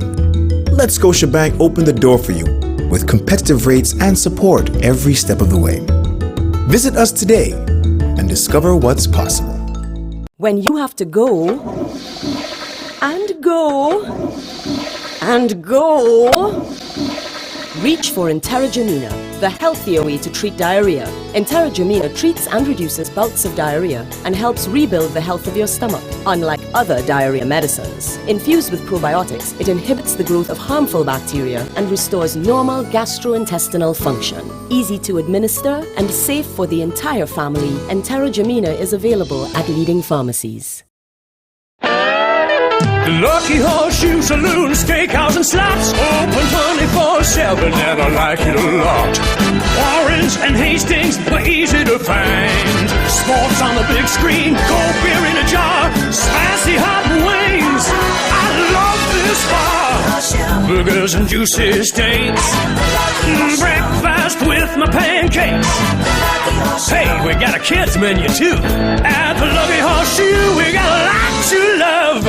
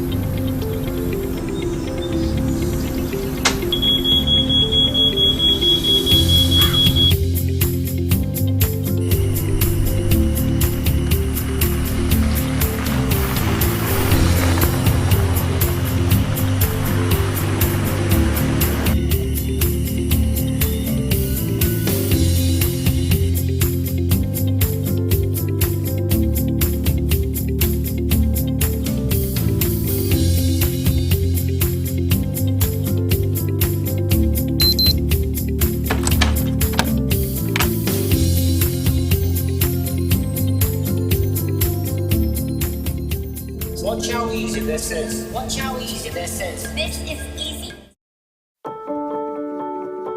What's at the heart of Sagicor life? One thing: protecting the most important people in the world, family, friends, and neighbors. By being a pioneer in the Caribbean with a range of products and a wealth of sage, personalized advice for everyone. Evolving how we serve our clients with new, innovative products and an industry-leading and modern approach to life insurance. By improving the lives of the people in the communities where we operate, by providing assistance in the areas of education, health, community, youth development, and sports. It's what we've done in the Caribbean since 1840, and what we are doing today in 22 countries. With over $6.2 billion in total assets, 774 million in capital, and over 2 million insured, Sagicor Life is one of the fastest growing life insurance providers in the Caribbean. Because we focus on one thing, protecting what's most important to you. Find out what Sagicor can do for your life. Sagicor, wise financial thinking for life. We welcome you back just in time for the under-20 boys 800 meters. Of course, this is probably one of the most anticipated events of this zone, and today there'll be two very interesting 800 meters in this first time final for the under-20 boys. We'll see Ronaldo Rock of Grantley Adams Memorial. He'll be running out of lane number 1. Lane number 2, Rio Williams of Harrison College. In lane number 3, Shaquem Trotman of the St. George Secondary. In lane number 4, Tyrell Barnes of Combermere. In lane 5, Shane Thorne of Christchurch Foundation. In lane 6, Roger Nathan Greenwich of the St. Leonard's Boys. In lane number 7, Dario Green of Parkinson Memorial. Lane number 8, and sharing that lane will be Tashon Bryant of Alma Paris and Ethan Hoyt of Ellerslie. And the zone record, 158.39. And I heard someone talked about soft records. This one is a soft zone record, 158.39, set by Rio Williams of Christchurch Foundation last year. And talking about Rio Williams, he's gone out really hard in this one. The Bssac record, 151.01. No way is that a soft record set by Jonathan Jones of Courage and Parry in 2016 as well. So 158.39, we expect this record to be obliterated, and probably we'll see both a zone and Bssac record next time final when Jonathan Jones is expected to make his appearance on the track. So Rio Williams leading this one, coming up the straightaway for the first time, and we'll get the unofficial split here. So 158.39, the zone record should go. And Ronaldo Rock of Garrison currently in second, and in third, Dario Green of Parkinson. So just about 58 points for Rio Williams. Still relatively slow, but of course he'll have to pick the pace up, and we expect that he will do that. 500 meters gone, 1:14 on the clock. So it's Williams, Ronaldo Rock in second. Now moving up into third position, Roger Nathan Greenwich of St. Leonard's Boys. And 200 meters remaining, 1:28 on the clock. And it's all Rio Williams of Harrison College. And he's going to be chased by Ronaldo Rock of Grantley Adams. So we have a race on our hands now. So Williams and Rock. Here comes Ronaldo Rock. Rock passes Williams, and he's on his way. So it's Ronaldo Rock. Rock all the way, 1:52 on the clock. Williams, Ronaldo Rock, he's going to take the first section, 1:57.78. Rio Williams finishing in second, and Greenwich finishing in third for the St. Leonard's Boys. And that fourth spot will go to Barnes of Combermere. And a 1:57, still relatively slow for under 20 boys. These under 20 boys should be looking to run somewhere in the region of 1:55, 54, 53. So we'll see if my 1:57 point will hold up. That's just a hand time, and see if it will break the record. So apparently the stadium announcer just gave a 1:57 as well. I don't know if he was doing the same thing as I did and give a hand time, but of course once the dust is settled and we get the official electronic times, we'll see. But from here, 1:57.4 for Ronaldo Rock. A good win for Ronaldo Rock there. And of course, the next set of runners on the track, and everyone, I believe, will be on their feet and cheering and screaming when Jonathan Jones makes his appearance on the track. So 9 competitors will be going in the next section. I wonder if Jonathan Jones will be looking to assault this Bssac record now, or if he will be doing it next week in the finals. So 1:51.01 is the expected time. So now all the runners are making their way out on the track. And yes, we see Jonathan Jones making his way out as well. So the excitement building up for this race. Under 20 boys 800 meters. So our starting lineup here will be Shem Boyce of the Aline School. Number 113 right there on your screen. Number 564, Shaquan Jackman of Ellerslie. Agape Foster of Combermere School. Shaquan Seeley of Grantley Adams Memorial. From the St. George Secondary, Javon Griffith. And from St. Leonard's Boys, Antonio Austin. There he goes, the big favorite there. Jonathan Jones of Harrison College. Sean Jack of Alma Paris. And Brendan Hoyt of the Christchurch Foundation School. So that's the field that will be facing the starter for the under 20 boys second section in this 800 meters coming up. And just asking the competitors, the spectators, well, some are competitors, but not right now. And they're sitting on the velodrome. So they're being asked to vacate the velodrome. There's no seating specifically for the other athletes who are there trying to support their teams. But there's an area cornered off for the athletes, kind of athletes village over there on the eastern side, and they're asking them to please move back, but no one is making any attempt to move back because there really isn't any other seating for those athletes. But they're complying now and making their way back.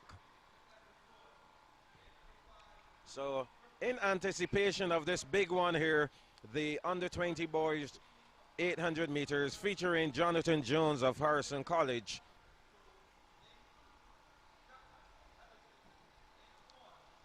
He holds the Bssac record of 1:51.01. We just saw the first section, Ronaldo Rock of Grantley Adams running a 1:57. And of course, 1:57 is a walk in the park for Jonathan Jones. I think he was running that as an under 15. So we'll see what he will put down, what he will lay on the table today. The weather is great. On the starter's orders now.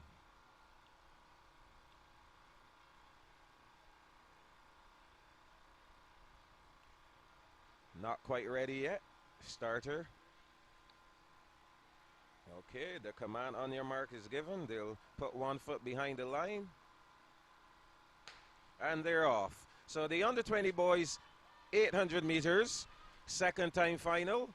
Kind of slow start for Jonathan Jones.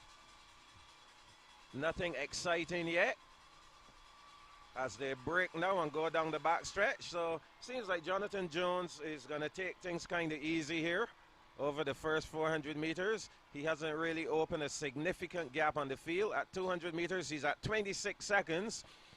So he should be coming back around here in about 56 point, I believe, if he doesn't slow down considerably. So Jonathan Jones, as expected, the person to win this one and win the overall 800 meters for under 20 boys. Looking quite casual here. A walk in the park for him. Maybe he doesn't want to stress yet. So we'll get his split here for you. 55.48, so pretty close on track. 55.4. Let's see if he will extend here over the next 400 meters. And going down the back stretch now, 110. So Jones taking things pretty easy. No one to challenge him whatsoever. It's all Jones heading down the back stretch, and as he approaches now, 200 meters to go, 124.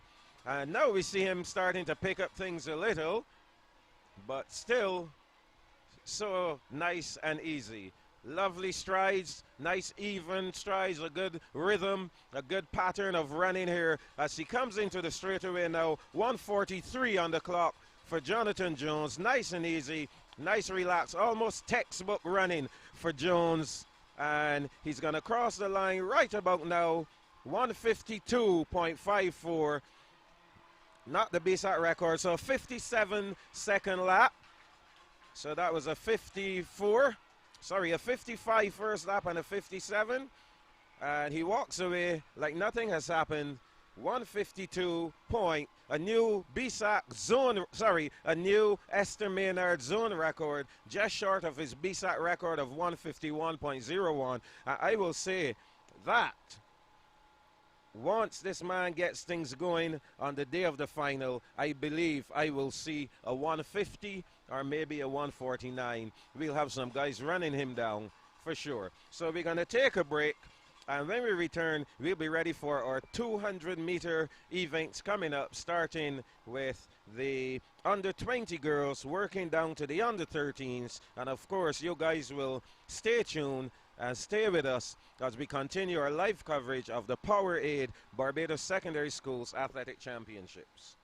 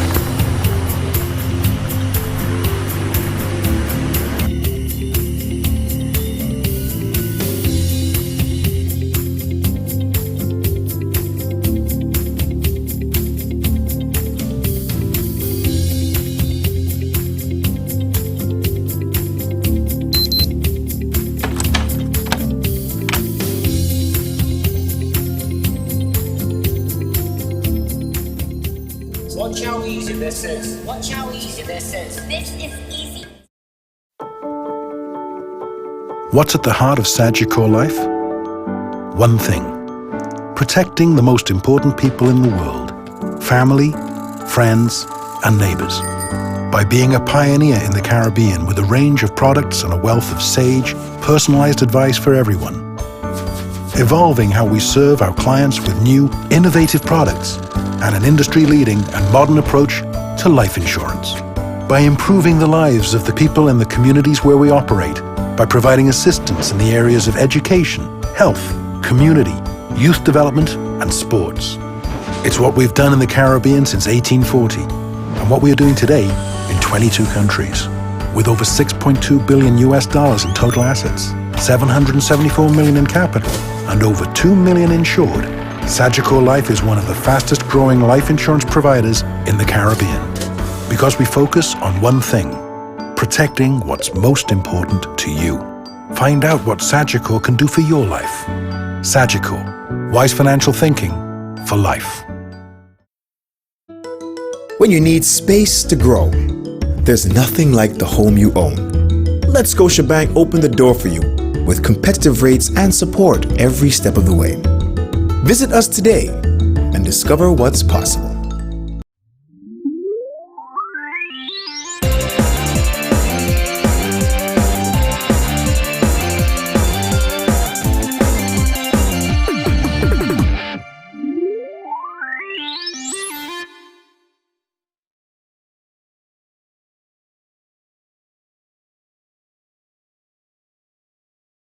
When you have to go, and go, and go, reach for Interrimina, the healthier way to treat diarrhea. Interrimina treats and reduces bouts of diarrhea and helps rebuild the health of your stomach. Unlike other diarrhea medicines, infused with probiotics, it inhibits the growth of harmful bacteria and restores normal gastrointestinal function. Easy to administer and safe for the entire family, Interrimina is available at leading pharmacies.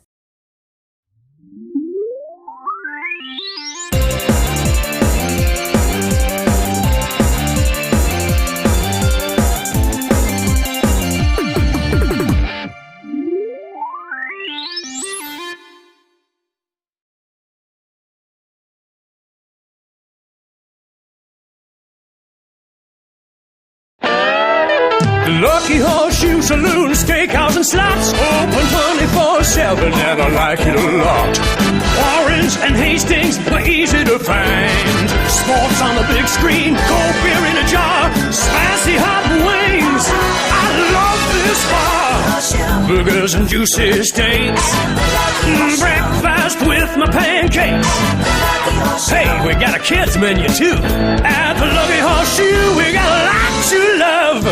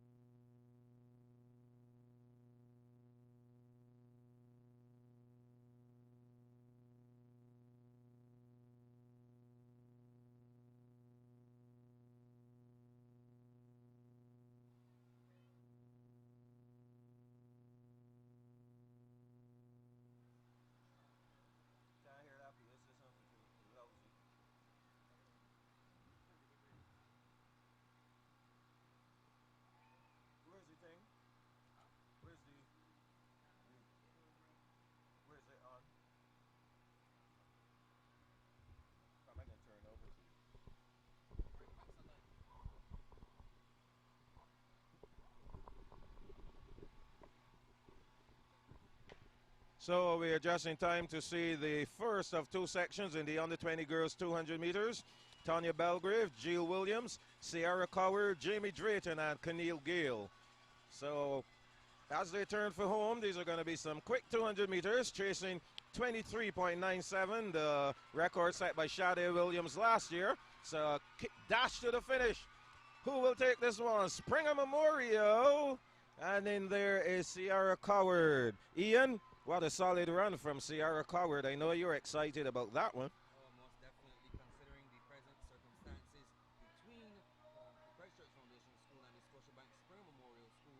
They're really in a ding-dong battle for this championship here this year in the Esther Maynard zone. Of course, you would know that Springer Memorial, they are the defending champions, and last year, Christchurch Foundation, they would have come second. Which way will it go this year? No one knows as yet. We can pretty much tell you at this point that Harrison College will more than likely, in fact, no, they will definitely come out on top in terms of the boys, but we are not sure what's going to happen with regards to the girls as yet. So hold on to your seats. Keep streaming, keep screaming. We are going to keep you up to date with what's happening. Get ready for the second section. Just to let you know again about those records. Sade Williams, she represented Harrison College.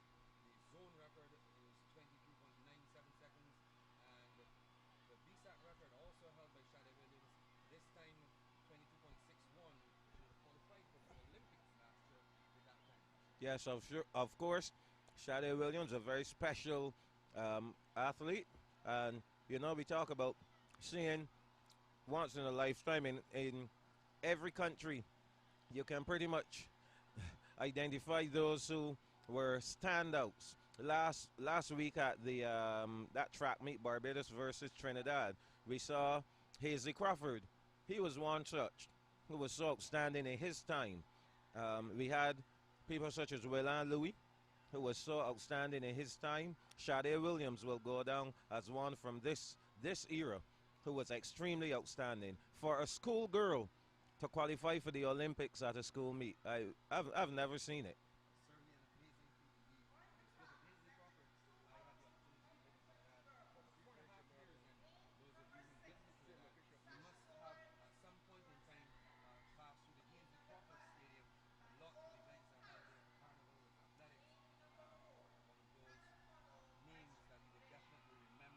For sure. Well, we have a number of people tuned in. They've been tuned in from the beginning. Want to shout out Shamar Brown. Keep watching. Keep tuned in. And maybe you'll win something. Yes. The fact that he's here live with us, sharing with us, he's a winner. So quickly our lane assignments here. In lane 2, Rachel Gittins of Springer Memorial.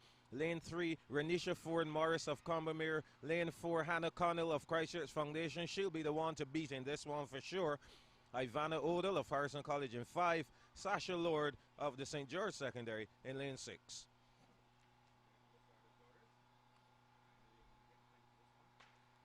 Yes. I don't believe that Hannah Connell will go close to this 23.97.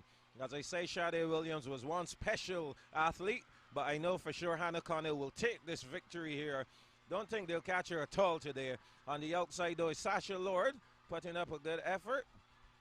But Hannah Connell, all by herself, running through the field quite easily. And Hannah Connell will win. Sasha Lord second, and third going to Harrison College's Ivana Odell. So 24.2, decent time.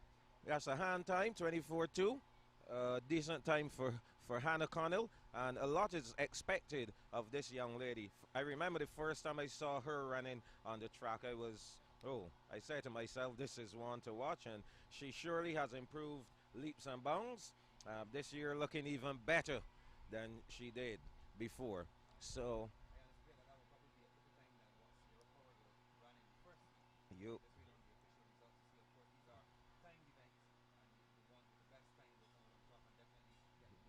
yes, we can see Hannah there, of course.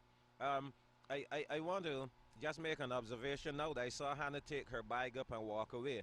And this is something I was noticing for quite a while with our athletes. The issue of cooling down. Just as important as it is to warm up, it's more than important to cool down as well. And a lot of times I've noticed that athletes do not go through the process of cooling down. And therefore you find after a while they have all these aches and pains. The muscles have not gone through the correct procedure. As you warm up to prepare your bones, your muscles, your joints, etc. Physiologically, and then you prepare your mind psychologically for the event. That is what the warm-up is, a physiological and a psychological motivator. And then you do the opposite when it's time for you to cool down. And so I find that a lot of our athletes don't go through that process of cooling down properly.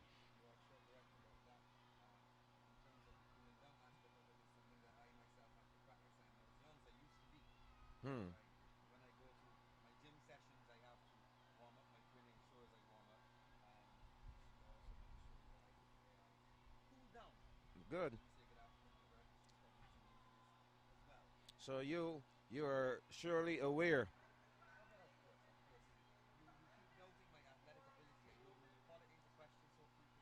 Aye.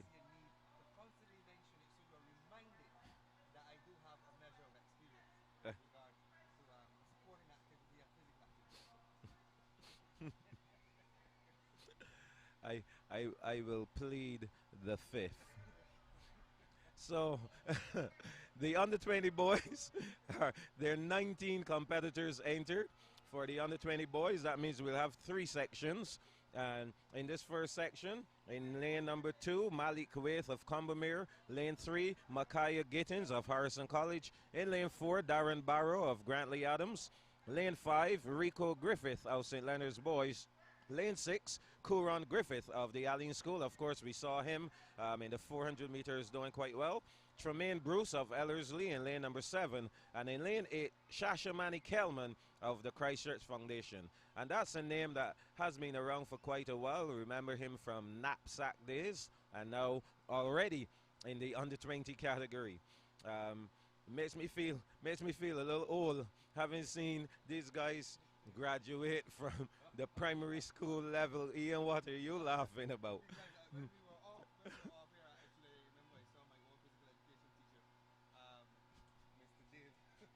Carter.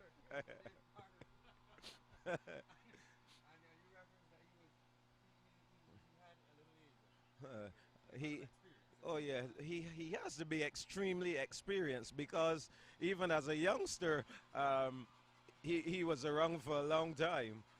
So we are back on track here with our first of 3 time finals for the under-20 boys. And as I said, Kuron Griffith looked really good in the 400 meters. And here he comes now in the first section of the 200 meters. So Griffith is going to take it. Second will go to Shashamani Kelman of the Christchurch Foundation. Were you really observing Kuron Griffith there from Allen School?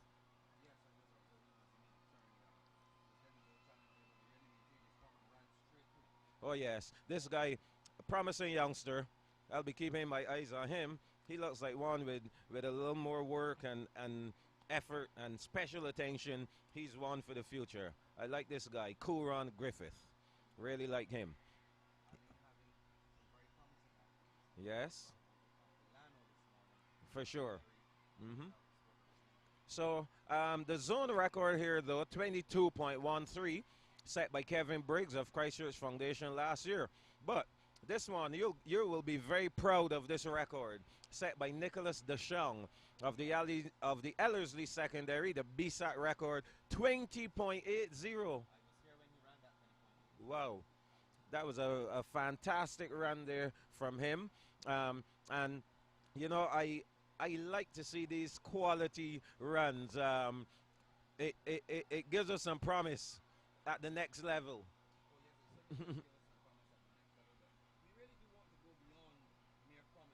Yes, you're correct. To the completion of an elite product, really. That's what we really should be seeking to harness and develop as we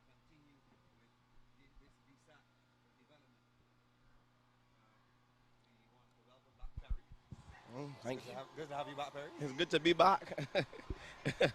We have on the line the second section of the under 20 boys 200-meter dash. In this one, we're going to see in lane number 2 from Christchurch Foundation, Josiah Atkins.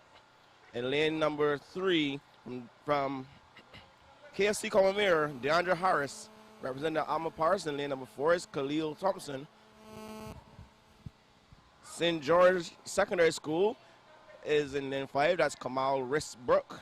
In lane 6, Parkinson Memorial's Tristan Harper. And round up the field on the outside from Ellerslie Secondary, we have Jamil Walks Miller. And of course, they're chasing the zone record of 22.13 seconds set by Kevin Briggs of the Christchurch Foundation School.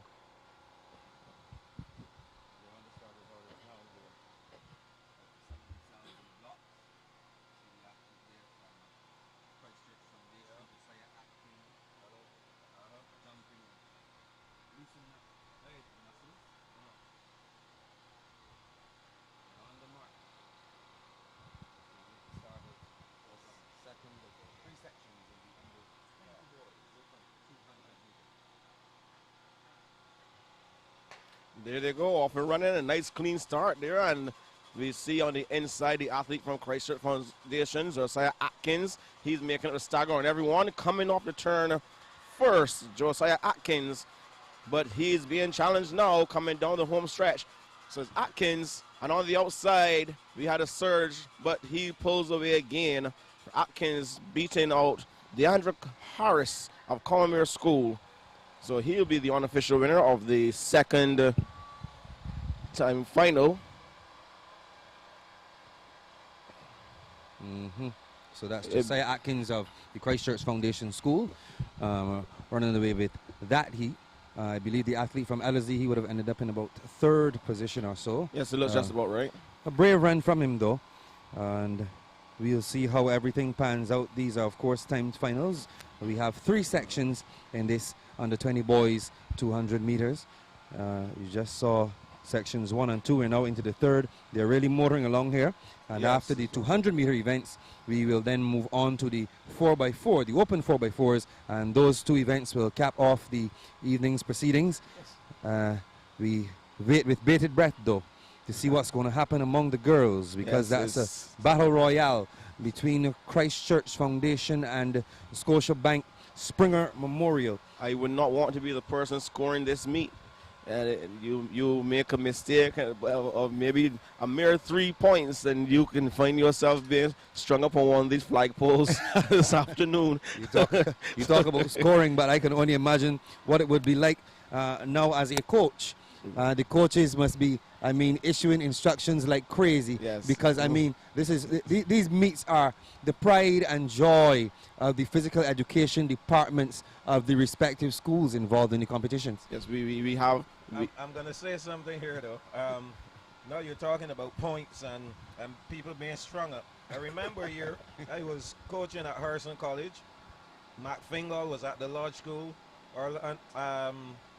Harcourt Racing was at the Combermere School, and there was a dispute about points. And after the first 3 days, and you went into the next week, the final 2 days, and what happened? Actually, I think the meet was over, and there was a dispute about who won the championship. And guess what they did? They called Michael Jules, Mac Fingal, and Harcourt Racing back. We met here in the stadium on a Sunday. We had to bring in, because they knew, as I was saying earlier, we kept points. Trust me, we were probably at that point in time more accurate than the electronic timing system. Statisticians. And so we all sat down and we went through everything, point by point. And would you believe what was found? Kevin Bartlett would have transferred from Foundation to the Lodge School. And I remember the points that Kevin Bartlett got. I think those points had gone to Foundation, and those points should have gone to Lodge School. Oh, wow. So little things like that could happen, just like how we were anticipating. Remember with Coleridge and Parry, we were looking forward to Jonathan Jones. Yes. Everyone now we have the name Jonathan Jones synonymous with Coleridge and Parry. Now we have to rethink. We have to do things different. He's now at Harrison College. Yes. So that's what really happened. But you guys So these are on St. George Secondary. DeMarco Depredine, he's in 2. In 3, from Harrison College, we have Darian Marshall.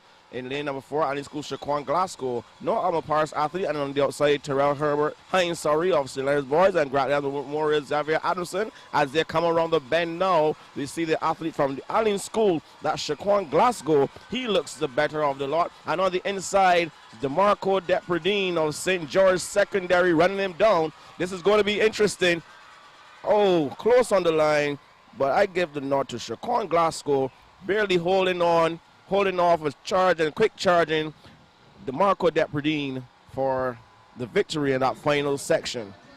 I actually think that it was Glasgow that won. Yes, it was Glasgow who won. Depredine would have come second, a very close second. Very close second, but he that's why you say you have very good finishing speed, because once he came off that bend, that lean in the bend, he's straightened up. He really started to stride for home, and this 200 meters promises to be interesting as well in the under 17 girls. We 2 sections in. Yes, 2 sections in this one. Event, yes. The first one, you're going to see the defending champion and the zone record holder, Akela Morris. She's going to be running in this one. She, of course, is at the Harrison College now, which she would have transferred over a few years ago from the Lodge School a few years ago. So that record that we spoke about, that Kayla Morris presently holds, a time of 25.86 seconds. Of course, she's representing Harrison College. She would have posted that time last year. And then we have the Bssac record held by Tristan Eveling of Springer Memorial, a time of 24.13. The girls are doing their little run-throughs and everything, making sure that everything is fine with the blocks. We have some lane assignments here, Perry. So I can let you... You want me to deal with the lane assignments? Let me do that for you. That's quite all right. We have 7 athletes in this event. In lane 1, we have Kezia Harris representing Springer Memorial. In lane 2, Akela Morris, the defending champion representing Harrison College. In lane 3, Sarah Lawrence representing Parkinson Memorial School. In lane 4, Nefertari Holder representing Grantley Adams Memorial. In lane 5, we have Sardinia Hazel representing St. George Secondary. In lane 6, Jada Smith Padmore representing the Combermere School. And in lane 7, Leilani Haddock, a name that we are quite familiar with, representing the Christchurch Foundation School. And they are about to get some instructions from the starter.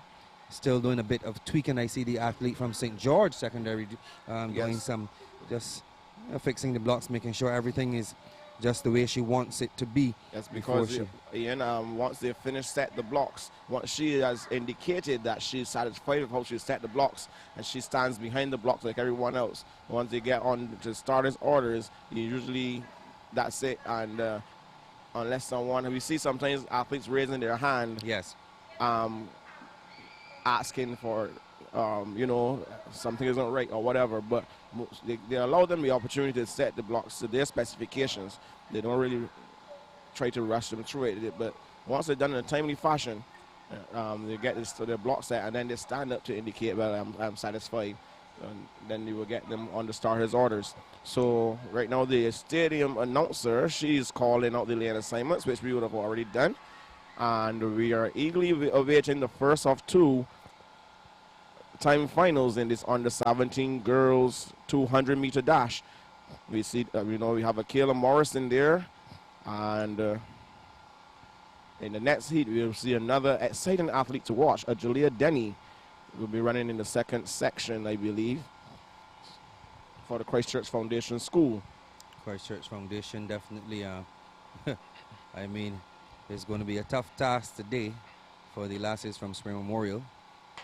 There they go, off and running, and we see, as expected, Kayla Morris eating up the stagger on everyone. 150 meters to go, and she's going to come off the turn first. On the outside, Leilani Haddock of Christchurch Foundation, and it's Kayla Morris and Leilani Haddock. Haddock and Morris, they're fighting to the finish line. It's Haddock, it's Morris who's going to get there first. This is going to be an upset here in the making.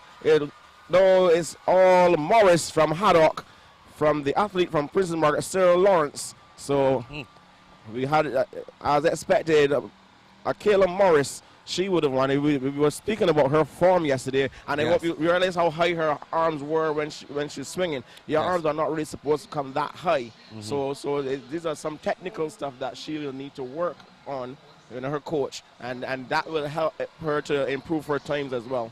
Well, hopefully over the course of the next week or so, they'll try to fine tune her technique, and we can see her improving her times.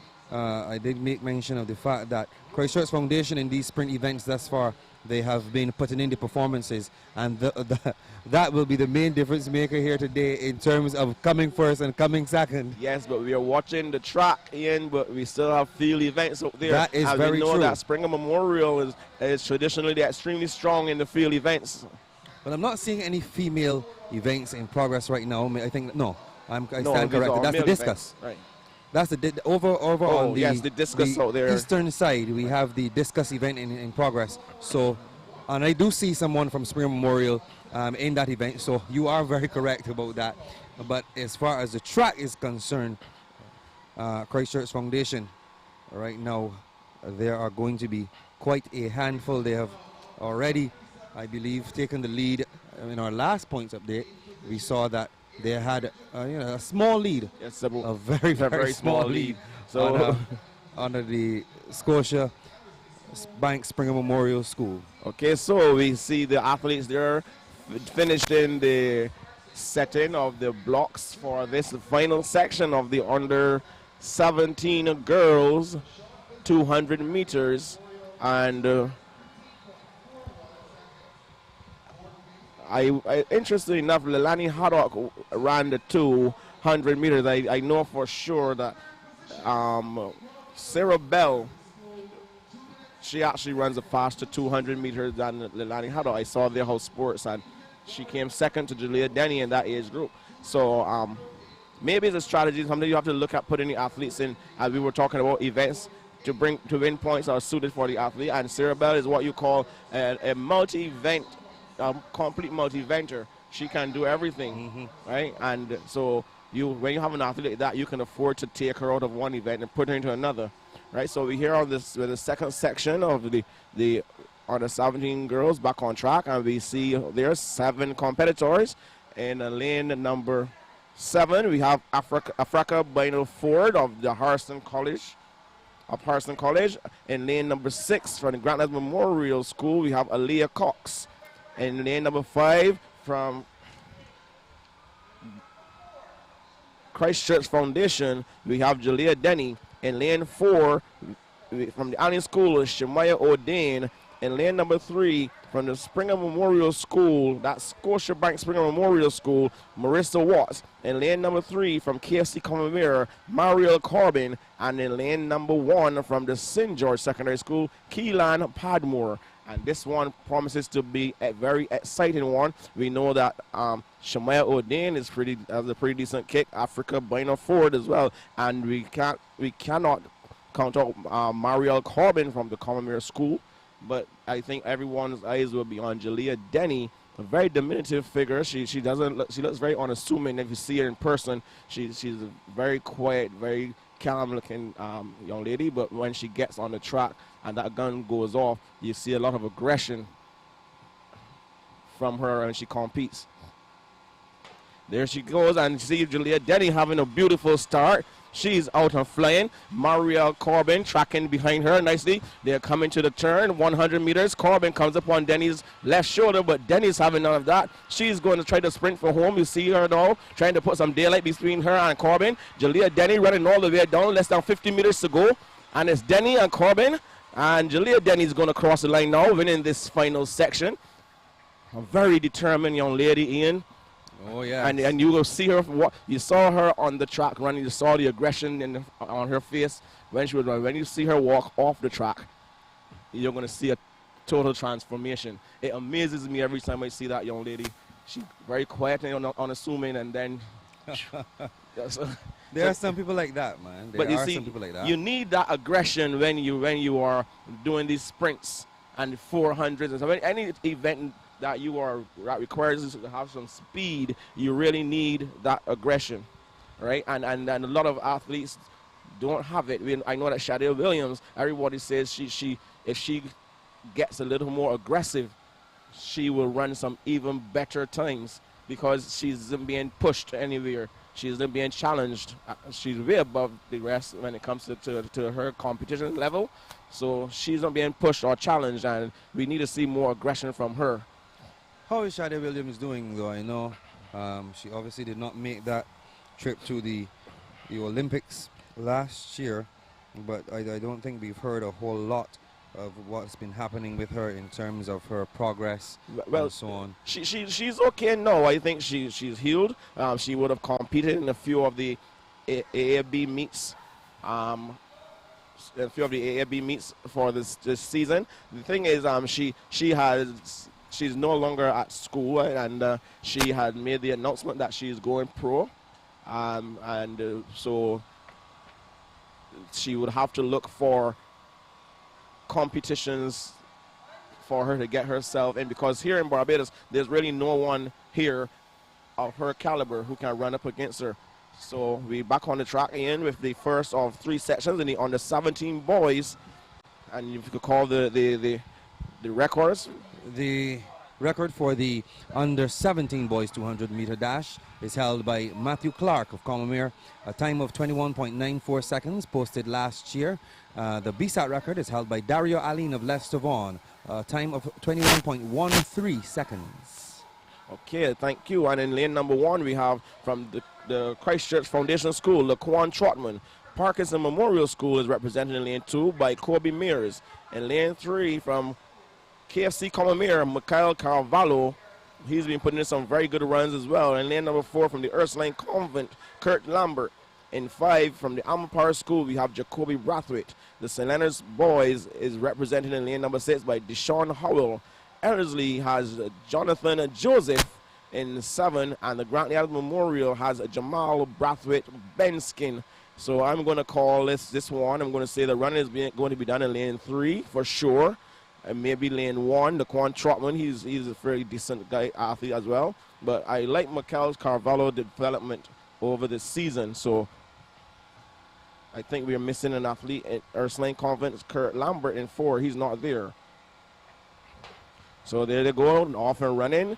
And on the outside, the Grand National Memorial athlete Jamal Baffett Benskin, he has to get up and go. He's running practically blind. Here comes on the inside of him, St. Leonard's boys, Deshaun Howell.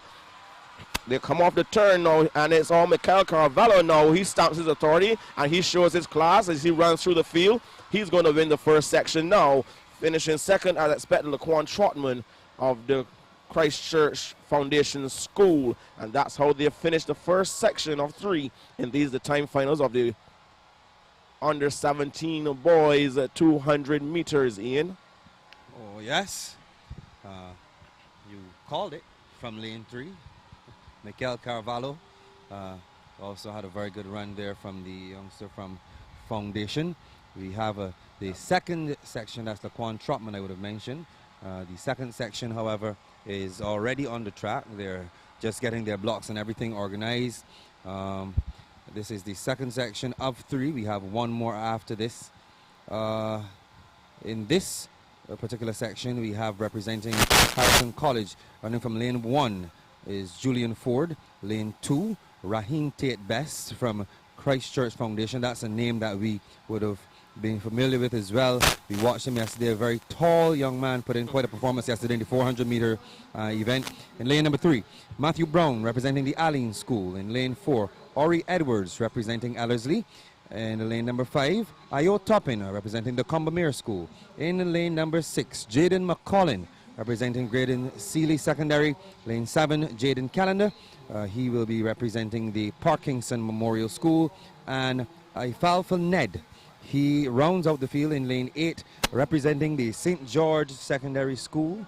So before, let's see if we can work this quick enough. Do you think we have enough time to try to pull up some results, or we're going to wait until the 200 meters to get the results up?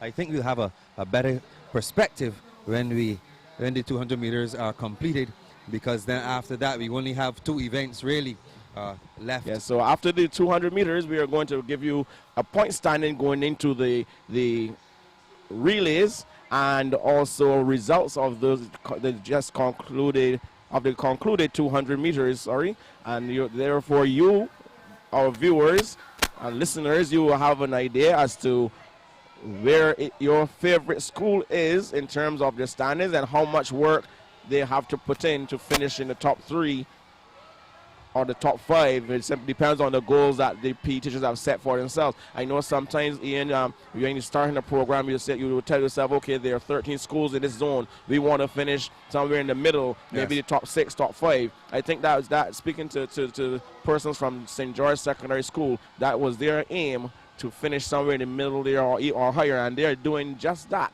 So everything for St. George is really going to plan. Their game plan is working out very well. So here we go. They are on the start. Orders just about now. They're waiting for the first instruction, that is to get on their mark. And we are going to see this one. This is going to be exciting. Raheem Tate Best in 2. Yes. I am giving the edge to him.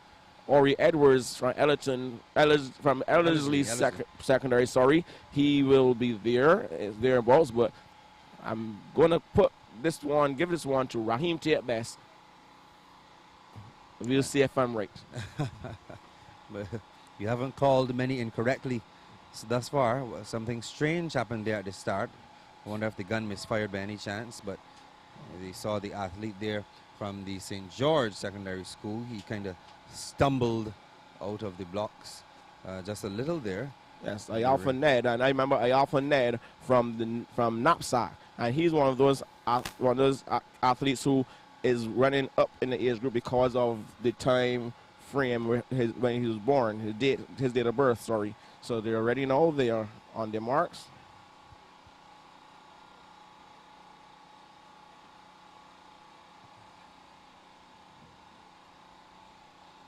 Set. And there they go, and you see Raheem Tate Best gets out to a flyer, and on the outside, as I said before, you have on the outside, looks like Graydon Seeley's Jadon McCollum, but on the inside, Raheem Tate Best, head and shoulders above everyone, straight into the finish line. Less than 50 meters. They're not going to catch him at all today. Raheem Tate Best, he has just slammed that field. Raheem Tate Best. Remember that name, ladies and gentlemen. Okay, let me see if I can get this done quickly here. Ian, let me see how fast I can get there with these results. Oh my goodness. 200 meters for under 17, under 20 girls and boys, and under 17 girls. And we are here. Right, so very quickly we're going to go through these, Ian. The under 20 girls. Under 20 girls, 100 meters, that's the top 5. We have Camille Gale representing Comamira. She came 5th in a time of 26.65. In 4th position, Jail Williams representing Christchurch Foundation, a time of 26.46. In 3rd position, Sierra Coward representing the Springer Memorial, Scotia Bank Springer Memorial, a time of 26.07. Then in 2nd we had from the St. George Secondary School, Sasha Lord in a time of 25.75, and Hannah Connell from Christchurch Foundation coming 1st in that particular event with a time of 24.52 seconds. Very quickly, we can tell you the top 5 on the 17 girls. Maria Corbin, Commonwealth School, 26.33. Christchurch Foundation, Lelani Haddock, 4th, 25.33. 3rd, Shamaya Odin, the Allen School, 25.30. Harrison's College, Akela Morris, this is an upset here, 24.93 seconds. She's beaten in the 2nd by Jalea Denny, 24.85 seconds. Pretty close thing there, though. It could be interesting when they meet. And if you check the under 20 sign, it's not too far off of the under 20 first place time as well. So we're going to get back now to the finish line sheet so we can see what's going on here with these under 2017 boys, I believe. And there they go. No, that was a sound check, I believe. Yeah. And we have the third and final section. I think my hands are still quick enough. Alrighty. Third section here in this, the under 17 boys, I beg your pardon. They're already on the mark. We have Holligan representing Grantley Adams, Griffith representing Harrison College, Blackman representing Alma Paris, Katoy, Howell, Herwood, and Bess. And there they go off and running on the outside. We have, it looks like Akil Howell of the Allen School. He comes off the turn first and straightens up and start to fly right. And he's coming down the straightaway, less than 50 meters to go. It's all Akil Howell of the Allen School. He's going to win it nice and easy. They're crossing the line. Second place is Jadair Griffith of Harrison College.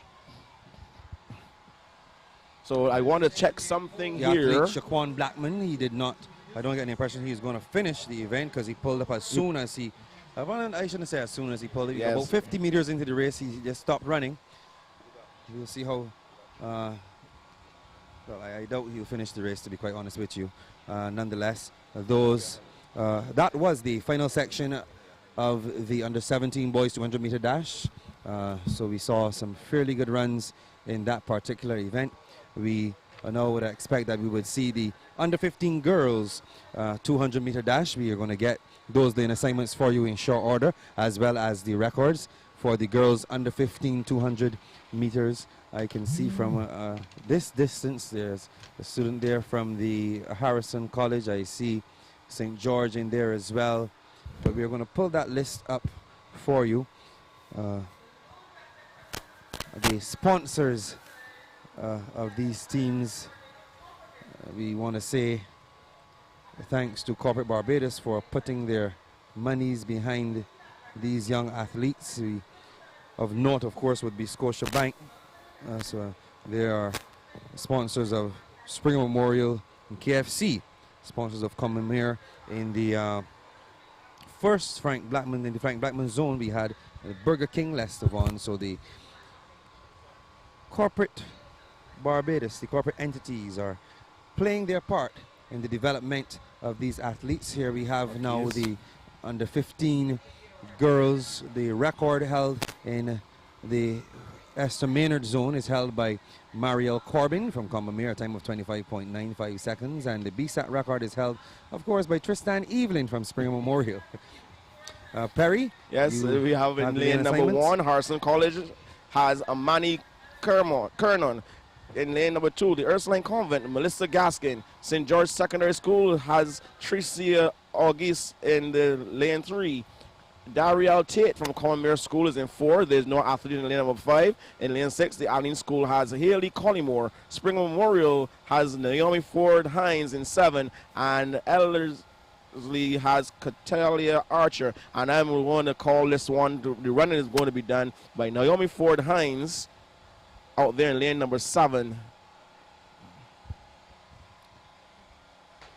There they go off and running, and you see Naomi Ford Hines out like a bullet already. Allen Schools, Haley Collymore trying to track nicely. She come off the turn. It's Naomi Ford Hines, and we see on the inside there, Cormier's Dariel Tate. I forgot about her. She's a pretty decent athlete as well. Ford Hines and Tate. Ford Hines and Tate. And it's all, it's no, Tate takes over on the line, beating Naomi Ford Hines into second. And on the inside, Amani Kernon of Harrison College. Oh, yes. Very good run there from Tate.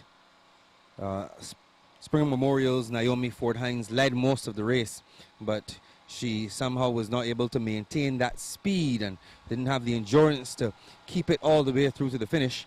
And that is where Dariel Tate would have capitalized and came through the tape in the last about 20 meters or so. So a very good run from her. We will see those times and see how they match up. We are now on to the second section in the under 15 girls 200 meters.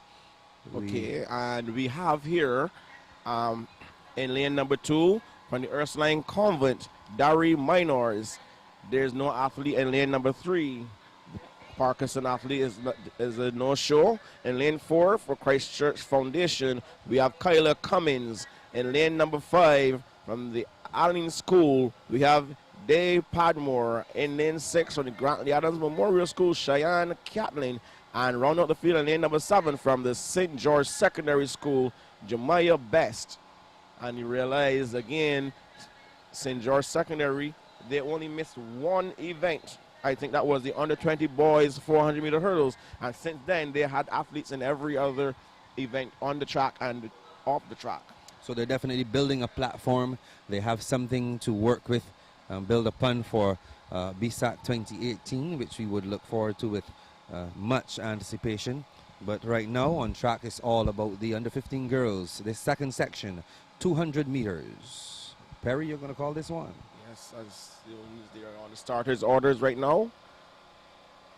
There they go, off and running.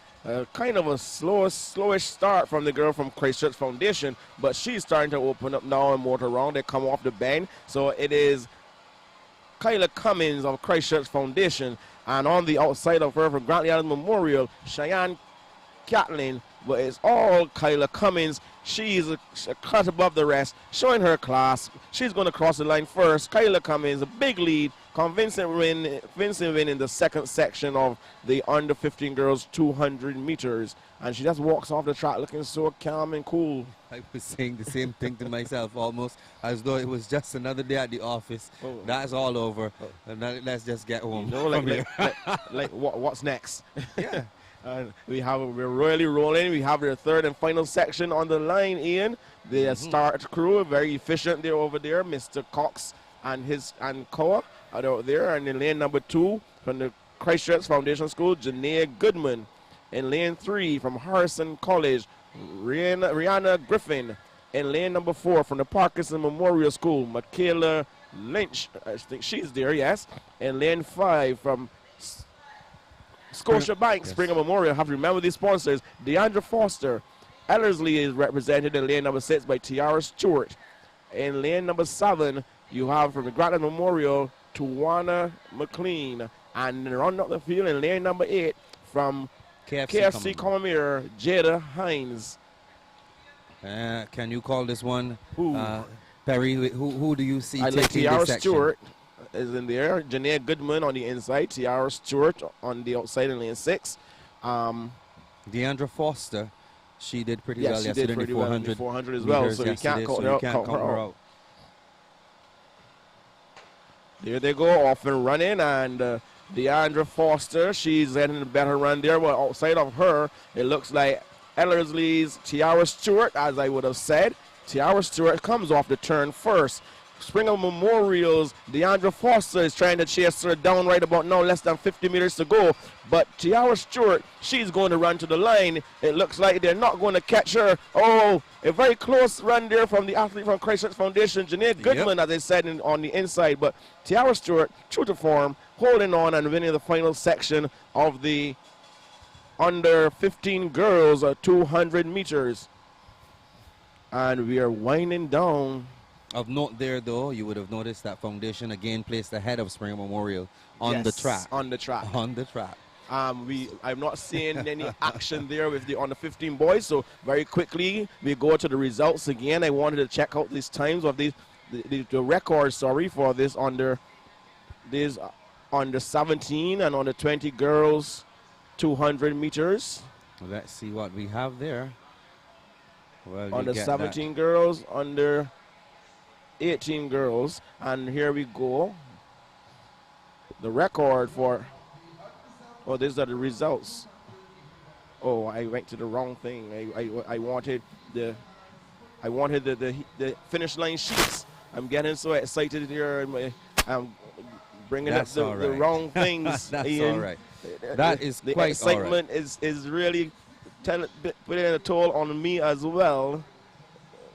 The under 17 girls, under 20 girls. So as we await those results, we're going to look at the records here, see what happens. Okay. So we see the under 20 girls record, 23.97. Alrighty. Nowhere near there nowhere near there. And the under 17.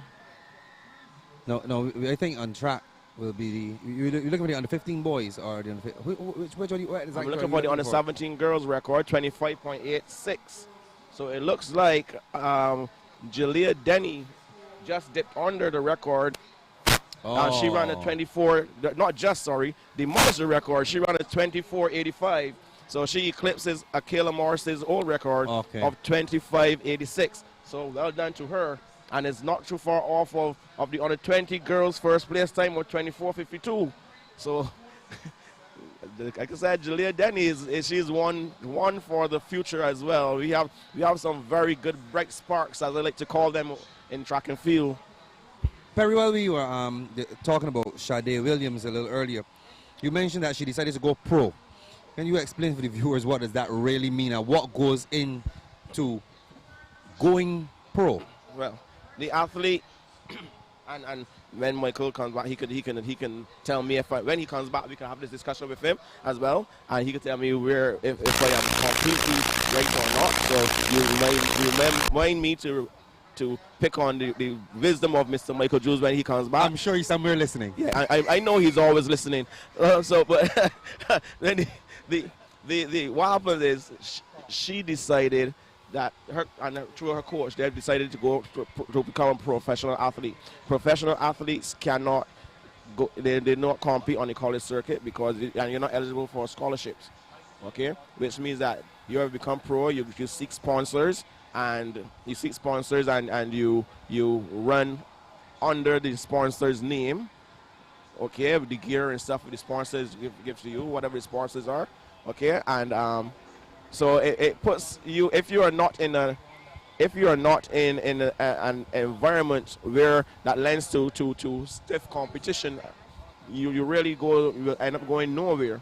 You see every athlete who turn pro, whatever country they're in, you will see them going around to the different circuits and stuff, running. And I told you that that Michael Jules is listening somewhere, and you see he has both keen eyes and keen ears. Lo and behold, he's back with us. Whoa. Hey, welcome back. Quite a bit is happening. Thank you very much. And a lot is happening in the points as well. Well, yes, I think this is a good time to let our viewers know what's happening as far as the points are concerned. For the females, Ursuline Convent 5.5, Graydon Seeley 16.5, Grantley Adams Memorial 16.5, Parkinson 26 points, Ellerslie Secondary 51, St. George, they're in 6th position with 70 points, pretty impressive with St. George. Combermere in 5th position with 151.5, the Allen School, they are in 4th position with 208.5, and then we see the separation, guys. Harrison College, 3rd in the girls, 303.5 points. And then we have Springer Memorial on 406.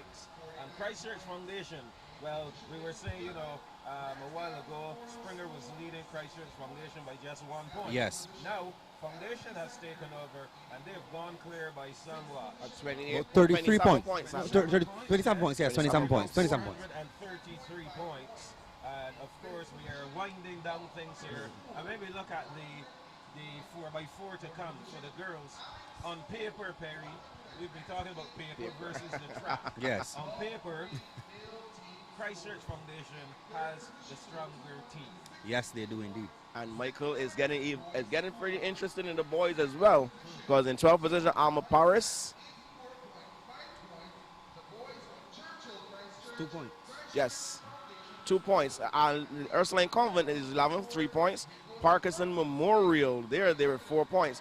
Graydon Seeley Secondary, 49 points in 9th place. 8th position, Grantley Adams Memorial, 60 points. Ellerslie Secondary School, 86 points. St. George Secondary breaking into that 3-digit category, 110 points. They're in 6th place. Commonwealth School, 192 points. They're in 5th. The Allen School is 4th, 203.5 points. St. Leonard's Boys 3rd, 263 points. Christchurch Foundation, 300.5 points. And Harrison College, 345.5 points. So even though they're still leading, a lot could happen between these last events, Michael. We can have some. Well, I believe that Harrison College will hold on for the win. They should. 45 points. They should. That's a lot of points. Yes, but remember, Michael, the real is, and these last set of races, anything can happen. If everything, only worth 12 points. if everything goes through the farm here, they should hold on to win for sure. And they're open events as well. Right. And they're open events as well. Right. It's not like only one event. Only one. Only 4x4s. The 4x4 is open. Right. Okay. Boys and open girls. Right. Right. So that's one of each. Pretty much halfway in the 200 meters. So I think we're safe to say that Harrison College has gone clear with the boys, and Christchurch Foundation has gone clear with the girls. Okay. So how many more 200s do we have? We have the under. We are the under 13. 13. Under 13 girls. Just the under 13. Yep. Just No, the under this is 13. this is not. No, the under 15 boys. The under 15 boys. Under 15 boys. The under 15 boys as well. We haven't finished them. The under 15 boys. Well, I'm sure the cameraman will let the viewers stop seeing us and see what's happening on the track. So the under 15 boys is the first of 3 sections coming up.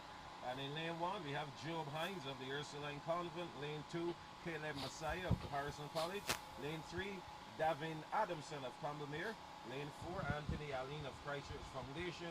In lane 5, Deshaun Mears of Alma Parish.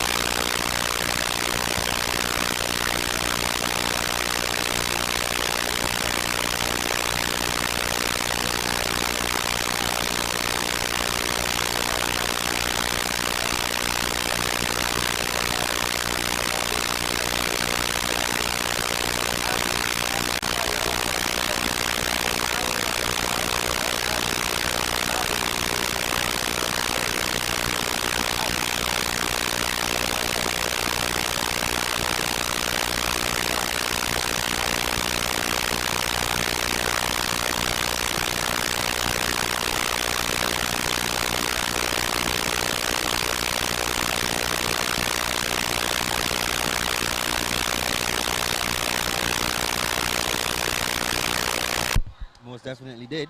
And he won his heat in quite convincing fashion, Michael.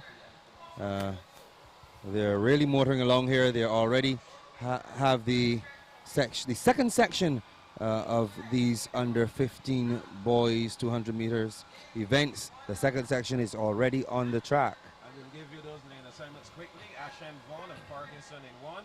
Daquan Clark of Ellerslie in lane 2. In lane 3, Jashawn Nurse of Combermere School.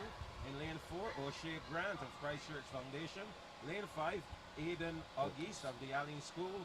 Lane 6, Rondell Blackett of Grantley Adams Memorial. Lane 7, Natari Sargent of St. George. And lane 8, Deshaun Messiah of St. Leonard's Boys. Your call, Perry. okay, and they're ready on the starters' orders.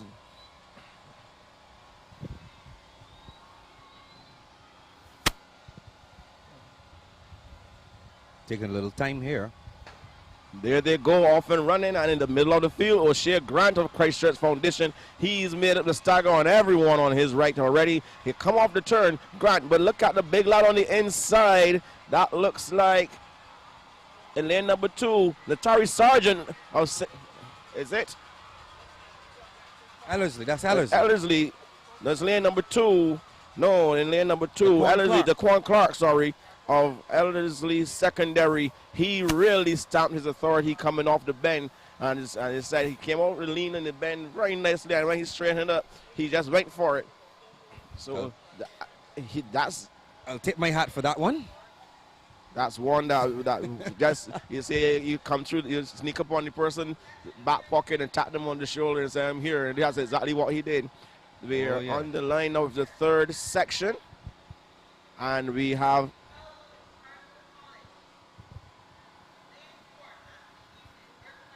in lane number 2, Jadon Pierce of the St. Leonard's Boys School.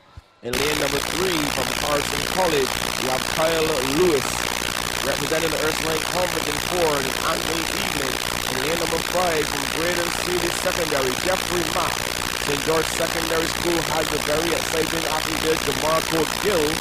Alma Paris, Ashes was being represented on the outside of lane number 7 is by Sadio Barrow, and the Grantland Memorial School has DeQuan Spencer in lane number 8. So let's see if the Marco Gill runs through the form.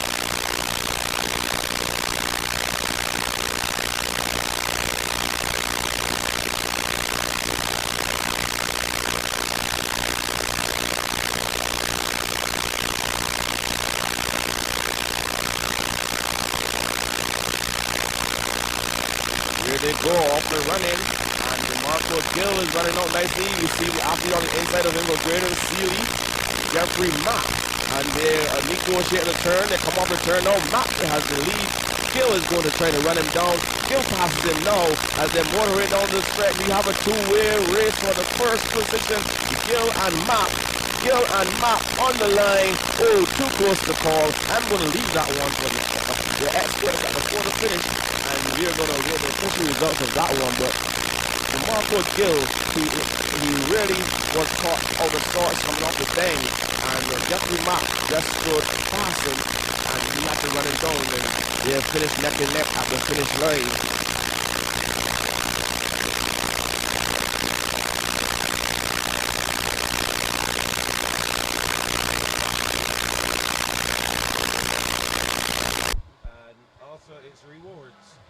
So Jaquan Beckles answered correctly that Hannah Connell was one of, he gave the information pertaining to Hannah Connell, one of the athletes, of course, who would have broken a record yesterday in the hurdles event.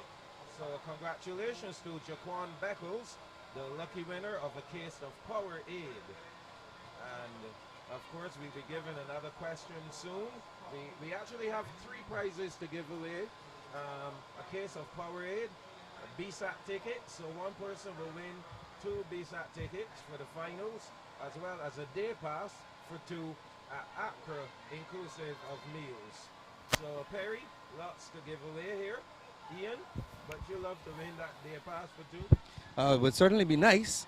Yeah? Unfortunately, none of us can. None of us. Well, I don't have. I probably won't claim it, but I know some people that I would. I could interest in viewing and probably see what they could work out for me. So, you know. What's coming up next, guys? We have the under 13 girls 200 meters, and they're already on the line. The first section. The record. The record is held by Gabrielle Yearwood of Christchurch Foundation, a time of 28.01. Of course, that's the zone record. The Bssac record held by Christina McConney of Queen's College, a blistering time of 25.8 under 13 girls, section 1 of 3. On their way, no, there was some fidgeting at the start there, Ian, and the start officials rightly tell them to stand up, get themselves settled, and now they're back on their marks again. And they're off and running. This is a good start from these young ladies here. We see looks pretty even except for the inside. Colomir's Mayasha Raymond, but on the outside you see the Allen School as Brianna Boyce now starts to stride out, and she's taking for Kennedy Jackman of the Springer Memorial along for the right as they come down the track. She's going to finish first. It's going to be on the line all Brianna Boyce, followed by Springer Memorial's Kennedy Jackman. So Springer Memorial getting some good points, well, getting in a good position to get some points there. Remember, these are 3 heats in the time finals, so well, at this stage they need 10s, and not putting their mouth on anybody, but they need 10s, and they need Christchurch Foundation to have some DQs. You sure bet they do. They have built a lead of about, you said it was 22? About 22 points? 27 points. 27 points. 27 right. points. So we have now on, we are here with the second section in lane number 2. Hashian Nika Marcelin of the Graydon Sealy Secondary. Ellerslie is representing lane number 3 by Azaria Roberts. The Grantland Memorial is in 4 with Katira Mayhew. In lane number 5, the Allen School has Jael Griffith. In lane number 6, St. George Secondary School has Trishana Baker. And in lane number 7, from Scotiabank Springer Memorial, I have Tainara Paris. And they are already on their marks. They're set. And there they go off and running. And we see the athlete from Allen School, Jael Griffith. She's running best of the lot now. She actually is in the lead. The first 50 meters, she had them beaten. And she comes off the turn. Very powerful looking runner. Comes off the turn on. She heads for home. She starts to slow a little. Springer Memorial athlete Tainara Paris trying to run her down. Paris is losing a lot of form though as she comes closer to the finish line, and that's going to affect how she finishes. And we see the athlete from Allen School, Jael Griffith, winning. Paris of Springer Memorial in second. She really lost her form the last 20 meters or so. Her hands were going all over the place. All over the place. But they are work in progress. They are at the under 13 level. Yes, these kids would have come in from primary school. So we're on the third and final section of the under 13 girls 200 meters. And we have in this one 5 athletes. In lane number 2 from Harrison College, we have Saskia Ward. In lane number 3 from KSC Commermere, Tonique Fleming. In lane number 4 from the St. George Secondary School, Danica Rochford. Representing Ellerslie in 5, we have Cairo Boyce. And in lane number 6 from the Christchurch Foundation School, Gabrielle Anderson. That name Saskia Ward. Of course, she would have won the under 13 girls long jump event this morning. I believe she would have had a leap of 4 point something. I think she would have broken the record, it was? I am not I'm sure not what the record was, but she certainly did come out on top in that under 13 girls long jump. They've been asked to stand up Perry. Yes, again, these youngsters, this first year at Bssac, a lot of nerves. Some of them may be aware of where the school is in terms of the point standing, so there's a lot of pressure for these young children as well. And do these nerves ever go away though?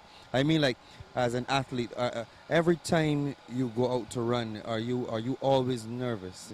There's some athletes who get nervous just at the start of every race, and then there's some that with confidence, once they realize that they're on the top of the ladder, their confidence level is so high, they don't worry about anybody else. The only thing they worry about is the clock. So it is different feelings for each athlete, and there they go off and running, and it looks like a pretty even start. And you see the athlete from St. George Secondary, Danica Rochford, and inside of her, Fleming and Gabrielle Anderson. They come off the turn almost in a dead heat there, but now the St. George athlete trying to get away from them.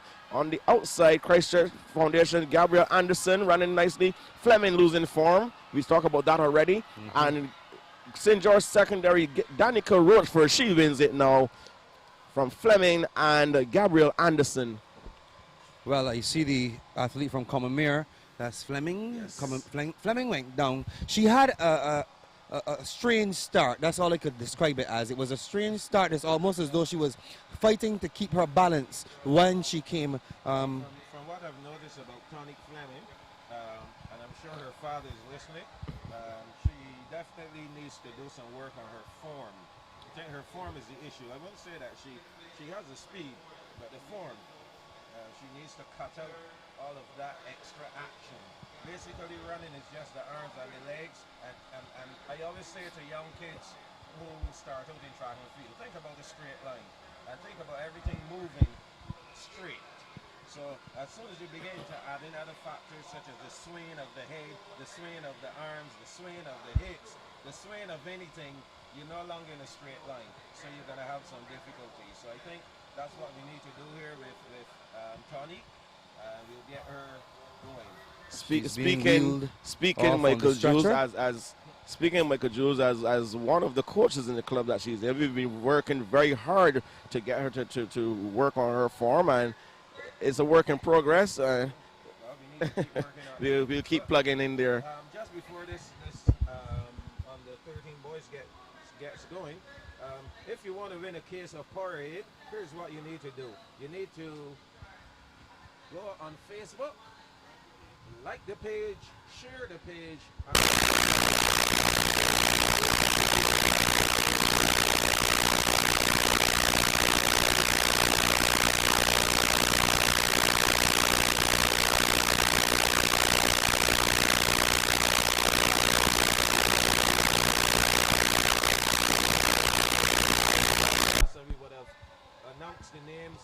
the sponsors, so you need to, again, hashtag the name of the sponsor, share the page, like the page, and answer the question correctly. And the answer is name an 800-meter record broken today. So that is for, yes, that was the question. That was the question. That was the question, Right. not the Again, answer. The question is, name an 800-meter record broken today. The action is that good, Mike? Oh yes, we are having some action here. Yes, and they're ready for the first section. You have Ursuline Confident is in there. This record is set by Jamarco Gill, 26-19, and they're off and running. And on the outside, we see Achilles Brown of the Allen School. Achilles Brown, and he is coming off the turn first. Achilles Brown there, clearly in the lead. Harrison College, Jeremy Small is going with him on the inside. Aiden Wallace of the Conmere School, it looks like. But Achilles Brown, he's going to run to the line. He's winning it now. Achilles Brown from Jeremy Small of Harrison College and Aiden Wallace of KFC Conmere. So again, Achilles Brown has made the transition well into the secondary school level. They're doing quite well here in his event so far. And again, for you listeners, for you viewers, if you want to win 2 tickets to Bssac, the 30th and the 31st, if you want to win 2 tickets to Bssac, here's what you will do. You will answer this question. In what year did yours truly captain the Barbados Carifka team? In what year Oh, did man. Michael Jules Oh, come on. captain the Barbados Carifka team? And that's for 2 Bssac tickets.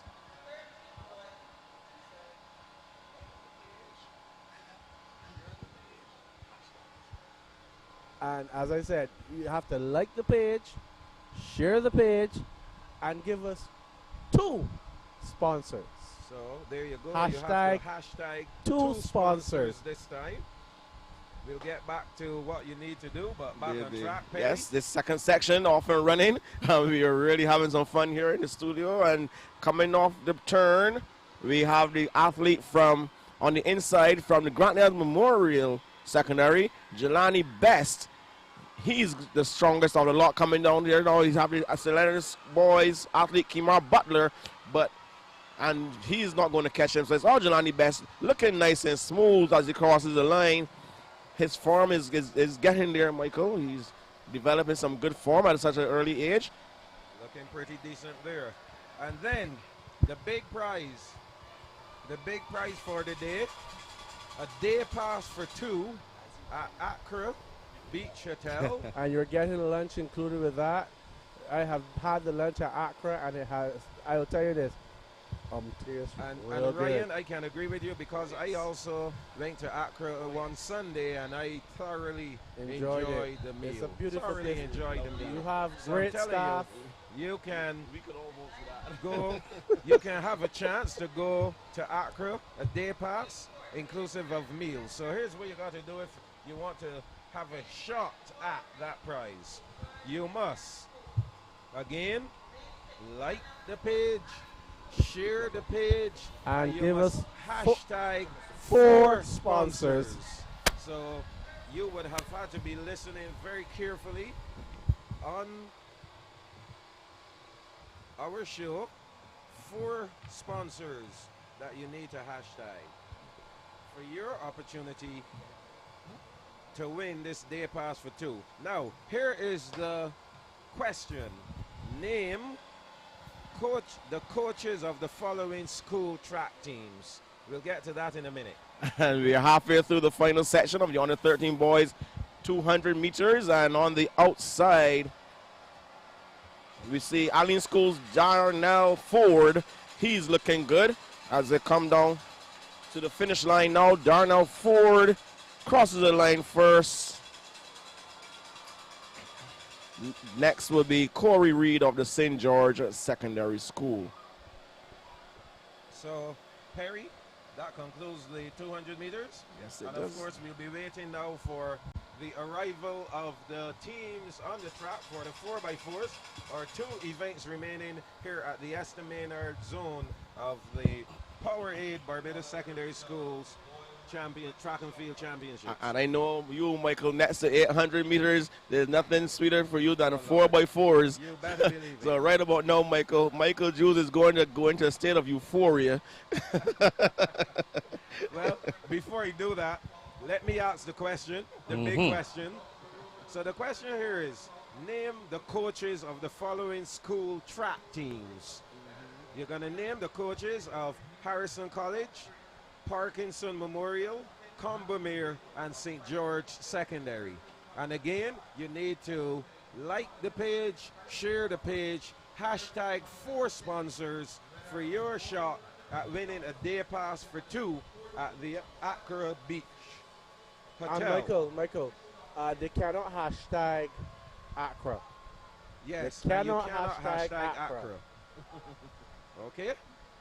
We have a lot of sponsors. I will list them for you now. No, There's hold on. Don't, you can't list the sponsors. You'll be giving away the...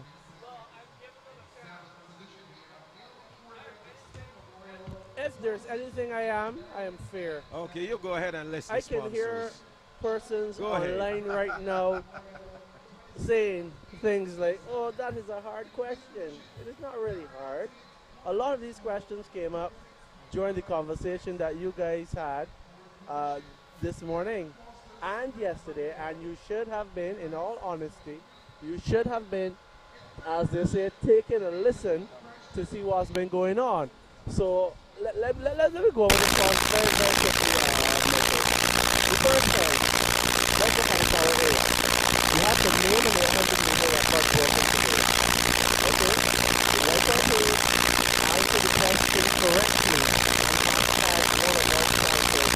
And students nowadays who's providing you guys with the perfect power area. And the new practices. So what year did you see the number? With the new civil rights law for me, practicing the Barbados Institute. So I did their own. They start with the lazy campaign. You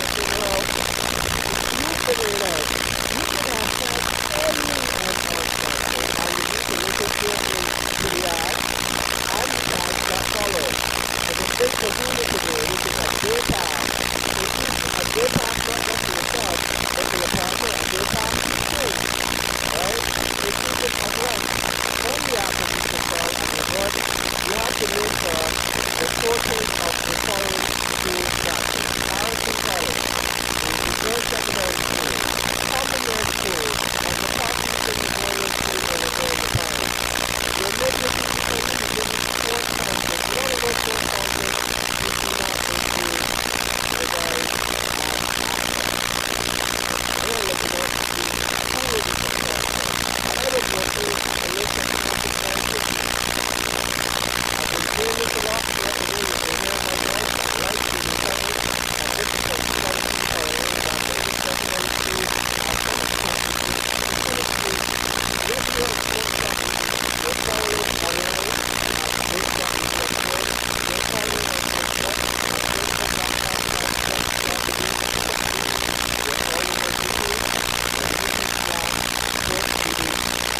This is why we're sponsoring support of our partners.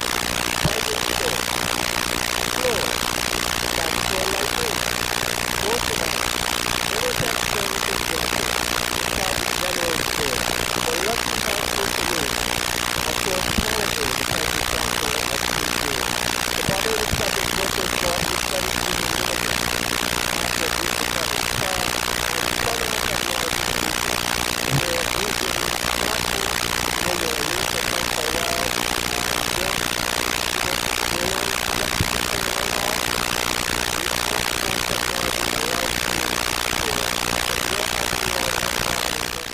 on your cell phone monitor at home. And what we will be doing, we'll also be giving you a starter pack for a home automation system as part of our prizes.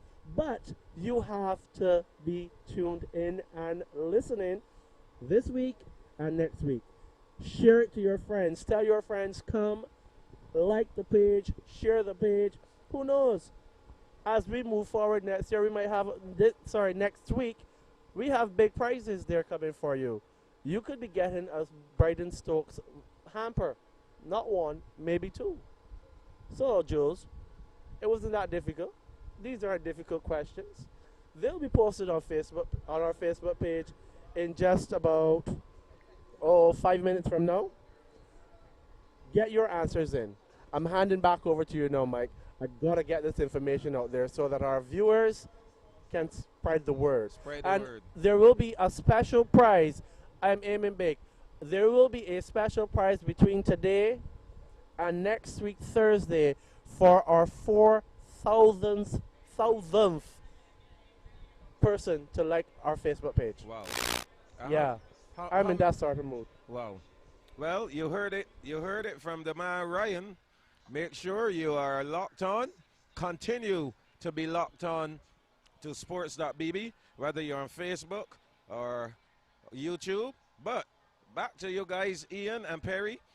I tell you, this situation here at the Esther Maynard zone, Perry, back to your phrase, I believe it is done and dusted. Done and dusted, Michael. So, We look at the let's look at scores. the girls' scores.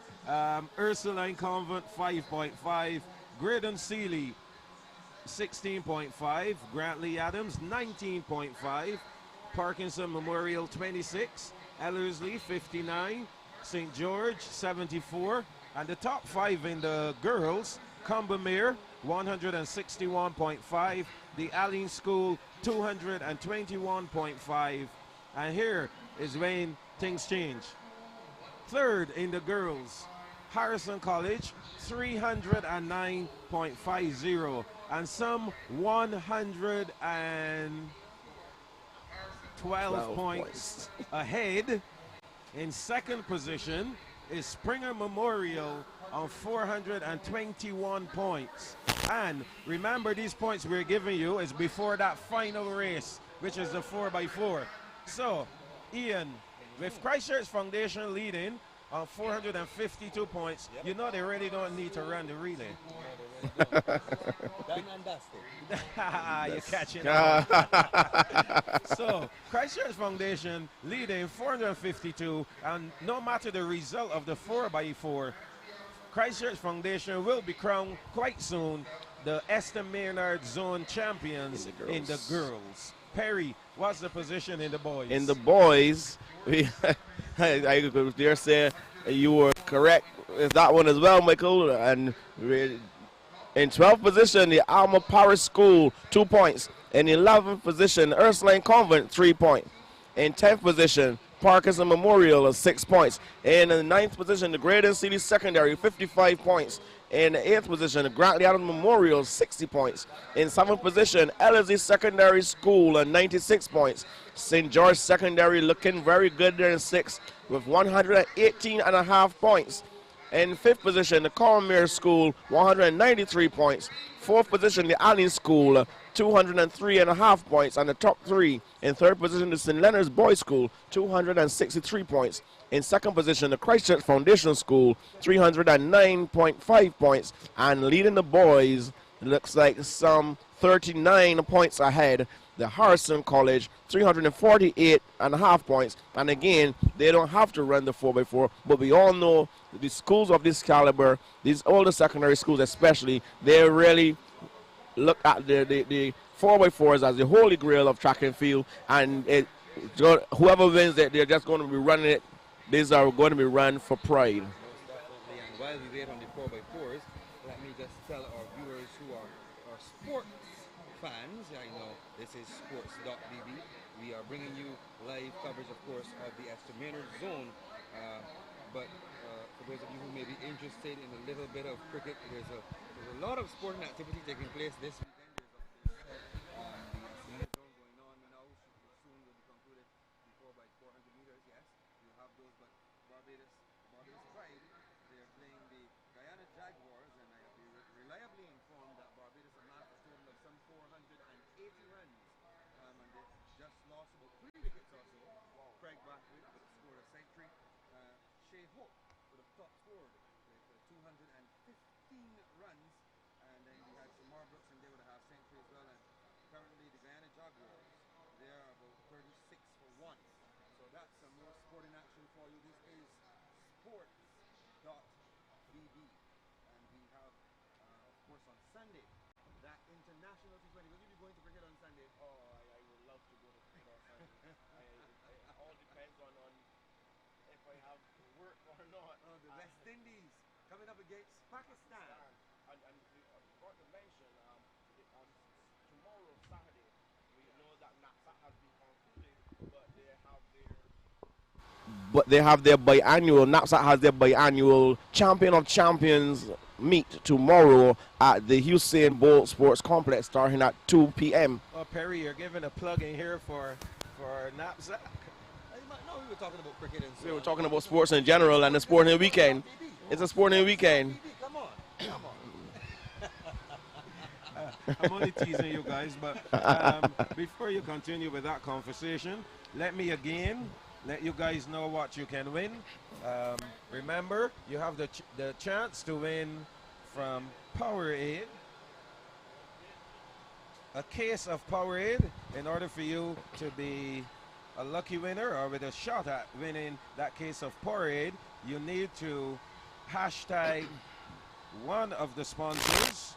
You also need to name an 800-meter record, which was broken today. And also, you need to like and share the Facebook page. And then, for the guys to win 2 tickets to Bssac, if you want to win 2 tickets to Bssac, then you must hashtag 2 sponsors, like the page, share the page. That's right. And tell us in what year did I captain the Barbados Carifta team. And then, for the big one, the day pass for 2 at Accra, inclusive of meals, you must hashtag 4 sponsors, as well as like the page and share the page, and then name the coaches of the following schools' track teams: Harrison College, Parkinson, St. George, and Combermere. So that's it, the opportunity for you to win some lovely prizes. So guys, all in all, I must say that the Esther Maynard zone had some highlights. We had some fireworks, similar to the Frank Blackman zone.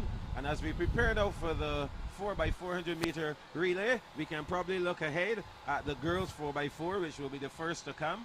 And I think that's scheduled to go at 3:30. So we have about another 15 minutes to discuss this 4x4.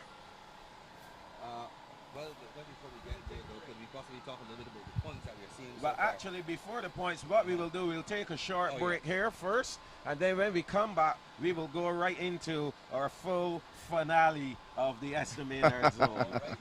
Sounding good? Sounds like a plan. Okay. It's our pleasure to let you know that live streaming coverage of the 2017 Powerade Barbados Secondary Schools Athletics Championship is brought to you on Sports.bb with the support of our partners. They are Bryden Stokes, Flow, Sagicor Life Inc., Scotiabank, Inotech Services Limited, Carter's General Store, The Lucky Horseshoe Saloon, Powerade, the Barbados Public Workers Cooperative Credit Union Limited, Accra Beach Hotel and Spa, and Sunal Technology Solutions. I've never seen speed like this before. I've never seen such super speed. Flow's got me going with the speed that I need. I'm moving fast on every device. Information, super momentum, open up. I've never seen speed like this before.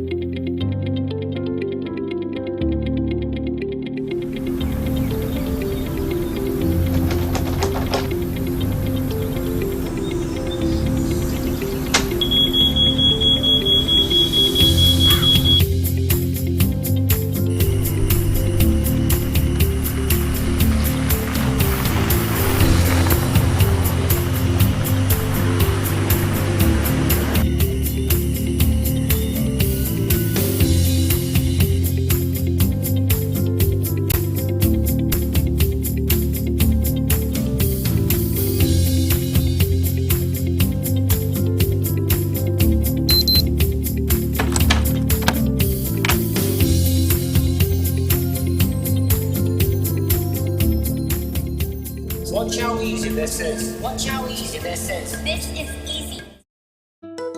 When you need space to grow, there's nothing like the home you own. Let Scotiabank open the door for you with competitive rates and support every step of the way. Visit us today and discover what's possible. Lucky Horseshoe Saloon, Steakhouse and Slots, open 24/7 and I like it a lot. Warrens and Hastings were easy to find. Sports on the big screen, cold beer in a jar, spicy hot wings. I love this bar. Burgers and juicy steaks, breakfast with my pancakes. Hey, we got a kids menu too. At the Lucky Horseshoe, we got a lot to love.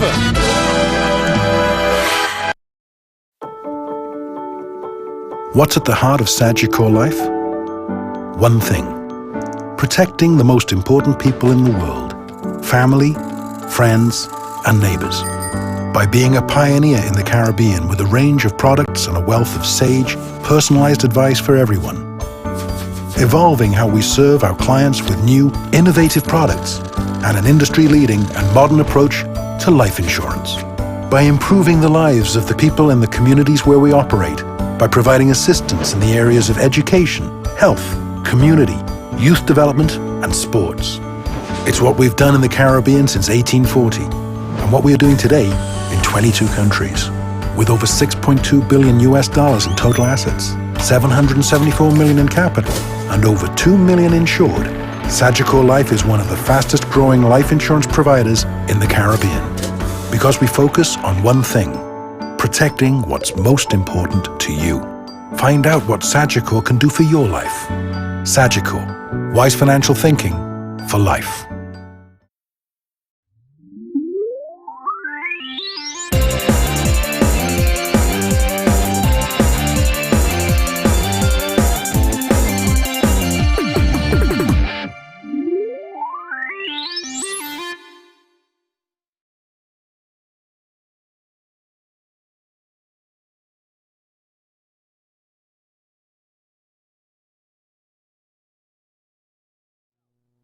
And gentlemen, we are back here with the excitement building up for these two final relays. We went over the points already, and pretty much these 4x4s will strictly be for bragging rights. Yes, Michael, very much so. Bragging rights it is. And when we start to preview the girls 4x4 here, with a zone record of 354.64, and that was set last year by Christchurch Foundation. And when we look at the makeup of that team, we had Rosette Hoyt, Krista Maloney, Hannah Connell, and Tiana Boyne. And look here, Hoyt is still at Foundation, Maloney is still at Foundation, Connell is still at Foundation, Boyne is still at Foundation. And we'll see if they will use them or if they will opt to use Sarah Bell, who is a new convert, or Yuriko Harewood, who is also a new convert. I like that. So they have so much options. They're deep. Yeah. However, if we look at the other teams, though, Perry, how is Springer going to match up against Foundation? They're going to find it pretty hard, Michael. Springer is not going to get. It's not going to be easy for Springer at all. Oh, correct. Yes. As Let's Harrison look at the Harrison College team. We saw Cara Douglas already showing her class of Fracka, Bino Ford, Charissa Moore. And look, name on paper is Akela Morris, but we know that Akela Morris can run a good 400. Yes. I think her problem, though, will be that last 100 meters. She's good over 2, but maybe to 300. But that last 100 is going to give her a little trouble. And that's the important part, because she needs to get the baton to the next line. Yes. Looking at Combermere's team, Akila Blackman in there, Shakira Barrow.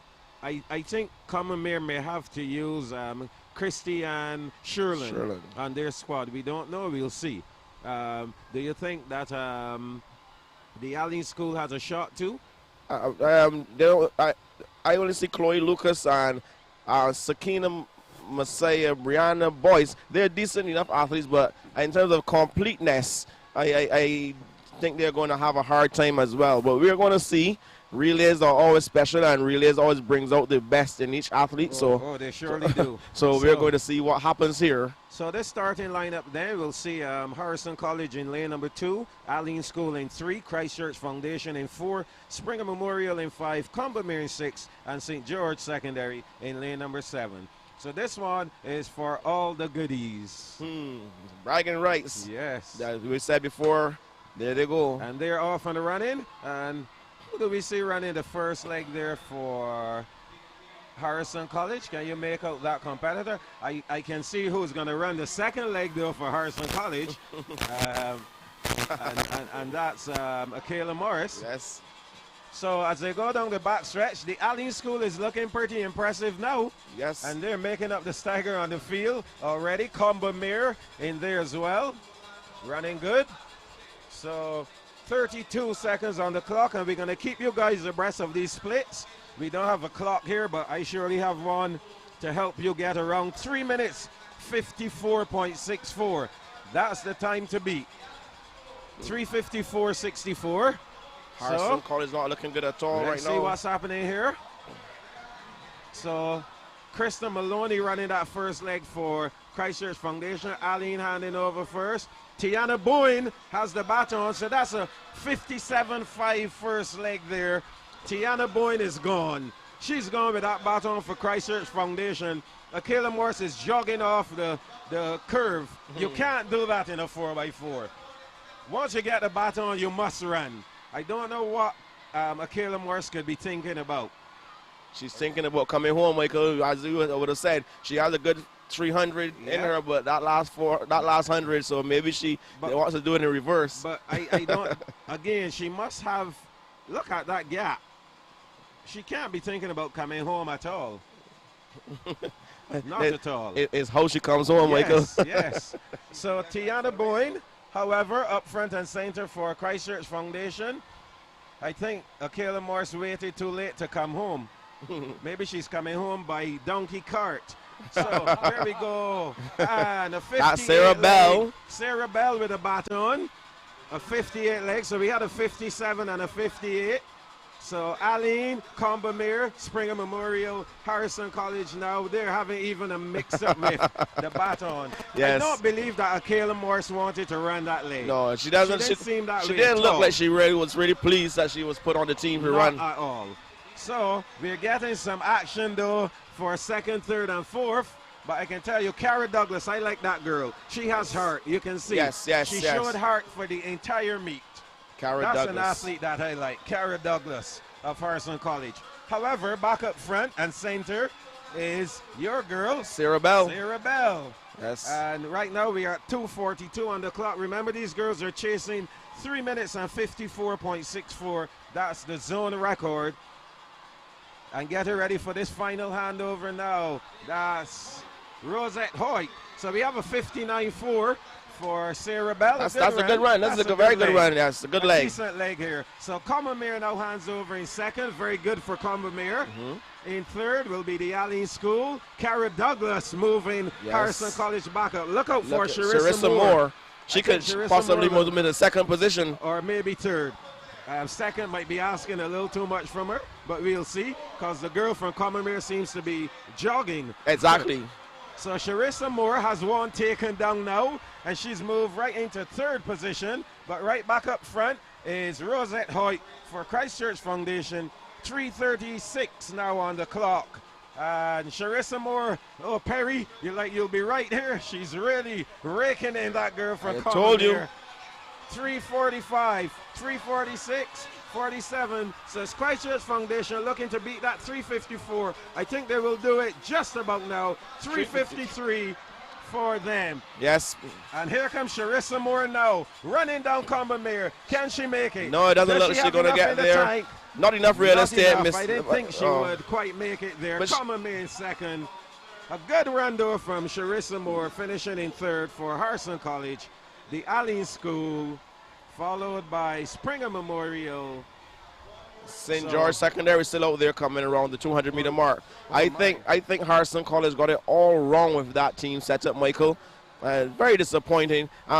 Akela Morris ran as a very nonchalant run. She didn't want to be there, and that kind of put everything back for them.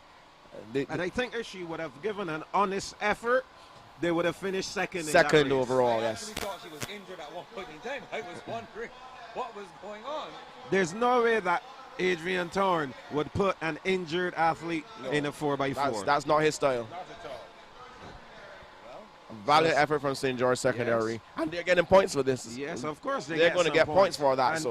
And trust me, as long as those physical education teachers there at St. George continue what they're doing, I guarantee you St. George is going to move. Give them 2 to 3 years, and they're going to move up from that 6th position. I guarantee you that. So the team there from Christchurch Foundation going, this is a traditional thing now, the 4x4s. Once that is done, they make their way down and to be acknowledged by the spectators. Yes. The spectators look forward to this. Yes, yes.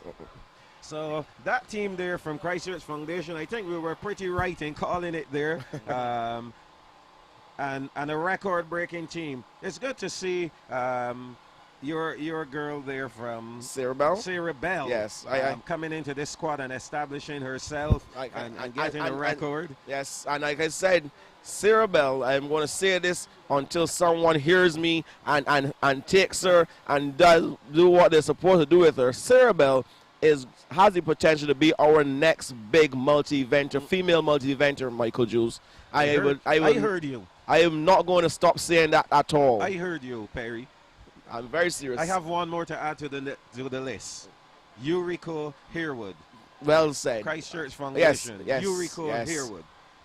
Very well said. I've been saying it for a while. I think she has what it takes to be a top multi-event. Because I've seen Sarah Bell throw the javelin, the shot put, the discus. I've seen her run hurdles. I've seen her do high jump. I've seen her do long jump. There's nothing that this young lady cannot do and cannot do well. And is not willing to do. Also. And is not willing to do. You can tell Sarah that I needed to run an 800 meters. Okay, sir. Okay, and I love her spirit. I love her heart. I love her spirit. And we need to groom this talent.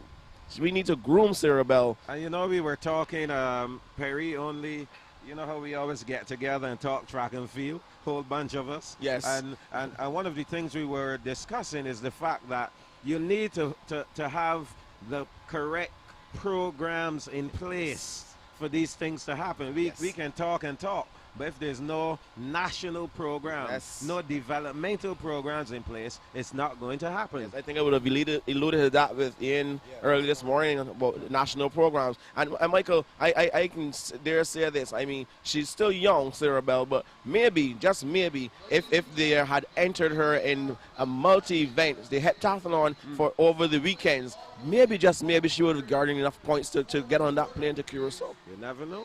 You never know. And that's something that we should have looked at. Yes. Well, of course, the coaches need also to, consider these things. So let's look ahead, though, at the boys coming up. There are 2 sections. Whoa. This reads like the who's who of track and field, Bssac right now. As my friend Conde Riley, Conde Riley? Yes. Conde Riley coins this term. He says he refers to himself as an advanced boy.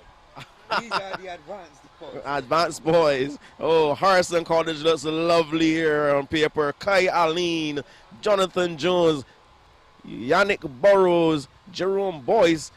But I saw Rio Williams going out there to warm up as well. Yeah. So he can be in there. He can run a decent 4 as well. Christchurch Foundation looks lovely. I saw Rivaldo Leacock going out there. Kevin Briggs. Well, we're going to see the teams Whoa, come up. Josiah Atkins. And here they come now. Okay, so the Harrison College team has Rio Williams on it. Of course, Jonathan Jones.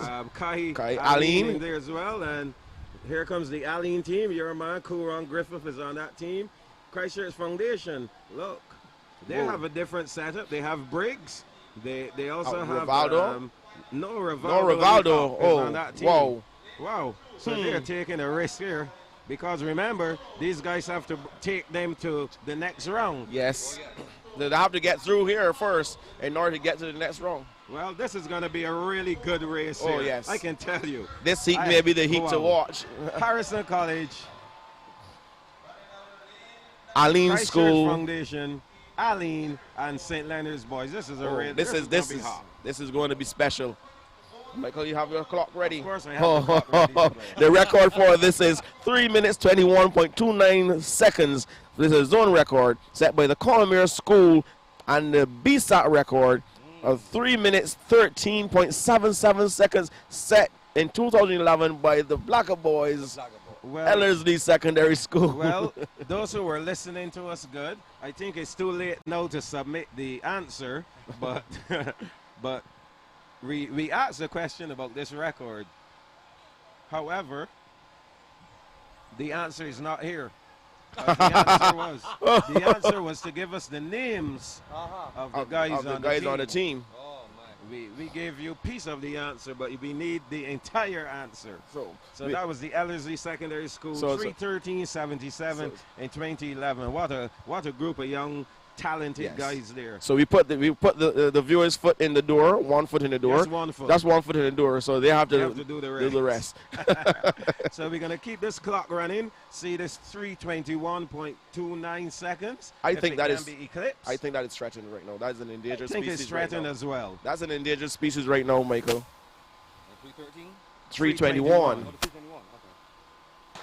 There we go, a good start. So the 4 teams going here in the boys open 4x4, and Aline has started out well. Is that Akil Howell there?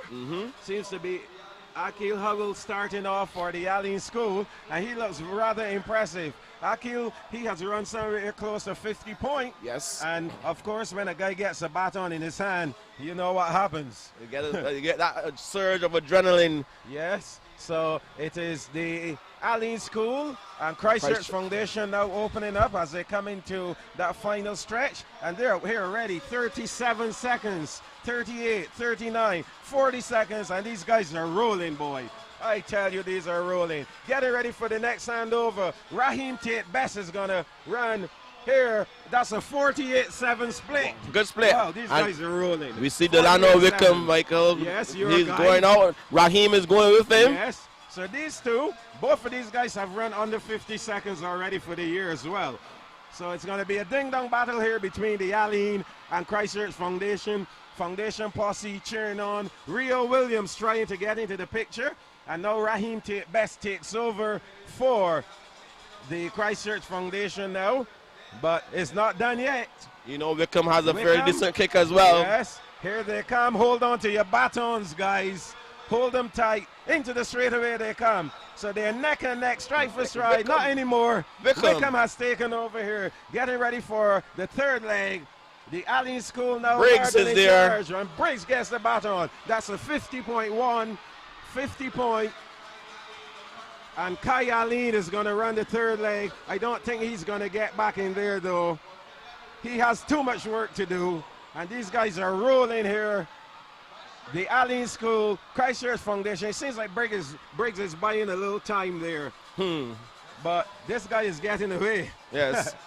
So the Aline School, Christchurch Foundation, Harrison College, and St. Leonard's way behind. Yes, very, very so far now behind. They're coming to the straightaway now. I think Briggs is going to try something here. Briggs is going to try something. Here comes Briggs.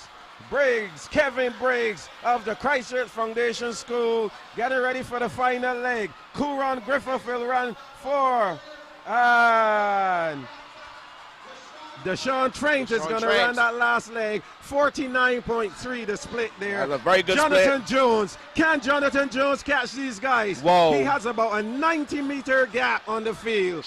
Will he catch them? I don't think so. If he does, Michael, he'd be Superman. He'll be a beast. Yes. He is going to put in the effort. He will put in the effort, but he has too much work to do to catch these guys. So it's Deshaun Trent and Kuron Griffith into the straightaway. It's Trent and Griffith. Here they come. Trent and Griffith into the straightaway. Trent still holding on. 312, 313. Griffith running. Trent will hold on. Trent holds on. He holds on. 317.41. I tell you, boy. I cannot wait for next week in that 4x4.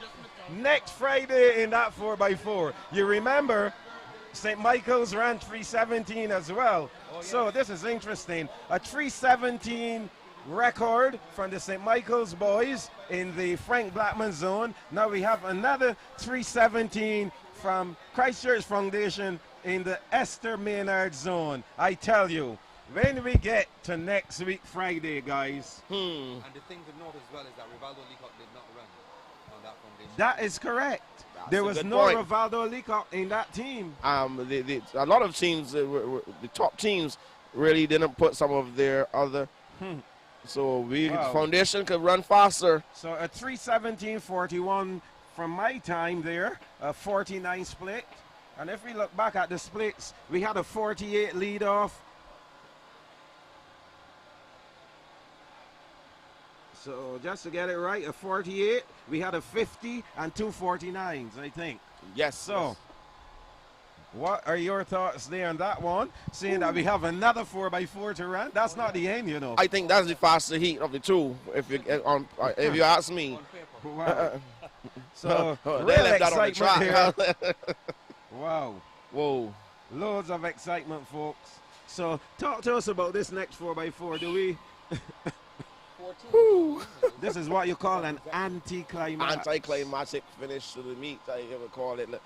Looking at this next one, you know, I think that the organizers really could have run this heat first. Yes, Michael. They could have. They could have done that. Grantley Adams, Alma Parks, Combermere, St. George. Not to take away anything from the teams, but facing reality. Quality is quality, Michael. Yes, 3:17. And these guys are probably going to run about 3:20 something. It's not going to be as exciting as that one, I can tell you. Well, we await the final event of the day. Yes, final event of the Esther Maynard zone of the Powerade Barbados Secondary Schools Athletic Championships. And if we can preview the teams though, Grantley Adams, Alma Paris, Combermere, St. George. We give the edge to Combermere School. I think Combermere should win. Yes, this one Mikhail easy. Carvalho, Malik Waith in there. Barnes. DeAndre Harris is a fairly decent runner as well. Barnes has been around for a while too. Yes. How about St. George? What do you think of St. George? Ayalfa Ned is still young.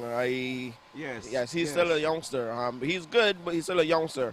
DeMarco Depredine is probably their strongest runner there. Kyle Bavell.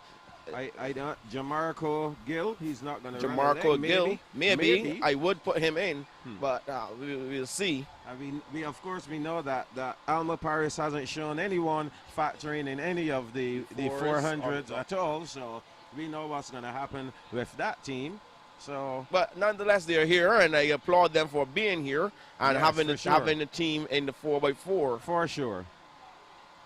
It doesn't matter if they have quality 400-meter runners; they have 400-meter runners, and that should be applauded by the Alma Paris School.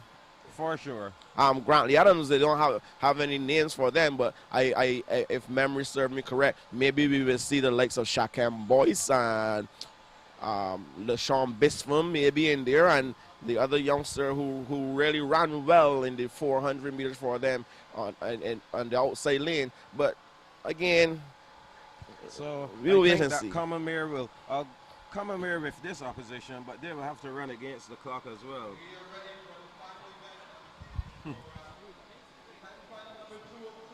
So this is a final event, folks. And remember, tomorrow, if you have some time, you can make your way down to the Usain Bolt Sports Complex for the primary schools, and that will be the Knapsack Champion of Champions. It begins at 2 p.m. at the Usain Bolt Sports Complex. So come out. This is track and field season. And of course, next week, Thursday and Friday, will be the big finale, Bssac, Powerade Bssac 2017, happening right here at the National Stadium. I see Michael Worrell there on the infield. he seems to be upset because of the fact that Commermere probably did not have the chance to run with those big guys. I'm quite sure that's what he's lamenting about. Yes, he Why did Commermere have to run in this particular heat? Maybe they should split those big teams up a Yes, little or that something. all the big teams Wellington- ended up running together. Correct. I'm quite sure that's what Michael Worrell is out there lamenting about. How many teams were in that first seat, Miss? Well, there were 5 and there are 4 here. There were 5? Yes. There were 5 teams. Parkinson was there? Yes. No, Parkinson actually was No. not. So they were, Parkinson did not so run. therefore we could have had You one could have race. had one race. 8 teams. Exactly I think that's his probably point. his point. And he has a very valid Very good point. because they would have known prior that Parkinson would not have been running. So Exactly. why are we running two-time finals when we could have run one race? It would have been more exciting. Exactly. And I'm quite sure, and Abu has a valid point. Yes, I agree. I just noticed Organizers it should know that beforehand. Parkinson was not entered, When you- so they could have run them because together. you have 3 calls. When you get to the final call, you By should then have you been know you have declared the your team teams. already. If you come and say you don't have a team, then obviously you know you only have 4 in each sheet. Yes, he's absolutely correct. Very valid point. And again, you know, we were talking about some of the little inconsistencies, and these things really piss off the coaches. Strong language. Strong language. Woo. Okay, Mr. Jules is riled up, fired up. As the captain is ready. Well, yeah, I don't think that we don't have to bleep out that word. No. Not at all. It's good sometimes to have a robust discussion. Yes. And I will brand that as such. Okay, so we see the 4 teams here. Grantley Adams running out of lane 2, Alma Paris in 3, Combermere in 4, and St. George Secondary in lane number 5. Maybe though, guys, they'll get it right for next week. 31st. They organizational structure a lot better by then. Of course, it's all about the betterment of the sport. athletics Yes, of course. of this country. That's Yes. what we are about. Some may think that we are I'm still precise. I'm surprised though to see the coach on the infield. Yes, that's not normally allowed. Exactly. The coaches have their own. Pardon? I say he may very well be an exception to the rule. But he's very animated out there in the yeah. And if you know he's gonna voice his concerns or anyone who will listen. Well, he has done so already with the with some of the officials there at the finish line. But again, if you want any justice as far as these things are concerned, it is something that you need to do before. Yes. Because there's nothing you can do right now. Not a thing. That is something you would have had to come out and probably make a protest prior to the start of the race, especially once you saw that there were only 4 teams and you knew that there were only 4 more teams. I agree. Yeah. It's unfortunate, but there's nothing that can be done. Not at this stage. At this stage. He may have had what we would have had in terms of the listing, and may have assumed obviously that Parkinson was being there. So well, consequently may not have until you saw them coming out, which was too late. So the onus should rest on the officials and the organizers to make the call. Yes. You're right, because he went over here to these 4 green shirt officials. Now he's over by the in tent, the southeastern corner to those 4 officials who can do nothing. nothing. But listen, and they're probably the officials from the discus. He came to the west and now he's going to the east. We're waiting for him to go to the north. That's about no. He has those coming out. So we're ready for the 4x4 second time final. It's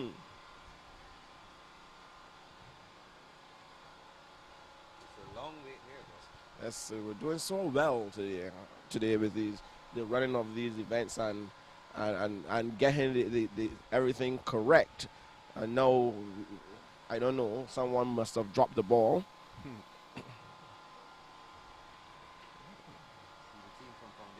gathering already to celebrate their victory in the girls. They came second last year. Spring Memorial would have come out on top of the zone. Do you think that we can see a change of fortunes, maybe whereby Spring Memorial came second in the zone and possibly may come out on top?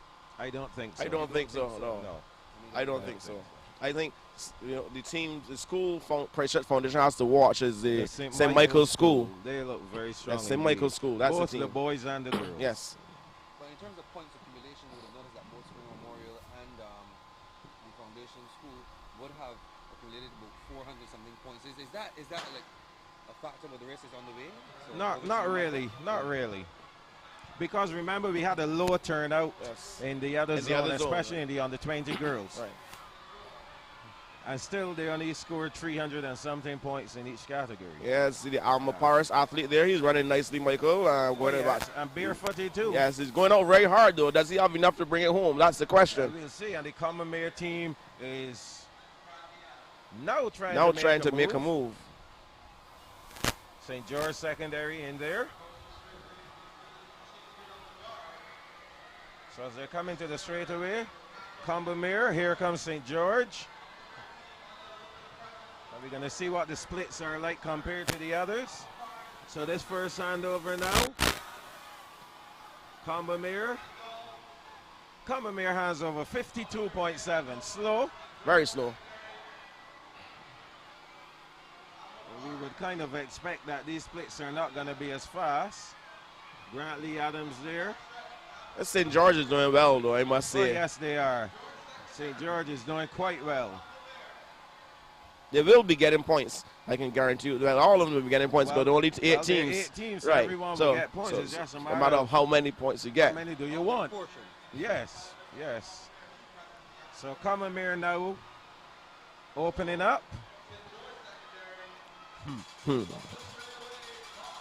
Combermere, 1:34 on the clock. There's no Mikhail Carvalho. Let's see what this leg will be like here for Combermere. So a 53 split. Slower. St. George in second position, and that guy is really taking off like you should. Alma Paris in third. Wow. Grantley Adams. Wow. Can you imagine what Ronaldo Rock is there thinking? Who's going to be running the last leg for Grantley Adams? The lad from Alma Paris keeping over his shoulder though. I don't know why, because he's going to be past any minute now. Oh, on the inside. On the inside. Wow. That is a cardinal sin. You'd never get past on the inside. Pass on the inside. So Combermere now. Getting ready for the final handover now. Combermere. And a little difficulty. 50.6, a little faster. So that was 2:36 with 1 lap remaining. St. George now. St. George in second. So let's see what Grantley Adams will do here. Grantley Adams actually passing out Alma Paris. So Ronaldo Rock trying to see what he can do for his team. Yeah, but Combermere is gone. So much work to do. Too much work to do. Well, look at this guy from St. George is running style, Michael Jules. Like he's sitting and running. Sitting and Yes, he's not tall at all. No. So here comes Combermere now. 3:12, 3:13 on the clock. They won't even beat that 3:21. Where's Alma Paris though? I don't know where Alma Paris went at all. Probably fell somewhere along the front stretch. The athlete fell. So Combermere, 3:29. And Grantley Adams, a good run from Rock. Ronaldo Rock. Oh my, what a run from Rock. Rock moves right up into second. A magnificent run from Ronaldo Rock. Yeah, that's a big run. Team, a big one. That's a big run. He had about a 60-meter gap. About 70, 80 meters or something. Because he got the baton and St. George was almost approaching the 300-meter mark. Wow, so 70 meters or so. Yeah. A good run from him. So Combermere School then taking that final section. And we can give the final points tally just now. You guys can pull up there. So a 3:29 time from Combermere. Don't know exactly where that will put them in the overall picture, but we'll wait and see as we get ready to wind down our final day. So what we'll do here, we'll take a break and then we'll come back to do our final summary of the Esther Maynard zone and close off our 4 days of live coverage. Live coverage of the 2017 Powerade Barbados Secondary Schools Athletics Championships live from the National Stadium is brought to you on Sports.bb with the support of our partners: Brighton Stokes, Flow, Sagicor Life Inc., Scotiabank, Innotech Services, Carter's Salon, Carter's General Store, that should be, the Lucky Horseshoe Salon, Powerade, the Barbados Public Workers Cooperative Credit Union Limited, Accra Beach Resort and Spa, and Smart Homes by Sunal Technology Solutions.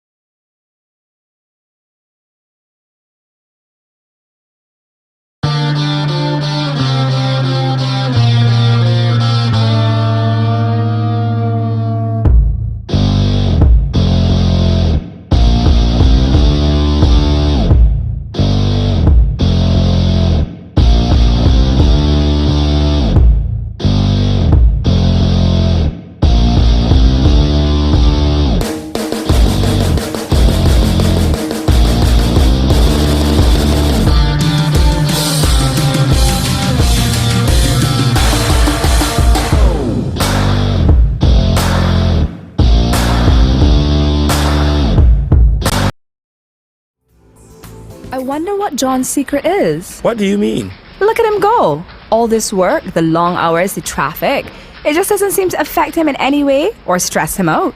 What's his secret? It's no secret.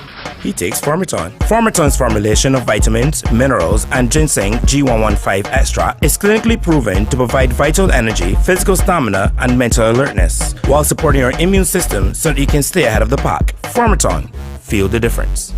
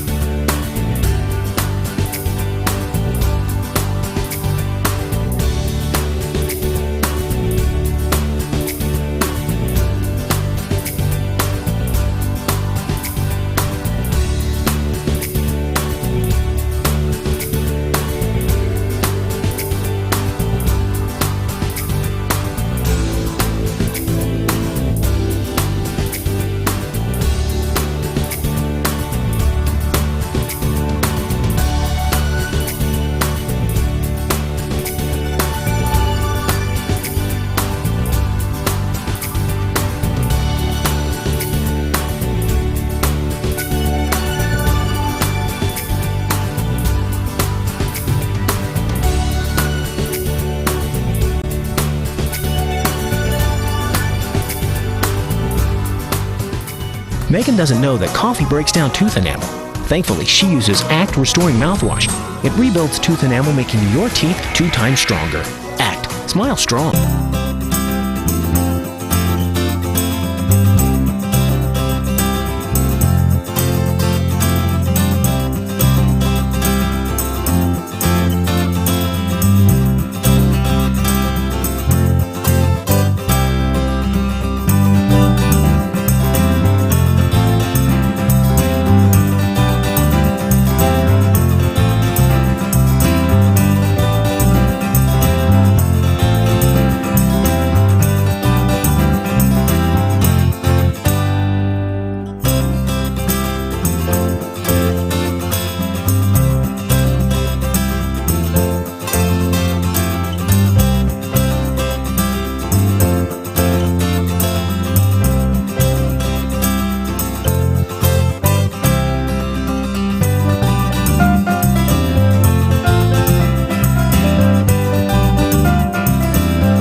When you have to go, and go, and go, reach for Intermission, the healthier way to treat diarrhea. Interringen treats and reduces bouts of diarrhea and helps rebuild the health of your stomach. Unlike other diarrhea medicines, infused with probiotics, it inhibits the growth of harmful bacteria and restores normal gastrointestinal function. Easy to administer and safe for the entire family, Interringen is available at leading pharmacies.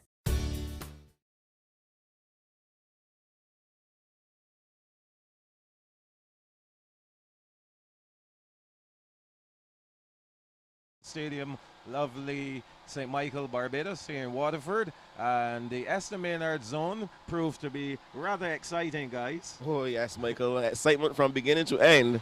And Ian, what would be your standout, if there's one standout event for you, what would it be? Well, really and truly, it would have been that 4x4, that last 4x4. That was epic. I mean, to see all four of those teams in the same heat, competing keenly. I was really hoping that Jonathan Jones would have been able to run Harrison College, a little closer to the real action, but it wasn't to be. But nonetheless, that was a very good run in the end by him, and certainly I believe Foundation would have come out on top. And I mean, they had a class team. It would have been nice to see Rivaldo Leacock in there. Of course, that team without Rivaldo Leacock ran 3:17. It would be nice to see him in there and see what could have possibly happened if they would have been able to bring the time down a little bit. Well, I am quite sure that we will see Rivaldo Leacock factoring in that team come next Friday. Around this time, we'll know if they'll go under that 3:13. Oh yeah, well, I look forward to then. For sure. Perry, your thoughts on the Esther Maynard zone? Wow, so many outstanding performances, and I still cannot stop mentioning St. George Secondary School. They in my book, they are winners because I know that they were looking to finish in the middle of the field, not at the bottom, and they've done just that in both boys and girls. So that's a good sign. Stand-up performances. I love that the 4x4s. Yes, of course, I love the 4x4s. A big run from in the last relay, Ronaldo Rock. Oh yes, that's a big run from him. I think that is a stand-up performance in my books, but there's so many things that happen in this zone. This the Esther Maynard zone. I think this zone has the quality athletes in terms of well-rounded, and I'm looking forward to seeing all these top schools clashing next week. Yes, so of course our viewers will want to know what the final scores are, and if we look at the girls' standings, the Ursuline Convent 5.5 points, Graydon Sealy 16.5, Grantley Adams 19.5, Parkinson Memorial 26 points, and Ellerslie 59 points. Not bad for your alma mater, Ian. Not bad at all. Well, that was the reason for the zoning, to have everybody competing keenly. Yes. So it's a good look for them. St. George Secondary 78 points in 6th position. Combermere in 5th position with 174.5. The Allen School in 4th position, 233.5. And then our top 3 for the girls, Harrison College finishing in 3rd, 318.5 points. Springer Memorial finishing in 2nd position with 440. And as we called it, guys, Christchurch Foundation girls would have been hard to beat, and they ended up winning with 479 points. So the champion girls team, Christchurch Foundation. And then when we take a look at the boys, Alma Paris 2 points, Ursuline Convent 4 points, Parkinson Memorial 6 points, Graydon Sealy 58 points, Grantley Adams 73, Ellerslie 105, St. George finishing 6th in both the boys and the girls with 132.5. A very commendable performance from St. George there in the boys category. Combermere 5th, 211. The Allen School in 4th with 242.5. The St. Leonard's boys 3rd, 286. Christchurch Foundation, so they would finish 2nd in the boys with 354.5, and Harrison College winning the boys in the Esther Maynard zone with 387.5 points. And so what a way for these two teams to end, and I must concur that 4x4 was outstanding. Yes. That was epic. Oh yes. 317. I'm looking forward to seeing that men's 4x4 come next week Friday. We know that St. Michael ran the 317. now we see Christchurch Foundation running a 3:17 without Rivaldo Leacock. Oh yes, and that is something to note. It'll be interesting next week definitely to see St. Michael's School and Christchurch Foundation going head to head, and hopefully by then, whatever the issue is with Rivaldo, maybe we'll have him in there and he will be a significant I'm quite factor. sure he will be in there barring injury. I have no doubt The about thing that. is that the top two from each zone in the relays, which will be St. Michael and Foundation for sure, they'll be in there. Then the other 6. And hopefully Commonmere might have done enough to get them in there.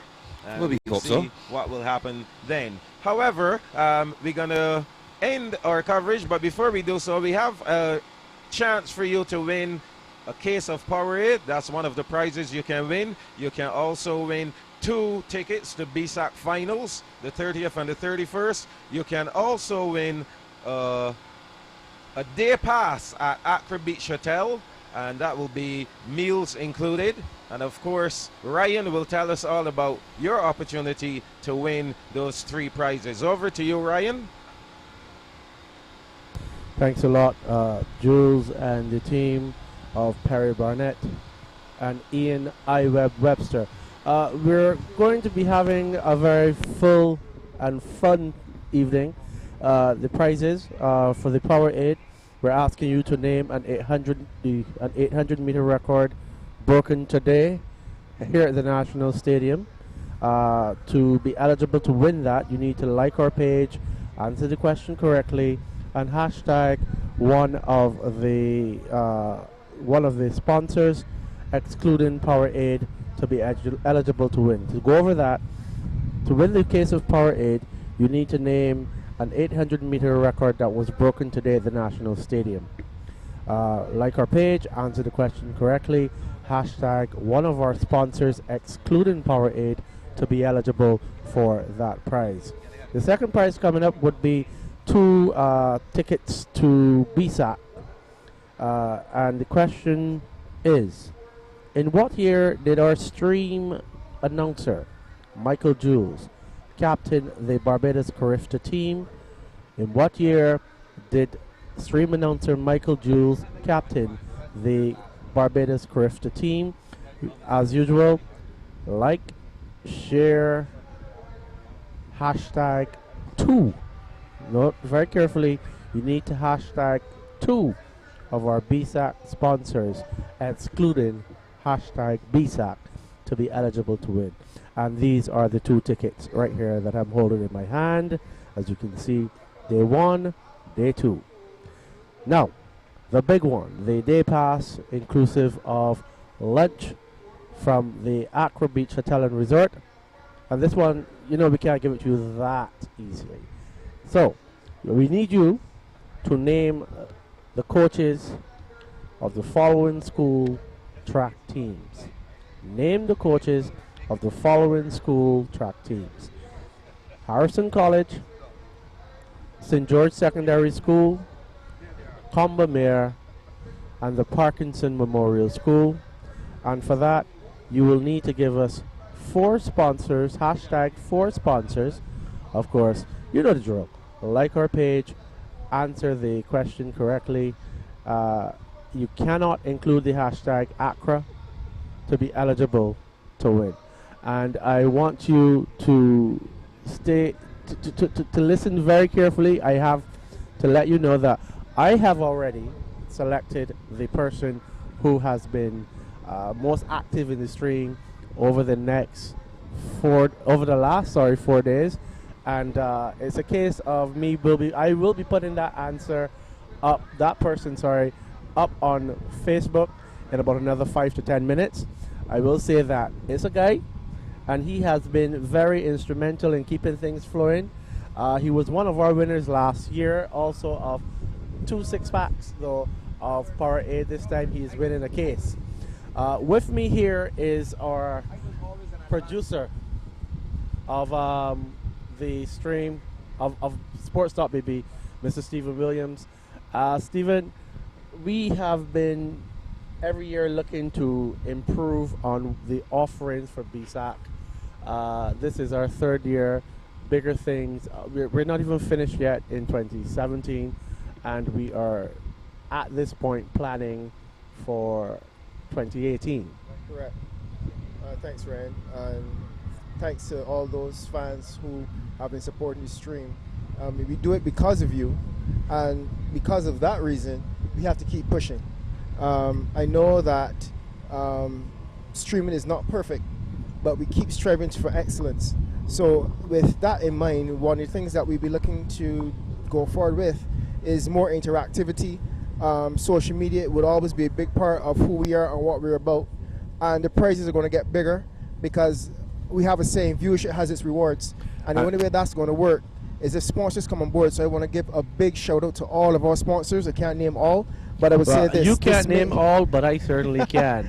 We have to pay special thanks to Brighton Stokes, Flow, Sagicor Life Inc., Scotia Bank, Innotech Services Limited, Carter's General Store, the Lucky Horseshoe Saloon, Carter's, I mentioned Carter's just now, Power Aid, Public Workers Cooperative Credit Union Limited, Accra Beach Hotel and Spa, and of course, Smart Homes by Sunal Technology Solutions.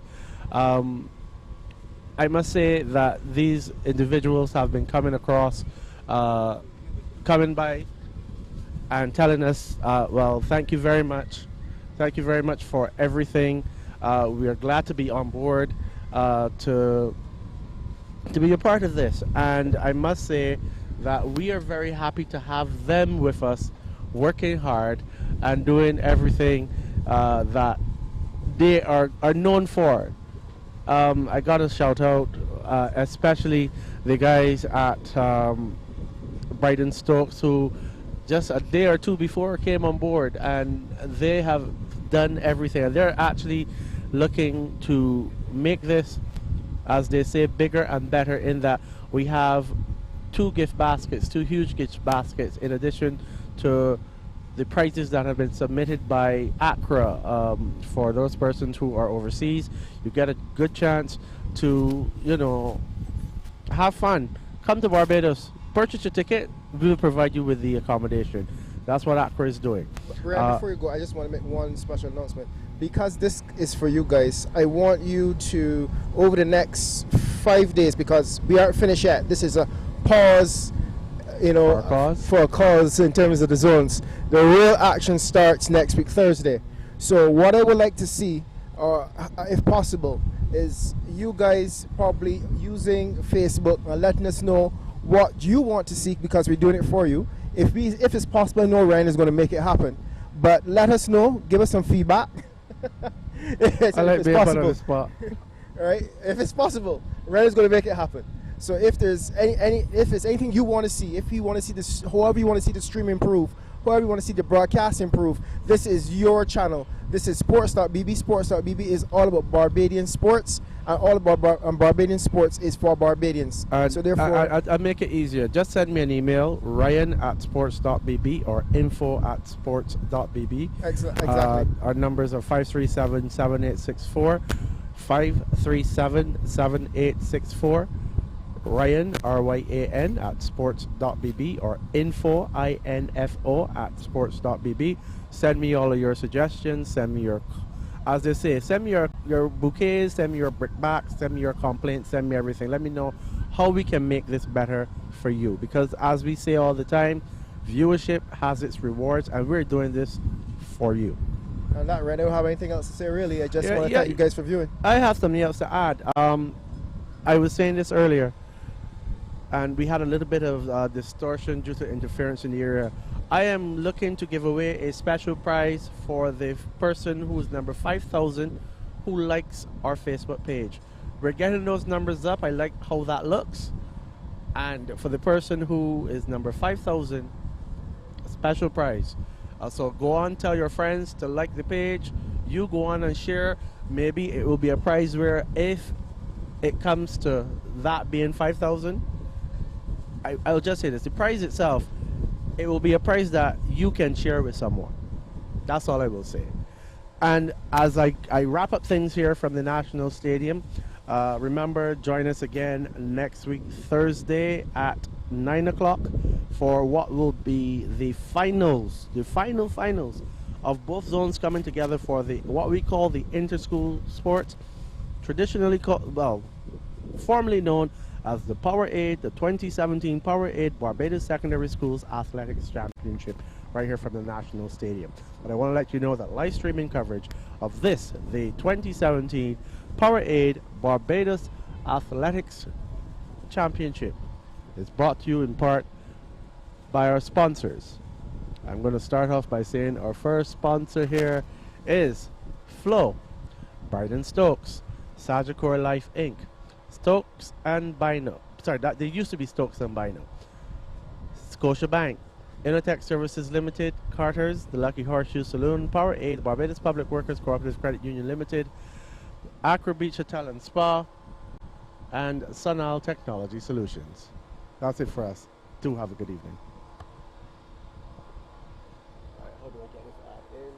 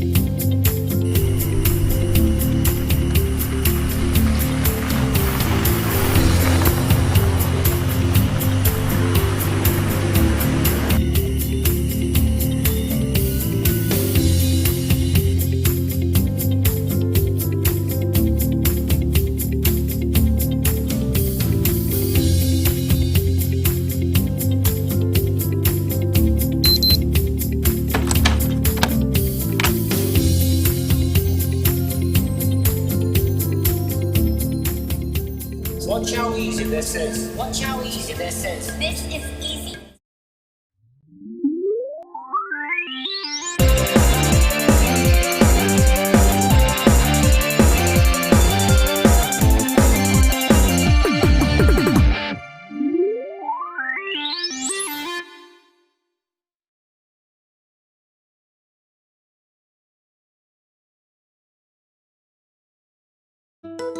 When you need space to grow, there's nothing like the home you own. Let Scotiabank open the door for you with competitive rates and support every step of the way. Visit us today and discover what's possible.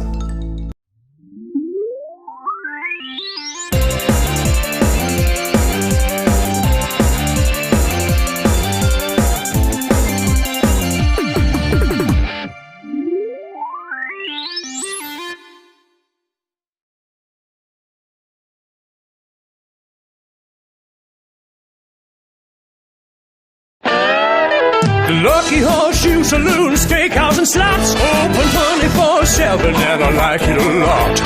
Warrens and Hastings were easy to find. Sports on the big screen, cold beer in a jar, spicy hot wings. I love this bar. Burgers and juicy steaks, breakfast with my pancakes. Hey, we got a kids menu too. At the Lucky Horseshoe, we got a lot to love.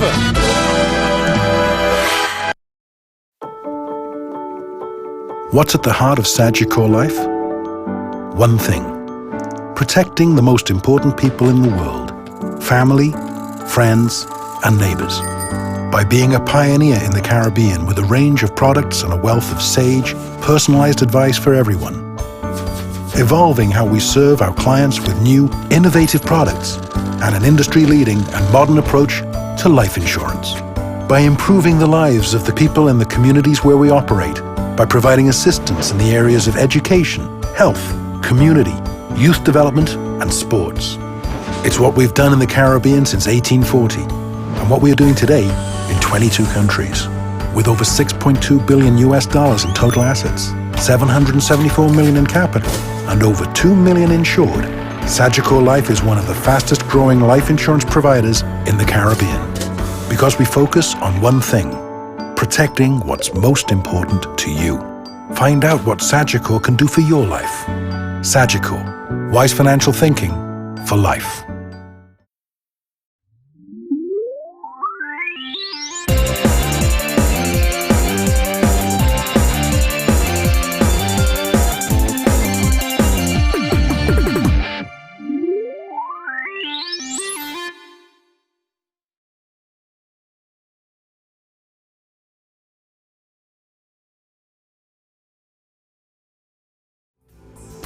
I wonder what John's secret is. What do you mean? Look at him go. All this work, the long hours, the traffic, it just doesn't seem to affect him in any way or stress him out. What's his secret? It's no secret.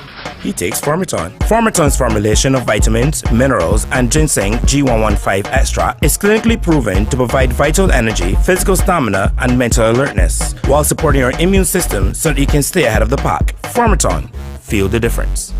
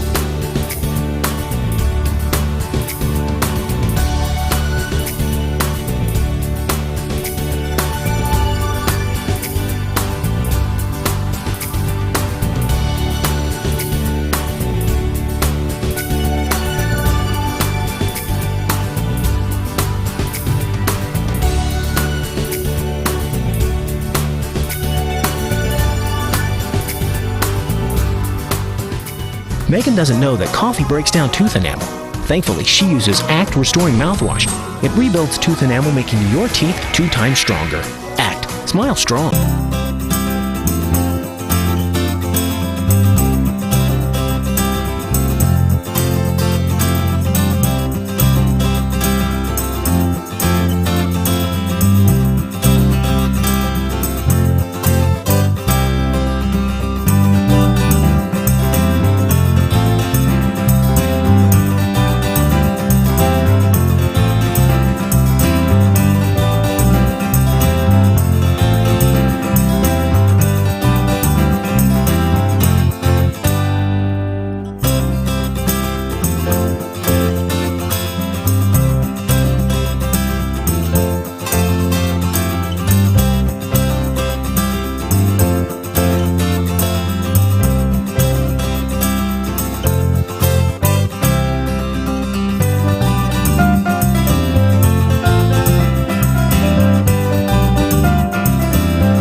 When you have to go, and go, and go, reach for Interrimina, the healthier way to treat diarrhea. Interrimina treats and reduces bouts of diarrhea and helps rebuild the health of your stomach. Unlike other diarrhea medicines, infused with probiotics, it inhibits the growth of harmful bacteria and restores normal gastrointestinal function. Easy to administer and safe for the entire family, Interrimina is available at leading pharmacies.